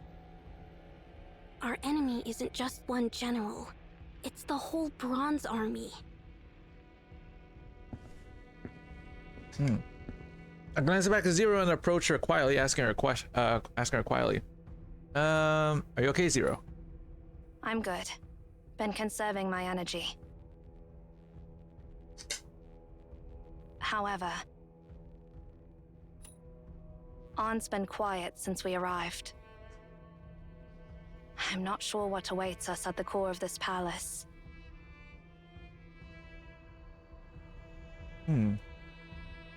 As these loud protests cut through its silence.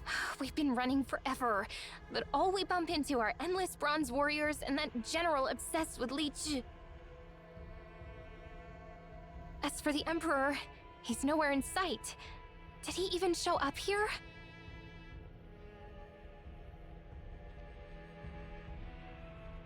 Alicia replies firmly. He was here, I'm certain. I recognize the sword marks he left behind. I spotted the cuts on the dismembered bronze soldiers we stumbled upon earlier. Hold on. So you're saying the Emperor offed his own troops? But this doesn't add up at all. Didn't he open this palace to raise his army and conquer the world? Stop filling your head with those scams, Scene. Remember what the Grand General said. Yeah, he ranted something about betrayal. Seems like he's holding a grudge against his Emperor. And what's wrong with that guy? He went berserk the moment he saw you.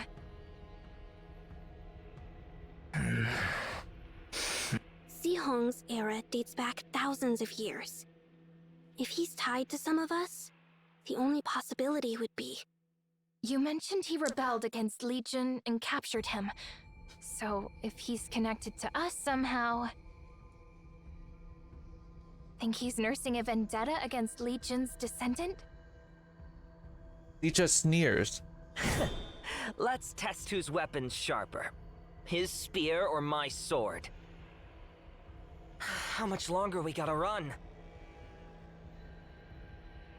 Not far now. The heat is escalating. We must be close to the core of the Eternal Hall. If that pesky general dares to hassle me again, don't hold me back. Fine. I'll let you handle it.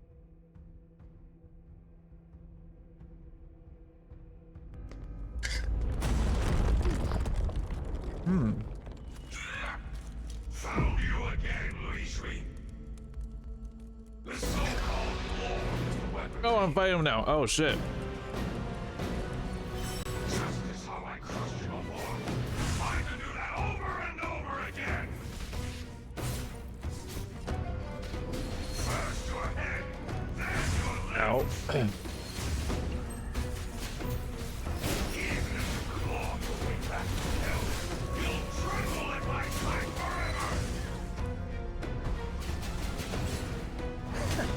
Those rusty mitts of yours? Give me a break. It's you who should kneel.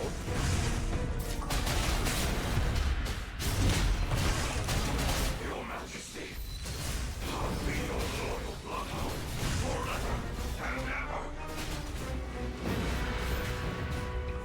Look at those insects you gracefully sent to their demise. Oh. Oh shit.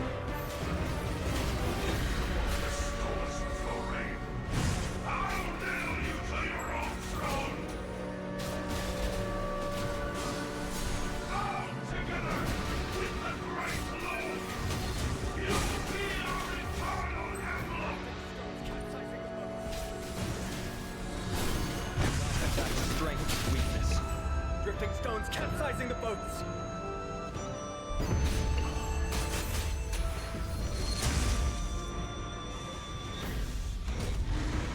Your Majesty, may we reign eternal, enduring as the sun.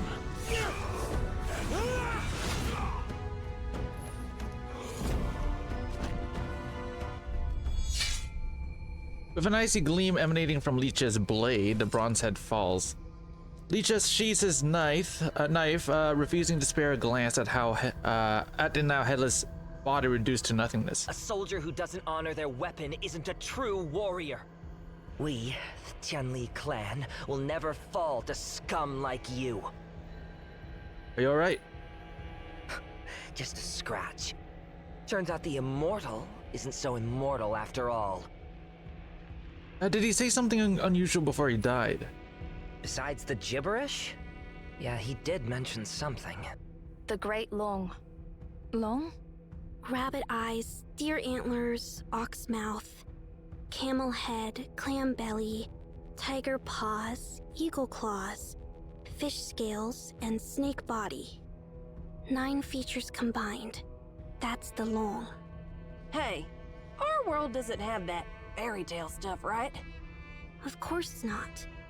But remember what Licha mentioned earlier? If some prehistoric creatures drank the cerulean water and became bronze monsters. And remember the scales we saw earlier? What if they're not sculptures, but... Not sculptures, but part of some mysterious creature? By the scale, the creature should be as colossal as the city itself. Even Mesozoic dinosaurs weren't that huge. Our planet is 4.54 billion years old. How can we claim to have documented every species that ever existed? Also, cerulean creatures cease metabolism, leading to the accumulation of metallic cells over time. Imagine such a colossal creature, surviving extinction, laying dormant beneath Qingyu City, melting with the mountain itself. What if it stirred awake like those bronze soldiers? It would wreak havoc. That explains the earthquakes. I understand. Something feels off. He's got an ace up his sleeve, but I can't quite figure it out. In theory, to set off an eruption, he'd have to break through the rock above the magma chamber, like popping a pressure cooker lid. But all we see are those bronze monsters. No gear, no explosives. That's odd. He's not planning on drilling through the rock himself, right? Jixia is planning to use it to shatter the Earth's crust.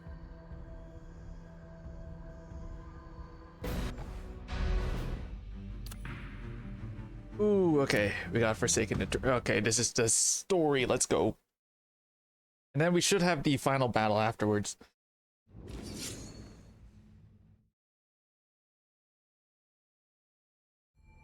Need to Mount Tianxia. Inside cavern separated by the mortal realm.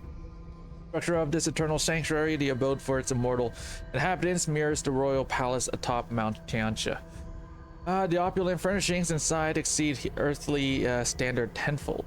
Rivers of mercury flow beside bronze mountains and pearl-studded stars. Every earthly element is recreated extravagantly in this realm of wealth and revelry. On this day, the Eternal Sanctuary finally comes to completion.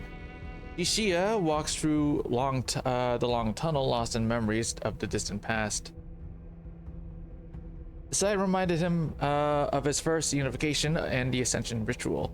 However, at this coronation, his loyal vassals and loving subjects are no longer present.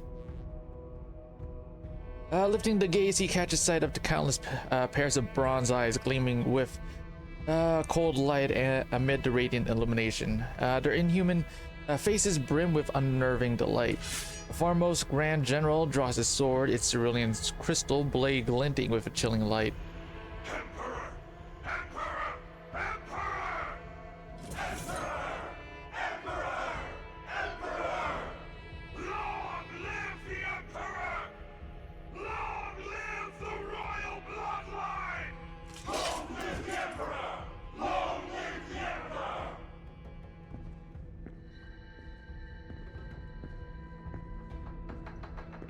Amid echoing clashes of bronze, Jixia moves steadily towards the heart of the hall.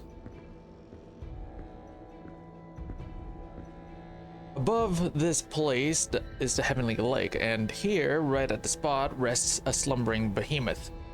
Despite his dormancy, Jixia's heart skips a beat as he approaches it. It is a primal fear, the kind any creature feels when facing a predator. The starting point of this creature's dormancy and the reasons behind it remain shrouded in mystery, yet at first sight, Jixia immediately realizes that this creature is the final piece for his plans. The newly appointed scribe created a unique term for this creature as its name, Luang. The one and only Luang ever to exist beneath the heavens. Just as there is one and only emperor ruling this realm beneath the heavens. Naturally, a profound symbolic link is established between the Luang and the emperor. Therefore, the location where the Luang lies in repose is meant to be the heart of the eternal sanctuary, or rather, the entire sanctuary has been structured around the Luang. For this very day, the royal family has already constructed an extensive staircase along the sinuous body of the Luang. Ascending the stairs, Jixia reaches the dragon's head at the peak. My loyal kin. As words, the revelry ceases, the royal family falls silent, gazing up at the emperor atop the dragon's head. We're immortal now, free from mortal constraints. With our eternal sanctuary, we'll rule in celestial peace for eons to come. Long live the Emperor! Long live the royal bloodline! For the assembled audience, Jixia faces the lamplight and draws his sword, its blade emitting a frost-edged light.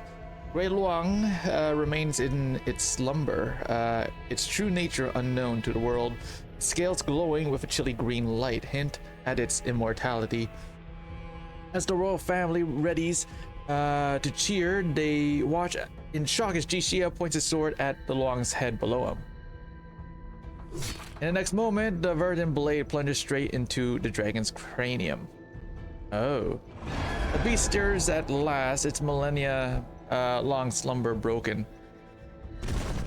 The long, furious roars reverberate, causing the mountain to tremble amidst the chaos. No one notices Jishia's disappearance. As the mechanism operates, the door crafted by a Tianli craftsman seals shut with creaks. Its impregnable locking mechanism engages, separating the interior from the outside world. And so the eternal sanctuary vanishes from the mortal world. Moonlight casts Jishia's silhouette onto the rock outside, pale as a delicate frost. Since you crave for immortality, you shall be forever banned from the earthly realm. This gate shall remain shut for eternity.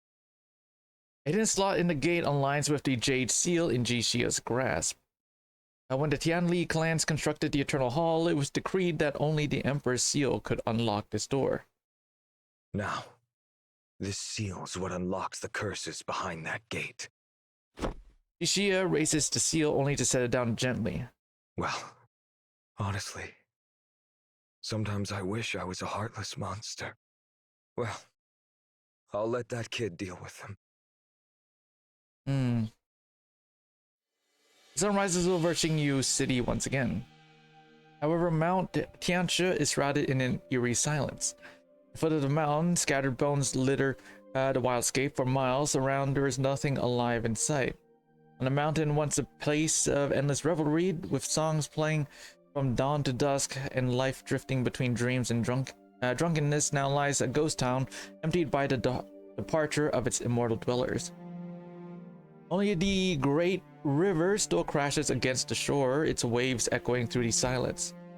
Jishia sits at the gates of Qingyu City's silence. Your Majesty? Your Majesty, you've been sitting here all night. After hours of silence, Jishia finally speaks. And you've been standing all night. I told you to meet me at dawn. Why'd you come so early? I honestly don't know, but I had a feeling whatever you left to do last night was big. Like, world-shaking big. I couldn't see it myself, but I had to be here, just to make sure you were all right. I guess it's just the intuition of a scribe. Sorry, but I don't have the energy to worry about other people's feelings right now. Hope you don't take it personally that I ignored you all night. Of course not. It's not that serious, Your Majesty. You can drop the whole Your Majesty thing. Hearing it over and over is exhausting. The world doesn't need an emperor anymore. I don't quite understand what you mean. Jishia stands up and stretches lazily, shaking off the stiffness in his body. I'm leaving. I've been tied down in Qingyu City for too long. It's time to move on. You're heading off again? Yes. Where to this time? Where? Who knows? Just going wherever the road takes me. No plans, no destination. I've spent way too much of my life stressing over what comes next. From now on, I just want to live without a plan. So, you're not coming back? But what about the Empire, Your Majesty? Didn't I tell you to stop calling me that? Jishia reaches his hand towards the horizon, and the morning light slips through his fingers, finding its way through the spaces in between. An emperor owns everything under the heavens. Every inch of land and every soul that walks upon it. But I'm not an emperor anymore. I'm just Jishia. Jishia clenches his fist as if trying to hold the wind rolling off the river. When he opens his hand, it is empty, just as it has been before. Then how should I address you? Call me whatever you want. The world doesn't need an emperor anymore. At least, it doesn't need me. As for Xia itself, Sun Lo once said its time had passed long ago. It was like a corpse that had been dead for ages, but still clung to life. But now, it's finally laid to rest. Laid to rest? You know what you did last night? What exactly did you do? Ishia finally smiles, but it is a forced one. I gave them exactly what they wanted. They wanted eternal life, so I gave it to them. An endless eternity with no sense of time. Ishia turns away, his eyes following the ridge line of Mount Tianchi as it disappears into the distance. Before I go, I should take one last look. Alone, Jixia starts the long climb up to the steps toward the Imperial Palace. The scribe follows a few paces behind, matching his steps. They make their way through the quiet streets of Chengyu city, passing the towering walls of Imperial Palace until they finally reach the summit where Tianchi Lake awaits.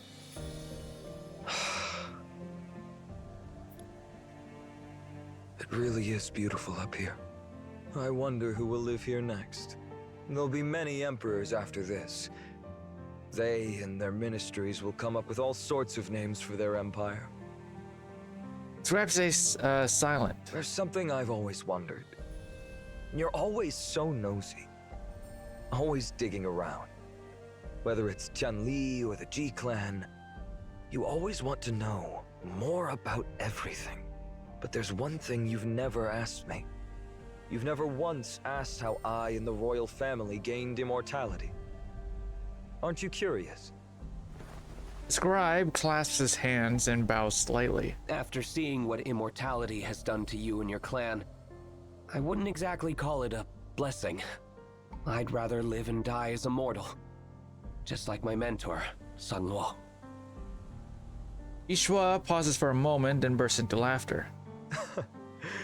If just a few more members of the royal family had thought the way you do, things wouldn't have turned out like this. All right. I'll tell you everything. Ishia points towards Tianchi Lake. The clear water gradually darkens into a deep blue-black as it descends, with its depths unfathomable. About 10 feet below the surface, a massive black stone pillar stands. Sometimes, the pillar gives the water a strange bluish-green tint. Or maybe that's the color of the water when it releases. It's hard to say. For now, let's just call it cerulean water. Back when Li Jun and I first came here, the lake suddenly became completely transparent, revealing the stone pillar and the cerulean water. Drinking the cerulean water grants immortality. The day Li Jun and I climbed the mountain, I only took a single sip, but then the royal family drank without restraint. Well, you've seen the consequences. They all turned into those inhuman bronze monstrosities. If it hadn't been for Li Jun's foresight, the Tianli clan would have suffered the same consequences. Why are you telling me all this now? Because when I'm gone, someone needs to watch over the Tianchi Lake and keep an eye on that mysterious cerulean water, and watch over my people. The scribe smiles gently. Have you forgotten already? Back at the foot of the mountain, you said you weren't an emperor anymore. Yeah, I know I'm running away. But that doesn't mean I can just ditch everything and walk off. If another disaster like the royal family happens again, who's going to clean up the mess? So you're leaving the problem to me? Just think of it as my last bit of power as the former emperor. I'm just a scribe. How could I possibly be worthy of such a heavy responsibility? Ishia smiles, slowly disappears. If you had asked me about the secret to immortality even once, I wouldn't have said a word. But since you don't care about immortality, I know I can trust you with this. The two of them lock eyes for a long moment. For a brief second, the scribe feels like he is looking at the emperor he once knew, a man with a deep foresight and unwavering will. Think of it as doing me a favor. From now on, don't let immortality corrupt this world again. Jishia's voice is calm and deep, with no trace of command. There's an exhaustion he can't quite hide. In that moment, he seems less like an emperor, but more like an old man, making sure everything is in place before heading out on a long journey. Finally, the scribe lowers his head in a deep bow. This is a huge responsibility, and I'm honored to take it on. As long as I live, I'll give everything to it. And when I'm gone, my successor will carry on the mission. You have my word, my lord. Good. That's good. He gives the scribe a pat on the shoulder and helps him up. One more thing. Jishia reaches into his sleeve and pulls out a small seal. This is... Exactly. This is the Imperial Seal carved by Sung Lo. The original design for Li Jun's Regency Seal. The heart of the world. I was planning to get rid of it myself, either by tossing it into Qianshi Lake or throwing it into the Great River and letting it disappear. But no. This is the only thing I've left that connects me to Sung Lo and Li Jun. They're both gone. And I don't even know if there will ever be a day where I'll see them again. Destroying it with my own hands would be like wiping away the last memory I have of them. I'm not that cold-hearted. Do me a favor. When I'm gone, just make sure it disappears. I don't want anyone fighting over it.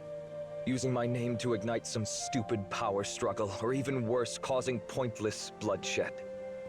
This way, the chapter Sha in history can end for good.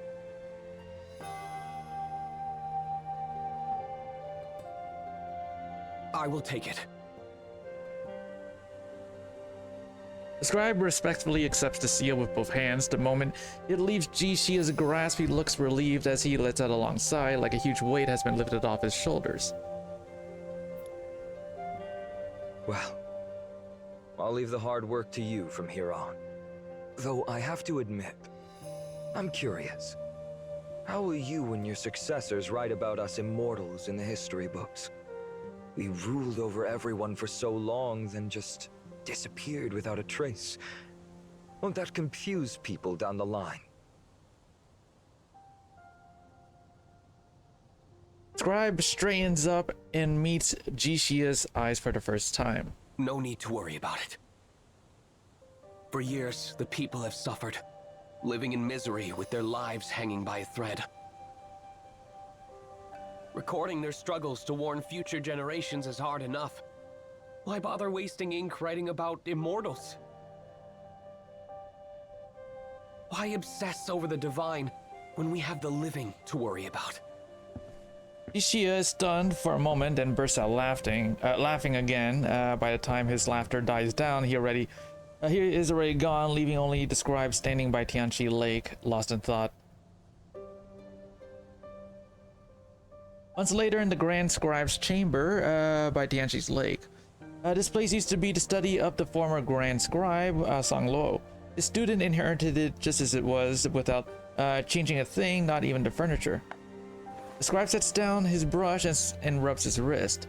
Through the open window, he sees the craftsmen working tirelessly along the shores of Tianqi Lake, using wooden scaffolding and makeshift pulleys to lower a massive pillar-shaped sarcophagus toward the center of the water.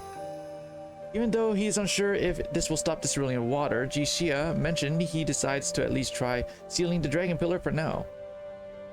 Scribe sits back at his desk and begins flipping through the bamboo scrolls filled with intelligence reports. So the vassals have finally started turning on each other. But none of them seem powerful enough to take over Qingyu City just yet. Send more people to foster communication between the regions and keep a close watch on things. Right now, the top priority is to restore the abandoned fields at the foot of Mount Tianqi. The sun dips below the horizon, casting a golden glow over the shimmering waters of Tianqi Lake. The craftsmen have wrapped up their work for the day and are heading home to rest at the foot of Mount Tianxia. For the first time in ages, kitchen fires flare back to life, sending thin plumes of smoke drifting into the evening sky. Finally done with his administrative duties, the scribe turns to his true calling. He picks up a fresh bamboo slip and raises his brush, but his wrist hangs frozen in the air. What tone should I use? Where should I even start? He sighs and puts the brush down again. Zhongluo called himself Grand Scribe. When he recorded history, the scribe, out of respect for his mentor, can't bring himself to use that title. Should I use my real name? No, that won't do either. Historian has to be both respectful and cautious. They are nothing more than the thinking hand that records the truth. If even Zhongluo didn't dare to inscribe his own name into history, how could he? His gaze drifts to the crystal clear water of Tianqi Lake, and in a sudden rush of inspiration, he discovers his new name. One day, when he is old and can no longer bear the weight of this responsibility, he would pass both the name and the duty onto a worthy successor. The name would be passed down from generation to generation, like ancestral rights and like history itself.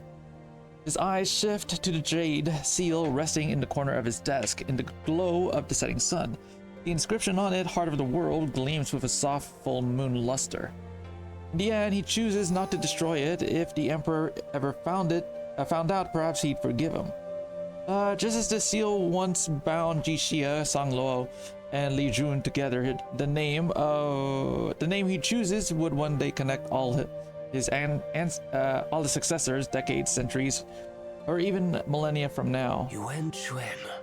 The legacy of mere mortals will endure far beyond what emperors and gods could ever imagine. Like flowing water, fleeting as the current, yet eternal, as a hidden spring that never runs dry. They will embody the highest virtue, like water itself, nourishing all yet contending with none. This time, when he lifts his brush, there is no hesitation. He starts writing the final chapter of Jixia's story. The first few words on a bamboo scroll read,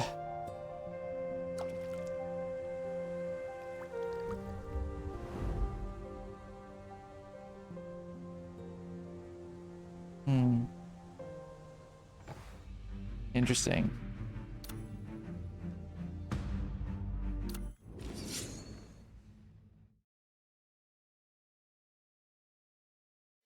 At the peak of Mount Tianxia, beside the serene waters of Tianqi Lake, occasional tremors from deep within the crust feels as if the earth itself pulsates.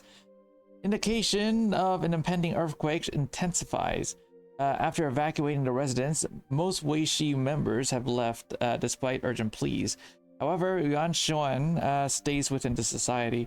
The sole companion besides Yuan Xuan is a tall humanoid puppet. Behind the puppet, a finely crafted table is positioned near the lake.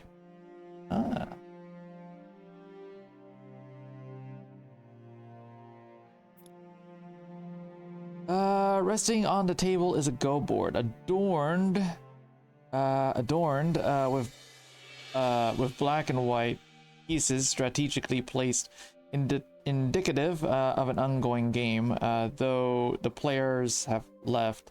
Seated on one side of the cushion, the elder meditates with closed eyes, as if anticipating the arrival of a guest. All it takes is settling into his spot by the board, calm and still, and his opponent will eventually take the seat opposite to him, pieces in hand, ready to play. Abruptly, the puppet leaves in silence. Yuan Xuan opens his eyes. He spent most of his life seated at his side of the board, and now his opponent has finally presented himself across from him. In contrast, appearing weathered like a tree on the brink of falling, his opponent sits upright and handsome like a young pine. Those greenish eyes mirror Yuan Shuan's aged face. His gaze akin to still water in an ancient well. Yuan Shuan speaks only to notice his voice tinged with emotion. You might know nothing about me, but I know everything about you. That's what I always believed.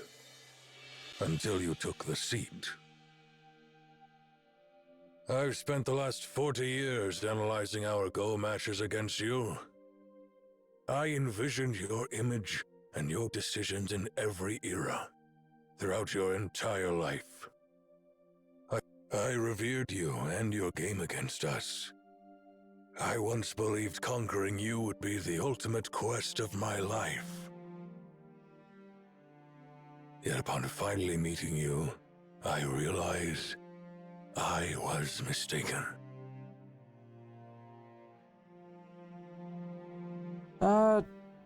Too young, his opponent appears far younger than he had imagined, yet beneath that youthful exterior lies a soul older than his own weary spirit.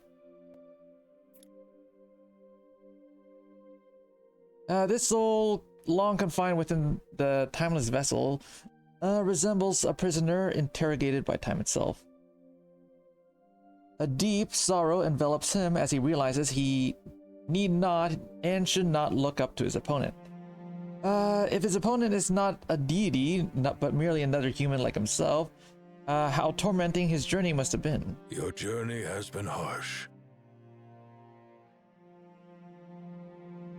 Ishia merely offers a faint smile. Attachment to your opponent is a no-no and go. Spare me the sympathy, kid. I see. Let's get it started. Your move, please. Ishia picks up a black piece, gently caressing it for a moment. You're limited to just 5 moves. You're aware of that, right?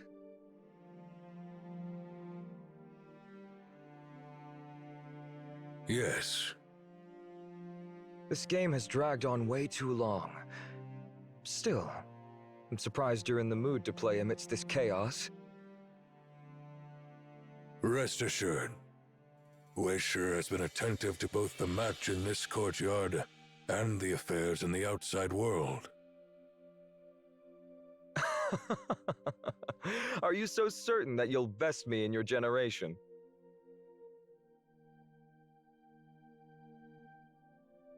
Yuan Shuan shakes his head gently. I'd rather say, I'll see your wish fulfilled. My wish fulfilled? Interesting. Now tell me, what is my wish? This isn't a question for me, but for you. What do you genuinely desire at this moment? Surprised Yuan Shuan's query, Xia bows his head in contemplative silence. Yeah. What do I truly desire?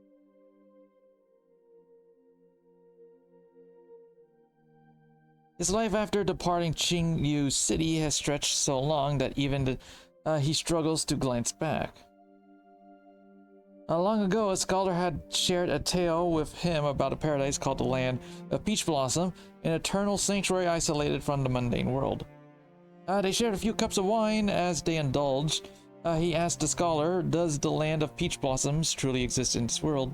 The scholar simply laughed in response to his question, asking, does any eternal sanctuary truly exist in this world? Upon that question, he fell silent. The eternal sanctuary does exist, but it is nothing like the idealistic vision held by ordinary individuals. So, Yuan Shuan of Weishe, do you believe the Land of Peach Blossom truly exists? I do. Xia arches his eyebrows in surprise.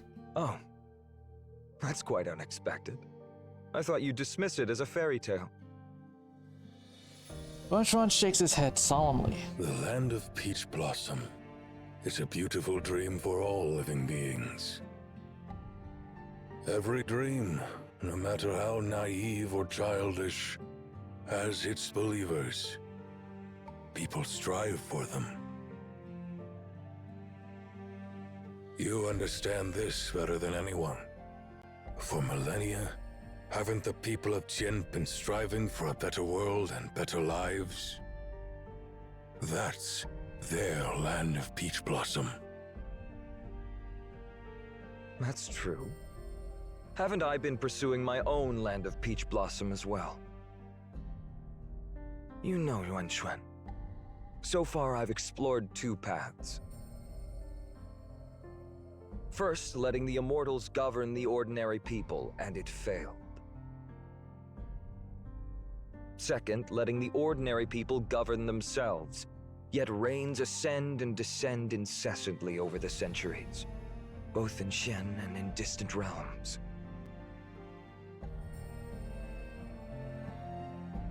Even the most illustrious monarchs and empires eventually crumble. Many in power boasted of establishing timeless feats or systems, but history always progresses in its own manner. It's like a vortex, pulling everyone in and starting anew.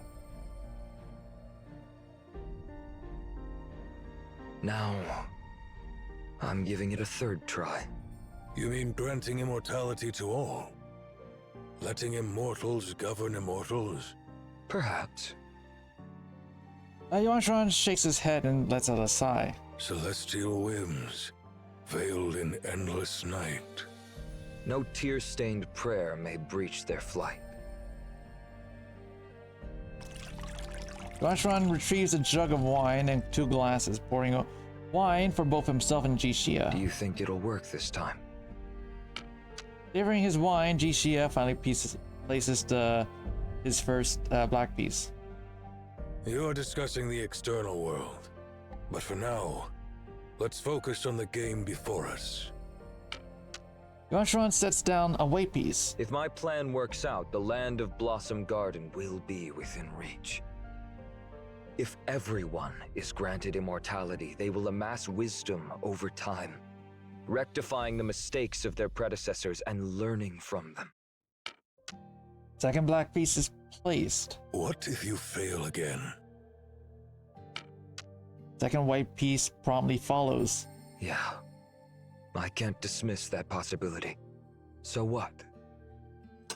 Jixia abruptly places his cup down and begins to sing. Within the hourglass, how many grains remain? Why not unclench the reins? Let wind decide my lane.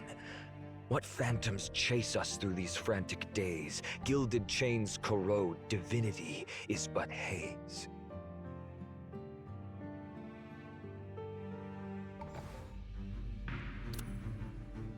Oh, there's still more! Yo.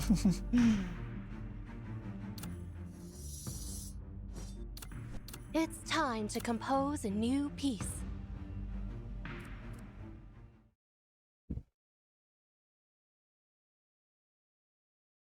We're not even at the end, dude. Yo, man. Yeah, like, this is like a really long one. It's scorching out here. If we keep pushing forward, we'll literally get roasted alive. No turning back now. All right, let's keep moving.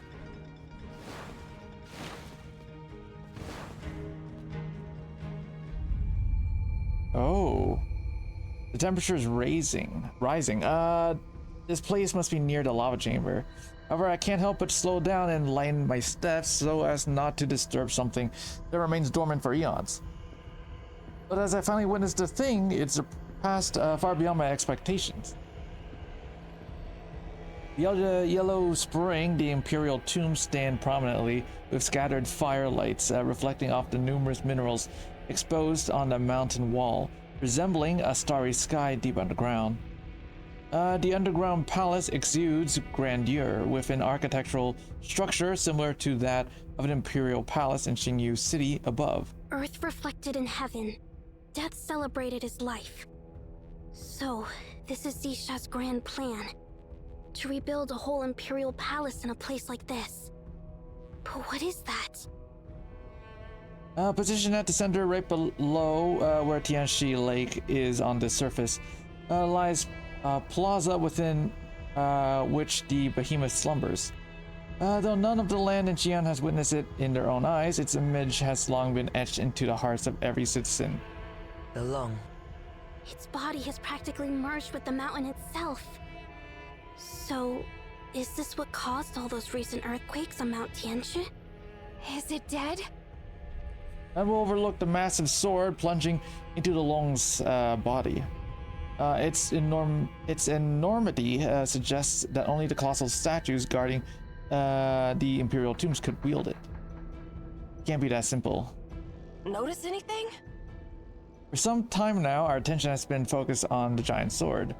Yet, for some inexplicable reason, my focus subtly shifts akin to noticing a star of a slightly different hue amidst a field of starlight. Subconsciously, I raise my hand, gesturing towards the Lung's head. Look, there's another sword there. Huh? Is that a cerulean crystal sword? Also within the Lung's head, a tiny cerulean sword emits a faint glow, appearing as delicate as a needle compared to the bulk of the Lung. Barely perceptible trickle of cerulean blood trickles out from the wound inflicted by the sword. Who drove that sword into the Lung's head? The answer seems clear. Xia. Was he trying to... Before I can finish my words, its tremor ripples beneath my feet. It feels as if something is emitting labored breaths due to pain. Not far away, the cerulean eyes slowly open.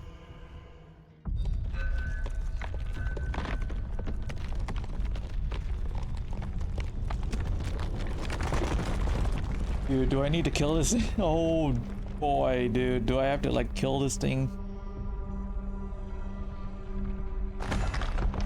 Holy. Well, we're fighting it now. Cool. Yeah, totally great. Yeah, no, this is fine. Yeah.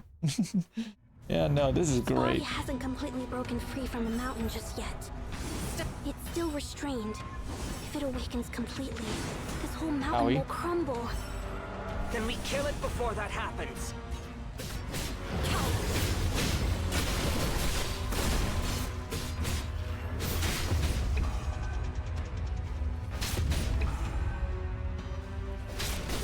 Okay, yeah, cool, that's fine, yeah. Oh shit.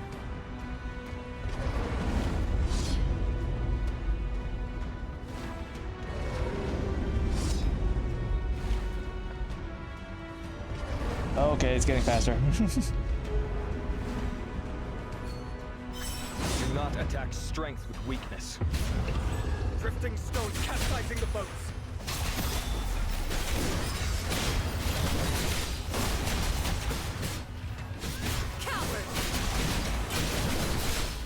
Deadly breath is Oh coming. boy. Watch out.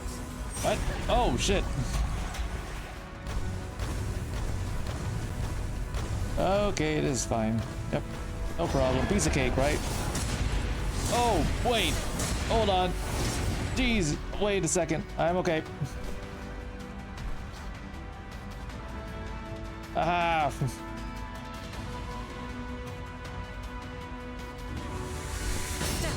Dodge it. Haha.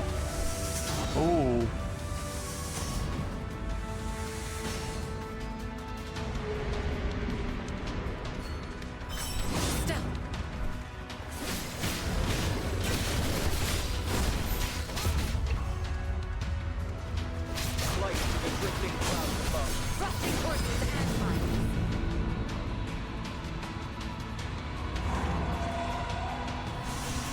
Yo! Okay, wait.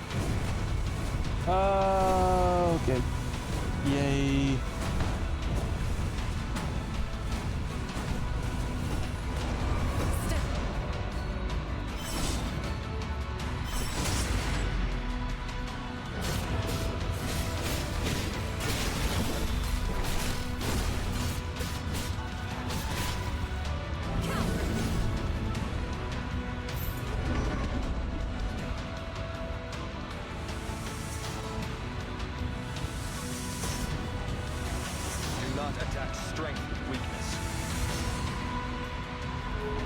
pretty cool boss. I kind of like this. The wise can make mistakes.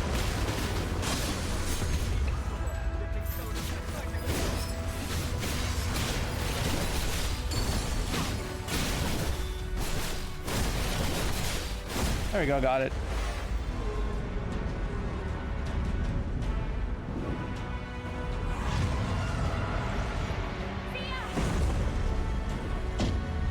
I'm on it now.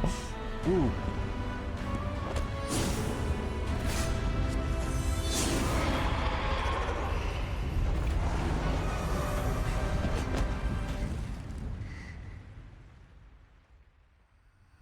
To follow along, it seems both instantaneous and yet extended, similar to a slow motion sequence. The gargantuan creature, which escaped the catastrophe that befell his kin eons ago, is now ultimately caught in the grasp of belated demise. The radiance in its colossal eyes wanes. The Lung's lengthy bronze body plunges into the deepest recesses of the lava chamber, its massive head swaying one final time before disappearing into the darkness beneath the plaza. As the form dissipates, a faint cerulean glimmer crosses my vision. It is a reflection of the tiny green hued sword lodged deep into the Lung's head. Without that sword, I wouldn't have been able to deliver a fatal blow to the crucial moment so easily. Did the person who left behind that sword intend to awaken or eliminate the Lung? Unfortunately, the person who can provide an answer is still nowhere to be found. I wonder where Jixia is. We glimpse the divine dragon's head, yet its tail remains unseen.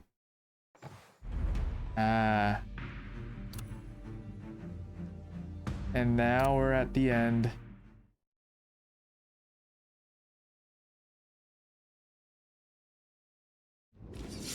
The demise. The sun shines brightly. The greenish haze gradually disperses before the go board. The board is illuminated by an eerie light, while the lake mirrors the silhouettes of the two players. So wait, Jixia had to have gone there at some point, but then I guess he left at some point, and then he went to go play Go. After a moment's contemplation, Jixia places another black piece. However, this time the white piece does not follow suit. Yuan Shuan fixes his gaze on Jixia. Are you fully prepared? Jixia nods in response. Naturally. Suddenly, the ground trembles once more. In an instant, the lake's surface gleams with golden hue, with the faint echo of the dragon's roar resonating from its depths. However, the two players remain focused on their game. Seems they've discovered the Eternal Sanctuary. Jixia sneers. The Eternal Sanctuary. Just a fancy graveyard. A crypt for corpses that should have rotted ages ago. And a sleeping monster that'll only wreck everything if stirred. White piece is set on the board. Agreed. Let the past remain buried in the past. Gazing at the white piece blocking his black lung on the go board, Jixia bursts into laughter, unbound by constraints. Back then, I told the first Yuan Shuan to destroy the seal with the heart of the world. If he had obeyed, this game would have ended long ago. That's true. If he had destroyed that seal, I'd never have had the chance to sit here, enjoying a game with you, and slay your Long on the board. But he couldn't bring himself to do it. Oh. What couldn't he bring himself to do? He couldn't simply destroy the seal crafted by Master Tsang Luo, the legacy from you. Jixia smirks, his tone teasing. Those scribes loved preaching. The Emperor's words are final. But the truth? They simply wished to caution me not to joke about anything, as they'd faithfully recorded in history. And if you give them a serious order, they'd merely refuse because they couldn't bring themselves to do it. Yuan chuckles softly. Your tone doesn't sound angry, but rather almost proud. Ishia slaps down a black piece, its sound resonating like a struck metal. Of course I'm proud. Kids need to rebel. How else do they evolve? If they simply obey their fathers, how would they ever overthrow them? As utterance, in a heartbeat, the earth calms and the dragon submerges. All the anomalous phenomena descend into the azure abyss, as if the passage of millennia finally settles into the lake. Silence envelops the surroundings. At that moment, the lake's surface mirroring a serene expanse of water. And then, another white piece is laid, creating a fresh ripple. Congratulations. Your wish is fulfilled now. On the go board, the Black Long has been vanquished, the game's outcome apparent. Ishia tilts his head and releases a long sigh. I thought I'd waited an eternity for this moment.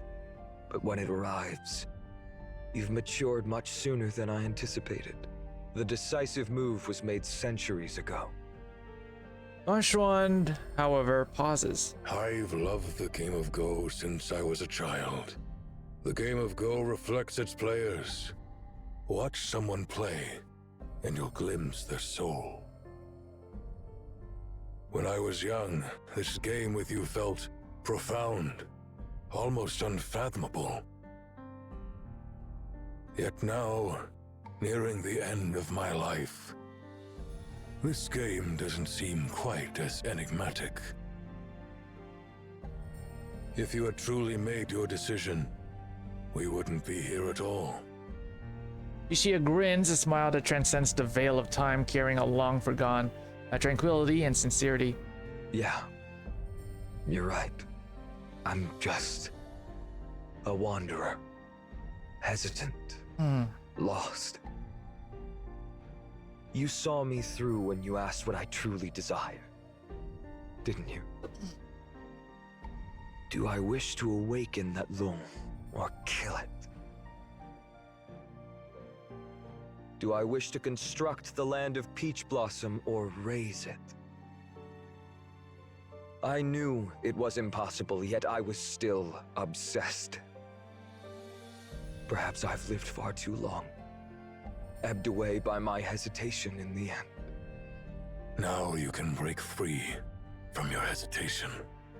Now you can liberate yourself from your hesitation.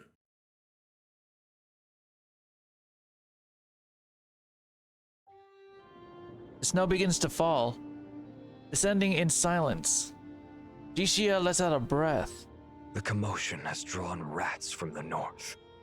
I've managed to drive some away, but with winter approaching, they won't cease coveting the granary. Remember, smoke them out and destroy their nests. No need to fret. Jantan is already on it. Take care of the Tianli clan. I will. I've looked into the Nemesis members. Most of them are small-time opportunists that won't pose a threat. However, some are deeply entrenched, and even I can't fully grasp their true essence. Be cautious not to get entangled with them. Consider this my personal plea. Steer clear of them. Some matters are best left untouched. Then forgive me for declining your request. We won't turn a blind eye to Emayan and their head librarian. Ah, I see. The prophesied one. A nostalgic expression crosses Jishia's face. If it involves the prophesied one, you will be sheltered. Don't you wish to see that person again? We shall meet again in due time. Time. So fragile yet unpredictable. I used to believe it flowed like a river. The latter half of his sentence remains unfinished. He was once akin to a wanderer strolling along a river, striving to reach out and grasp onto something, yet the flowing water always eluded his grasp. Those intangible elements, despite his utmost efforts, perished in slipping away from his side. Thus he stood alone on the riverbank, observing the river flowing towards the sea, never to return. But he preserved what he holds dear by constructing a dam. Such an endeavor would require a gargantuan dam. With bare hands, he cast pebbles into the river, futile in his efforts to react the dam to impede the flow. But I forgot. Rivers turn to clouds, and rain falls to earth. Life is a grand cycle in itself. All that he believed lost forever has transmuted into snow gently settling back onto his shoulders, as if they had never departed. Do you have any final instructions? Well, I believe you are already privy to what I know, so I won't dwell on it. No need to sound like a stubborn old ghost haunting the living. Any regrets, perhaps? You really know how to strike a nerve, kid. I have too many things left undone. How could there not be regrets? Are my children well fed, clothed, sheltered? Yuan interjects Jishia's incoherent words with an almost unyielding tone. You no longer need to concern yourself with that. Your children will succeed where you failed. This land no longer needs the Lone, the Immortals, or the Emperor. Your children no longer need you, Your Majesty. His words cut like sharp axe, instantly severing the foundation that has supported Jishia all this time. The sound of something intangible fracturing reverberates. His time, which has stagnated for 5 millennia, begins to flow once more in that instant. Oh. He stoops, visibly starting to wither. I see. Good. That's good. Time arose his voice. Stay by my side. Let's finish this game. You may have vanquished my Lone, but I'm not lost yet. Today, we play till I'm satisfied. The black piece is swiftly placed. As you wish. Your Majesty, do you recall the first person you ever played this game with? A ripple emerges in Jishia's composed eyes. It was you.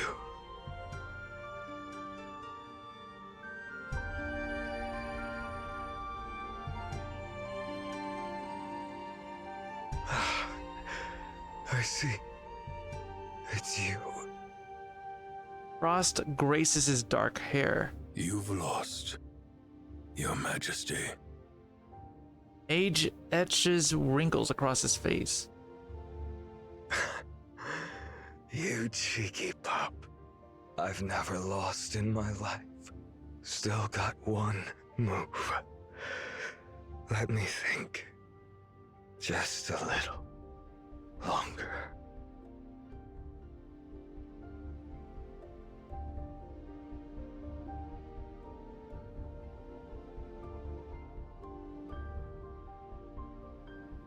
Yuan patiently awaits the black piece that will never come.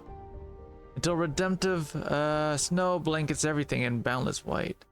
Silence envelops the surroundings. Then a warm tear drops onto the board. Time halts in that moment, all scenes recede like the ebbing tide, reverting back to that study room from decades past. Well, it's my turn now. Before I pass everything to you, I need an answer. Why have you fixated on this game and your opponent all these years?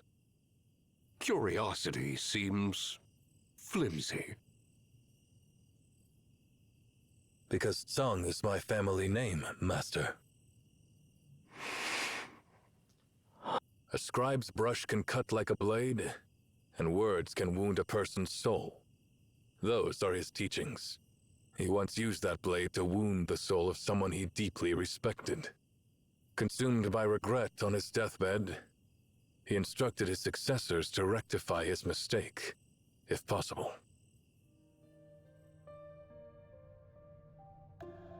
Aged, I linger where the wild winds roam, a stubborn bird who shuns the sweet home.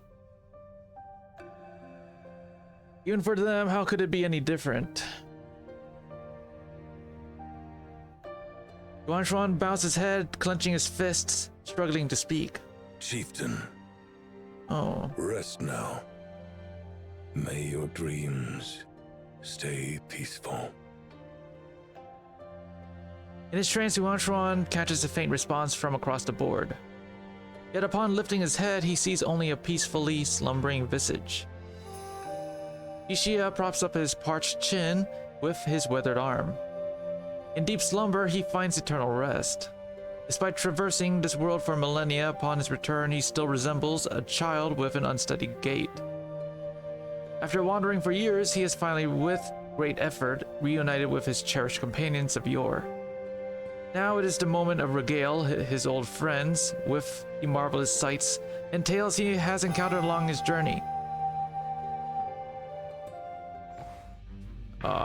I guess he's gone now. That's so sad. He's gone. Oh no. Anyway, that is it. Yeah, I'm done. I'm gonna go make dinner.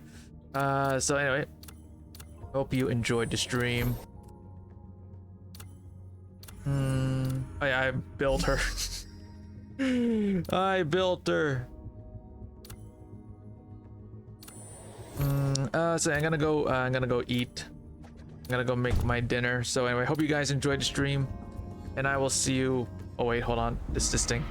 Ode to the Muse. Oh, oh, is this a music? Yo, this is a rhythm game. One sec. How does it work? Hold on. Oh. Oh. Oh, it works like this. Okay.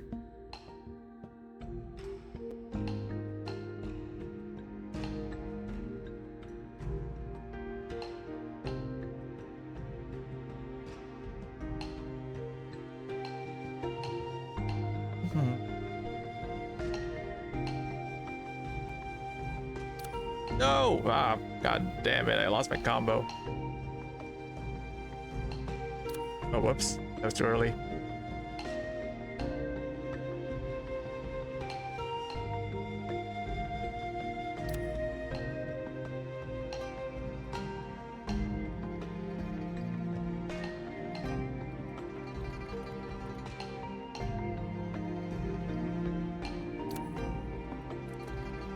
Oh, whoops.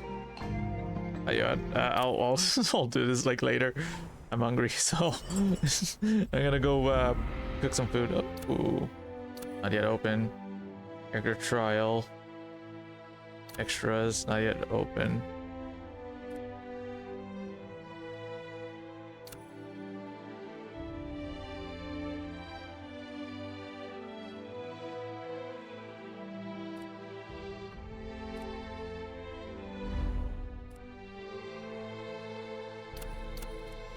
How sad.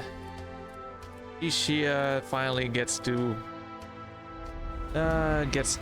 rest. That's great. Claim it all.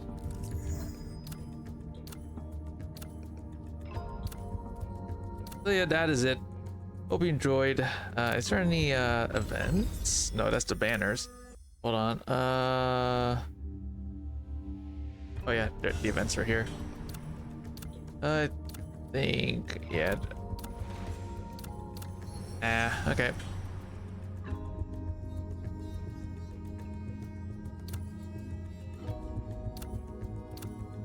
I wonder who's next. I guess we'll see. Anyway, hope you enjoyed the stream. I'll be streaming Madoka tomorrow. So anyway, I'll catch you later. Bye.